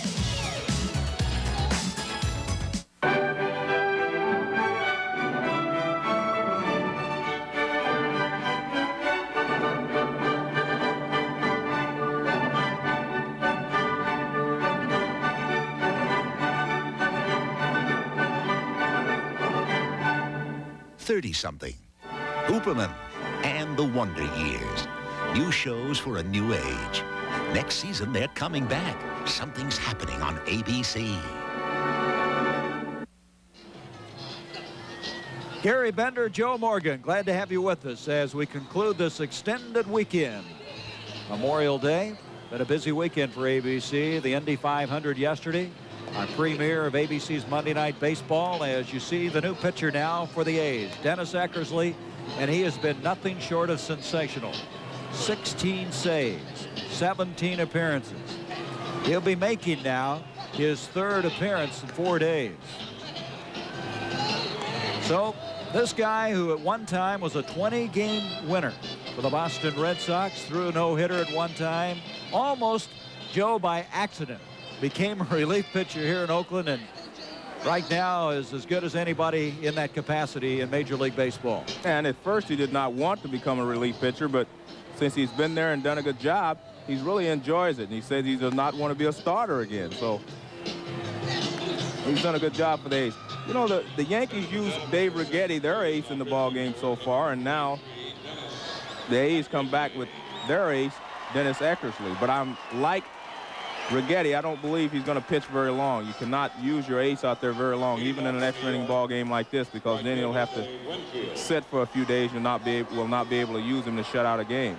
Well, Winfield will lead off the inning again. He did that back in the 9th. He'll be followed by Ward and then Santana. Eckersley, check that. Santana, of course, out of the ball game. It'll be Randolph who will come up for the first time. Eckersley, 0-1, but a 1.93 ERA, 23 1/3 innings he's pitched thus far. And he's 1-0 on Winfield. One thing about Eckersley, he will throw strikes. In fact, very seldom does he even get behind 1-0. He'll usually get that first one over somehow. But I think that was a purpose pitch. He wants to establish that he will come inside to Winfield before he goes back outside like that. 1 ball, 1 strike on Winfield. Winfield with a home run way back in the 5th inning.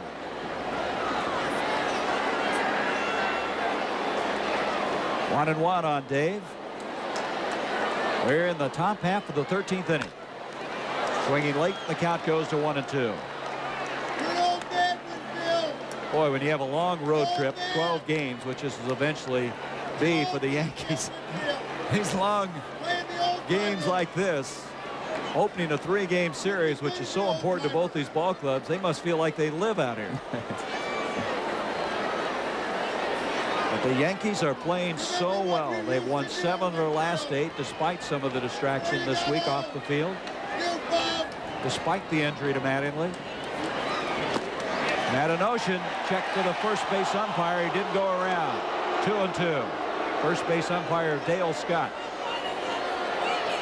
Actually came back with a breaking ball away, and Winfield was able to check his swing, but that was a good pitch by Eckersley. So 2-2 on Winfield. Grounded foul.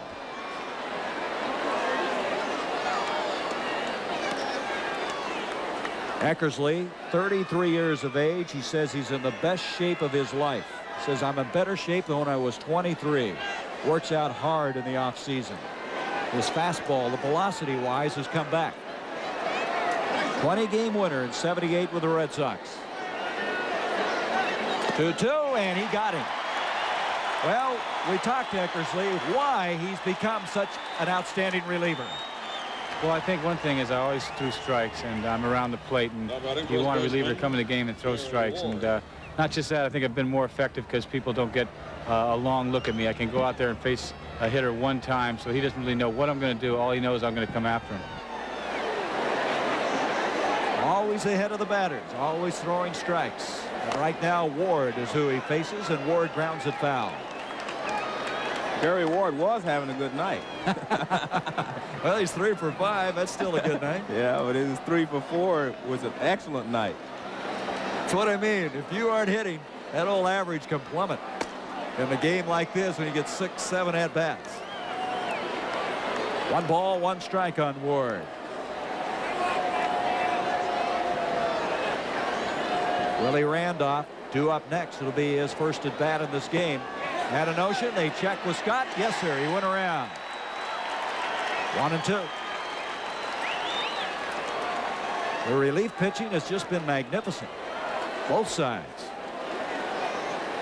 Go back to the 8th inning, when the A's tied it up. And there hasn't been anything happening. 2 balls, 2 strikes on Ward.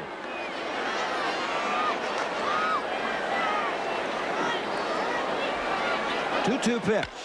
And that one's headed to right. Canseco coming in, and he made a running catch. Well, that's part of being that complete player. He has not committed an error in right field this year, a new position after playing left field last year. And as we talked about earlier, he does play a shallow right field. And he got an excellent jump on the ball, and he was able to make a shoestring catch. Nice play. So here's Randolph, his first appearance. Willie off to a very slow start this year at the plate.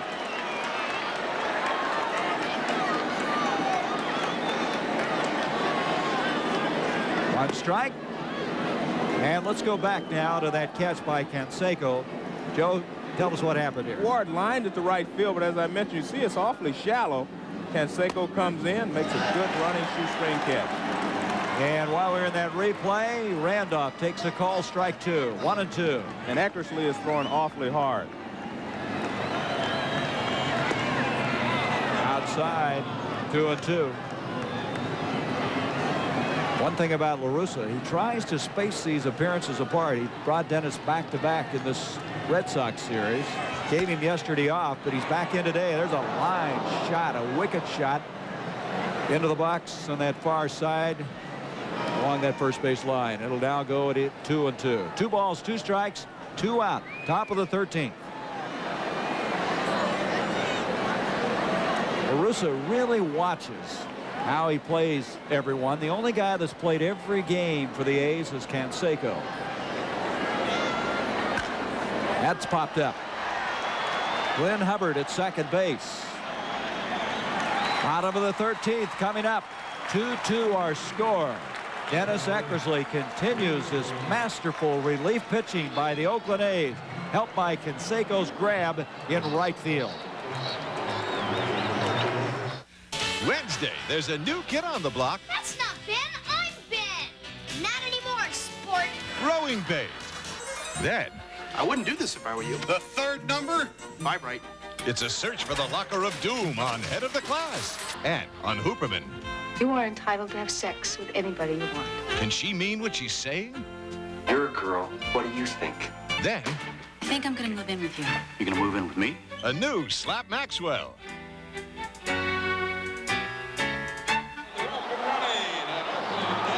Bottom of the 13th, 2-2 our score. The Yankees with 12 hits, the A's with 11. The last scoring we had in this ball game back in the 8th inning when Canseco tied it Checking the standings, the Yankees 2-game lead over the Indians. Cleveland proving that they were not a fluke early in this season. Detroit hanging in there despite the loss of Kurt Gibson. 4 back. Milwaukee winning today, 7 back. The Red Sox also the victory, 2 over the 500 mark. Then comes Toronto and Baltimore. Now in the West, as we had mentioned at the start of this broadcast, this is the biggest lead at the Memorial Day part of the season for any team in the American League West. 9 games over Texas. Minnesota dropping back to 9.5 after losing earlier today. Kansas City 12.5. Seattle, Chicago, and California. And of course, Oakland will move on to play the Twins in Minnesota as they start a swing. There's what we were talking about. The A's with that 9-game lead. The 42 Yankees, the 70 Orioles, and the 71 A's, which is the beginning of quite a dynasty here in Oakland. That early 70s, those world championships. As Dave Parker will start things here on the bottom of the 13th. McGuire and Mercado to follow. The A's now have gone down 1, 2, 3 in the last 3 innings. They're supposed to have fireworks after the end of this game. The way this game's going, they may have to cancel them and hold them maybe July 4th, huh? Well, we had some fireworks early in the ball game with Billy Martin being ejected, but in the last few innings, no fireworks at all. Parker 2 for 4, slices it. Foul. Got to be alert down that side. That one, another wicked shot to the other side. 1 ball, 1 strike on Parker. Parker driving in a run in the 8th inning with a single. Also a base hit in the 6th. Walked 1 time. You know, the All-Star game last year went 13 innings, played right here in the Oakland Coliseum. Swing and a miss. And Shields threw the fastball right by Dave Parker, and it wasn't inside tight either. He got it out over the plate. The relief pitching has really been something. Everyone throwing with great velocity, staying ahead of the hitters. Here's a 1-2 to Parker. 2-2.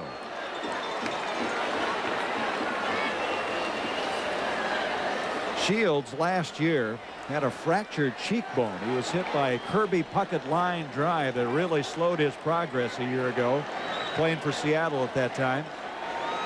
Come back strong. 2-2 pitch. And it's full now at 3-2. And Shields wanted that pitch. He thought he got the outside corner. McGuire due up next.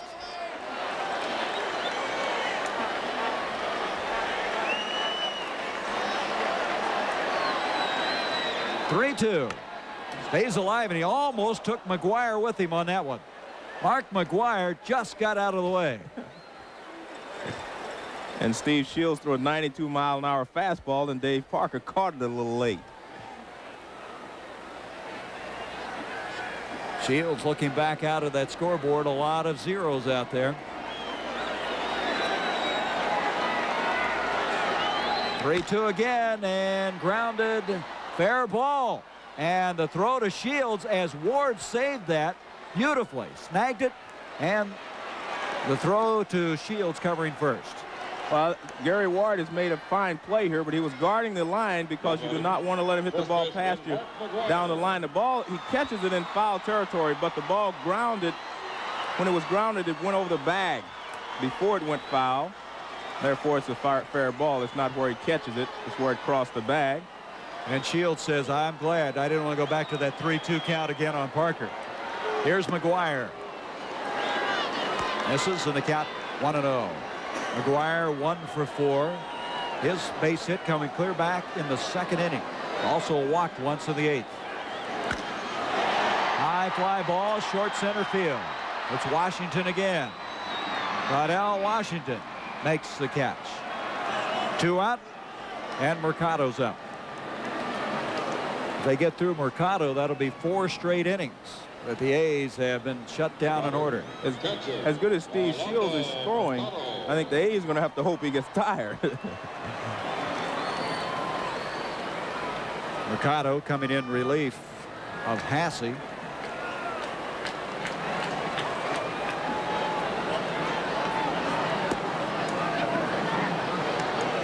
One ball, no strikes.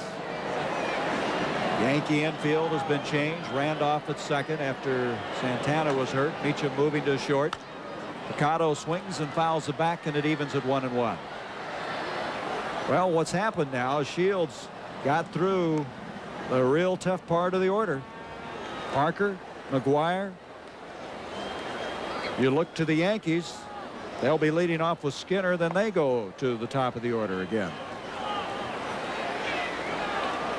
What's the longest game, Joe, you ever played in? That's a good question. I think about 19 innings. 1-1 pitch. 1-2.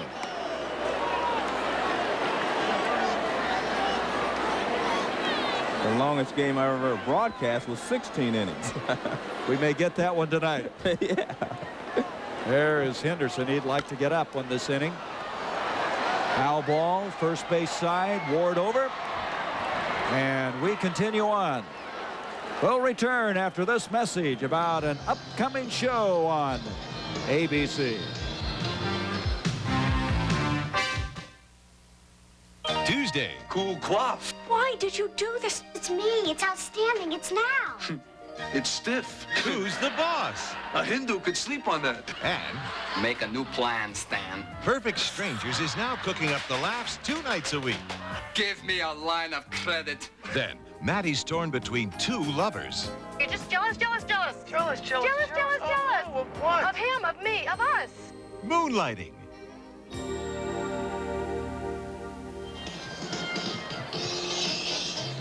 Two-two our score. The top half of the 14th inning from the Oakland Coliseum. A sellout crowd on this Memorial Day as Dennis Eckersley will continue on the mound for the Oakland A's.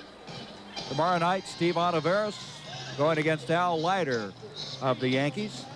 And as many pitchers as they've used tonight, Tony La Russa is going to have to sit down, as will Billy Martin, figure out just who's available for the rest of this series.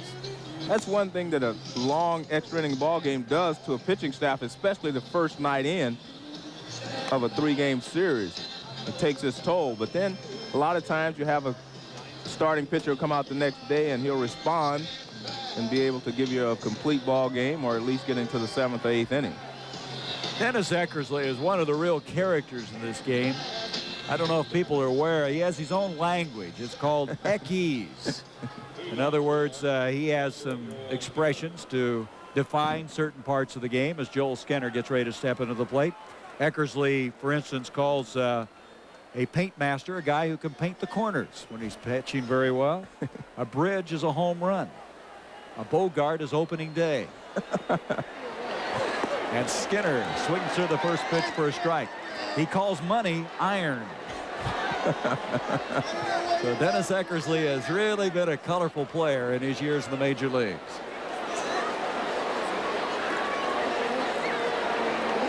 Skinner, swing, and that fouls it and goes to 0-2. Skinner, 3 hits in this ball game, double and 2 singles. By the way, Dave Stewart, who was hit pretty hard in the series against the Red Sox, warming up.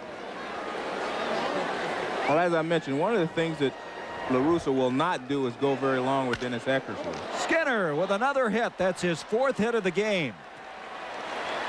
Henderson comes up throwing, and Joel Skinner starts things out here in the 14th inning. That is the 13th hit of the game for the Yankees. And that'll bring up Henderson. Let's check now the senior circuit, the National League. That's a game televised on ABC. The Mets winning at 3-2. Andy Meyer coming in and shutting things down. Look at Bonilla. 14-2 Pittsburgh. Chicago with a lot of runs again. 12-3. Philadelphia, 4th straight win for the Phillies. 7-3 over San Diego. Houston defeating the Cardinals 5-4. We may be giving scores for the next day the way this one's going. Here is Henderson swinging through that one for strike 1. Ricky Henderson drove in a run in the 7th inning on a ground out, singled in the 9th. And by the way, Montreal defeated San Francisco 3-2. Henderson 1 for 6 in this game. Now is behind 0-2. There it is, the Expos over the Giants, and the Giants were just swept by the Phillies, and Roger Craig getting a little nervous. Well, they're having problems scoring runs. That's been their big problem. Last year they scored a lot of runs. So far this season they've been struggling with the bats. 0-2 to Henderson, and he struck him out. Just magnificent pitching in this ball game. 91-mile-per-hour fastball that he just threw by Ricky Henderson. Here's Bobby Meacham. Meacham singled back in the 6th and able to steal a base. Now playing shortstop.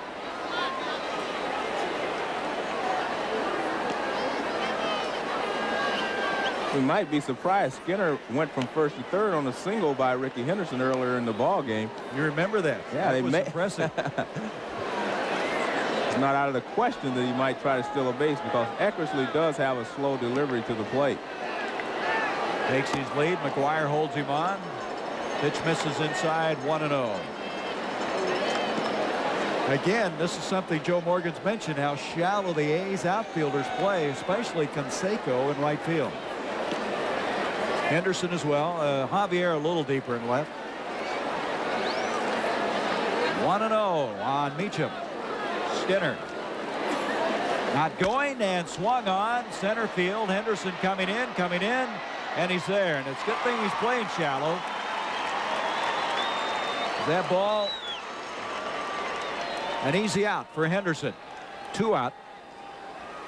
And that brings up Claudell Washington.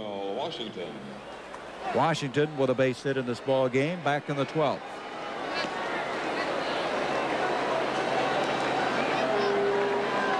Canseco, we've talked about how well he's played defensively, has not committed an error. He plays the shallow right field, but he also does something different than a lot of outfielders. Watch how he lines up as the pitch is being thrown. Well, he turned sideways to home plate. That's something he and Joe Rudy worked on and decided that that was a good way for him to start in this position. He actually moves his left foot forward a little bit so that he does get almost square, but I guess he just wants to start from that position and get some movement before the pitch is thrown.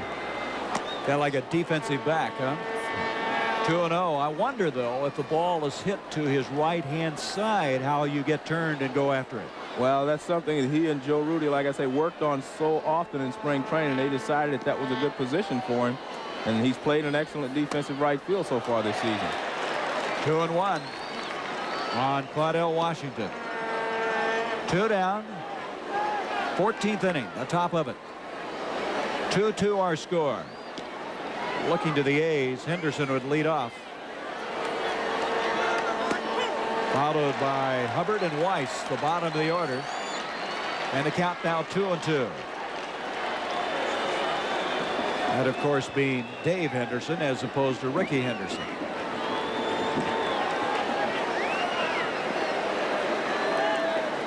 Now McGuire backing off. You see the catcher motioning with his right hand. He's been real aware of the delayed steal. Fly ball, right field. Canseco drifting over near the foul line. And the bottom of the 14th ready to come up. 2-2 our score as Eckersley continues to be effective. We'll return to the Oakland Alameda County Coliseum after a word from our local stations. Starting Tuesday, Make a new plan, Stan. the boys will be on 2 nights a week. Give me a line of credit. Perfect Strangers now, Tuesdays and Fridays. My good God in heaven! A horrible disease created a monster. Help me! Another twist of fate saved his life. Never had a home before. Well, you have one now. From sideshow freak to celebrity. But there was a price to pay. You make me sound like a whore. Is humanity only skin deep? I am a man. The Elephant Man. Tonight at 9 on Channel 7. Oh, yeah? Yeah, That's it. it's over. We have nothing in common. Never agreed on one thing. Ever. Great. I'm too good for him. I can do better. I need to find someone. More like me. When you find something you have so much in common with, something so unique, so refreshing, Hi. you just can't stop yourself from grabbing it and holding on to it forever. When you get an allergy attack, you'll try any advice. any advice. Try the desert. But the best advice is what doctors have said millions of times. Take Dimetap. Dimetap in non-prescription formulas brings proven relief. So take the advice of doctors and pharmacists for allergies I see the desert worked. and take Dimetap, the best advice you can take. KGO TV, Channel 7, serving the Bay Area.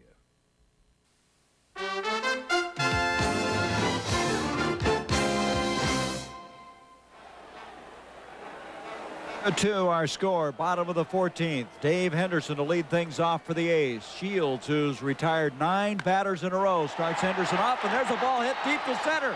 Washington going back, and it is out of here. A home run, and the A's win it.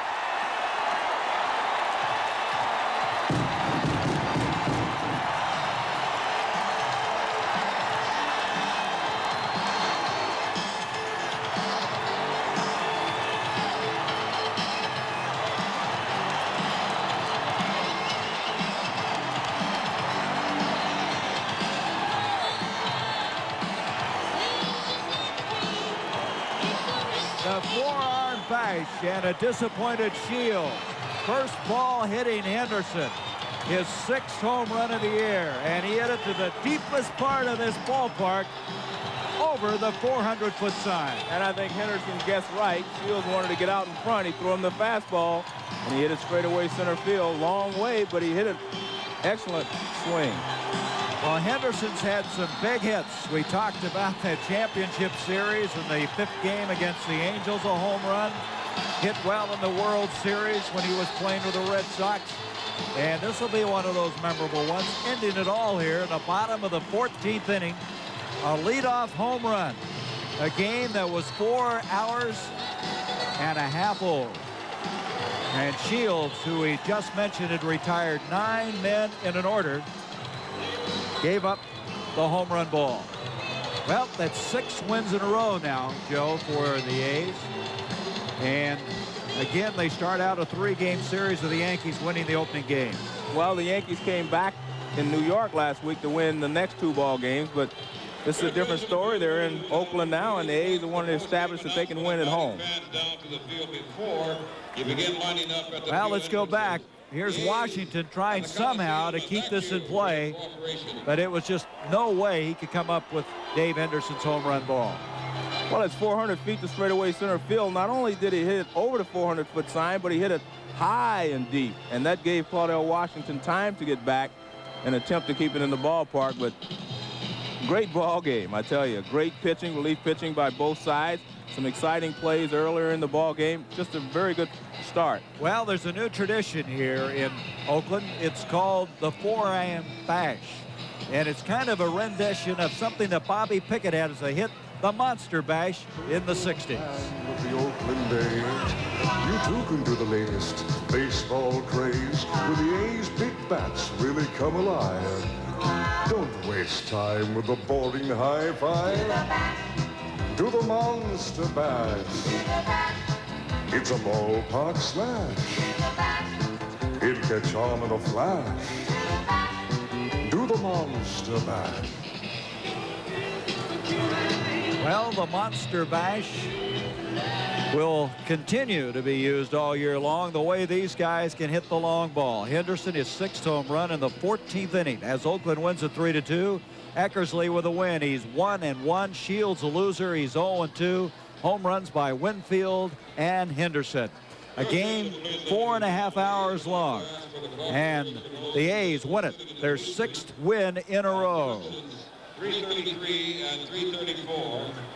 At this time, would those people please begin? ABC's Monday Night Baseball. This ABC Sports exclusive has been brought to you by the heartbeat of America, today's Chevrolet. By Old Milwaukee and Old Milwaukee Light. It doesn't get any better than this. By Quaker State Motor Oil. The big Q stands for quality. It always has, always will. And by AT&T, the right choice. So the final score, once again, Oakland 3, the New York Yankees 2. Eckersley, 16 saves, and now with his first win of the season. Shields, who had retired 9 in a row, gives up the home run ball to Henderson, his 6th round tripper of the year. And the Oakland A's, with the best record in baseball, continuing to really right now make a shambles of the American League West. This Saturday begins on ABC Sports with a Pro Bowlers Tour. Then ABC's Wide World of Sports features a figure skating special with a night of Olympic champions, plus the mini marathon from New York City. Our thanks to Joe Morgan. A pleasure to work with him, along with Steve Dans and Bill Webb, our statistician, George Hill. Please stay tuned now for ABC's Nightline, following your local news over most of these ABC stations. A combined live broadcast of the Soviet morning TV program, 120 minutes, as the 3rd day of the Superpower Summit begins. This has been a presentation of ABC Sports, recognized around the world as a leader in sports television.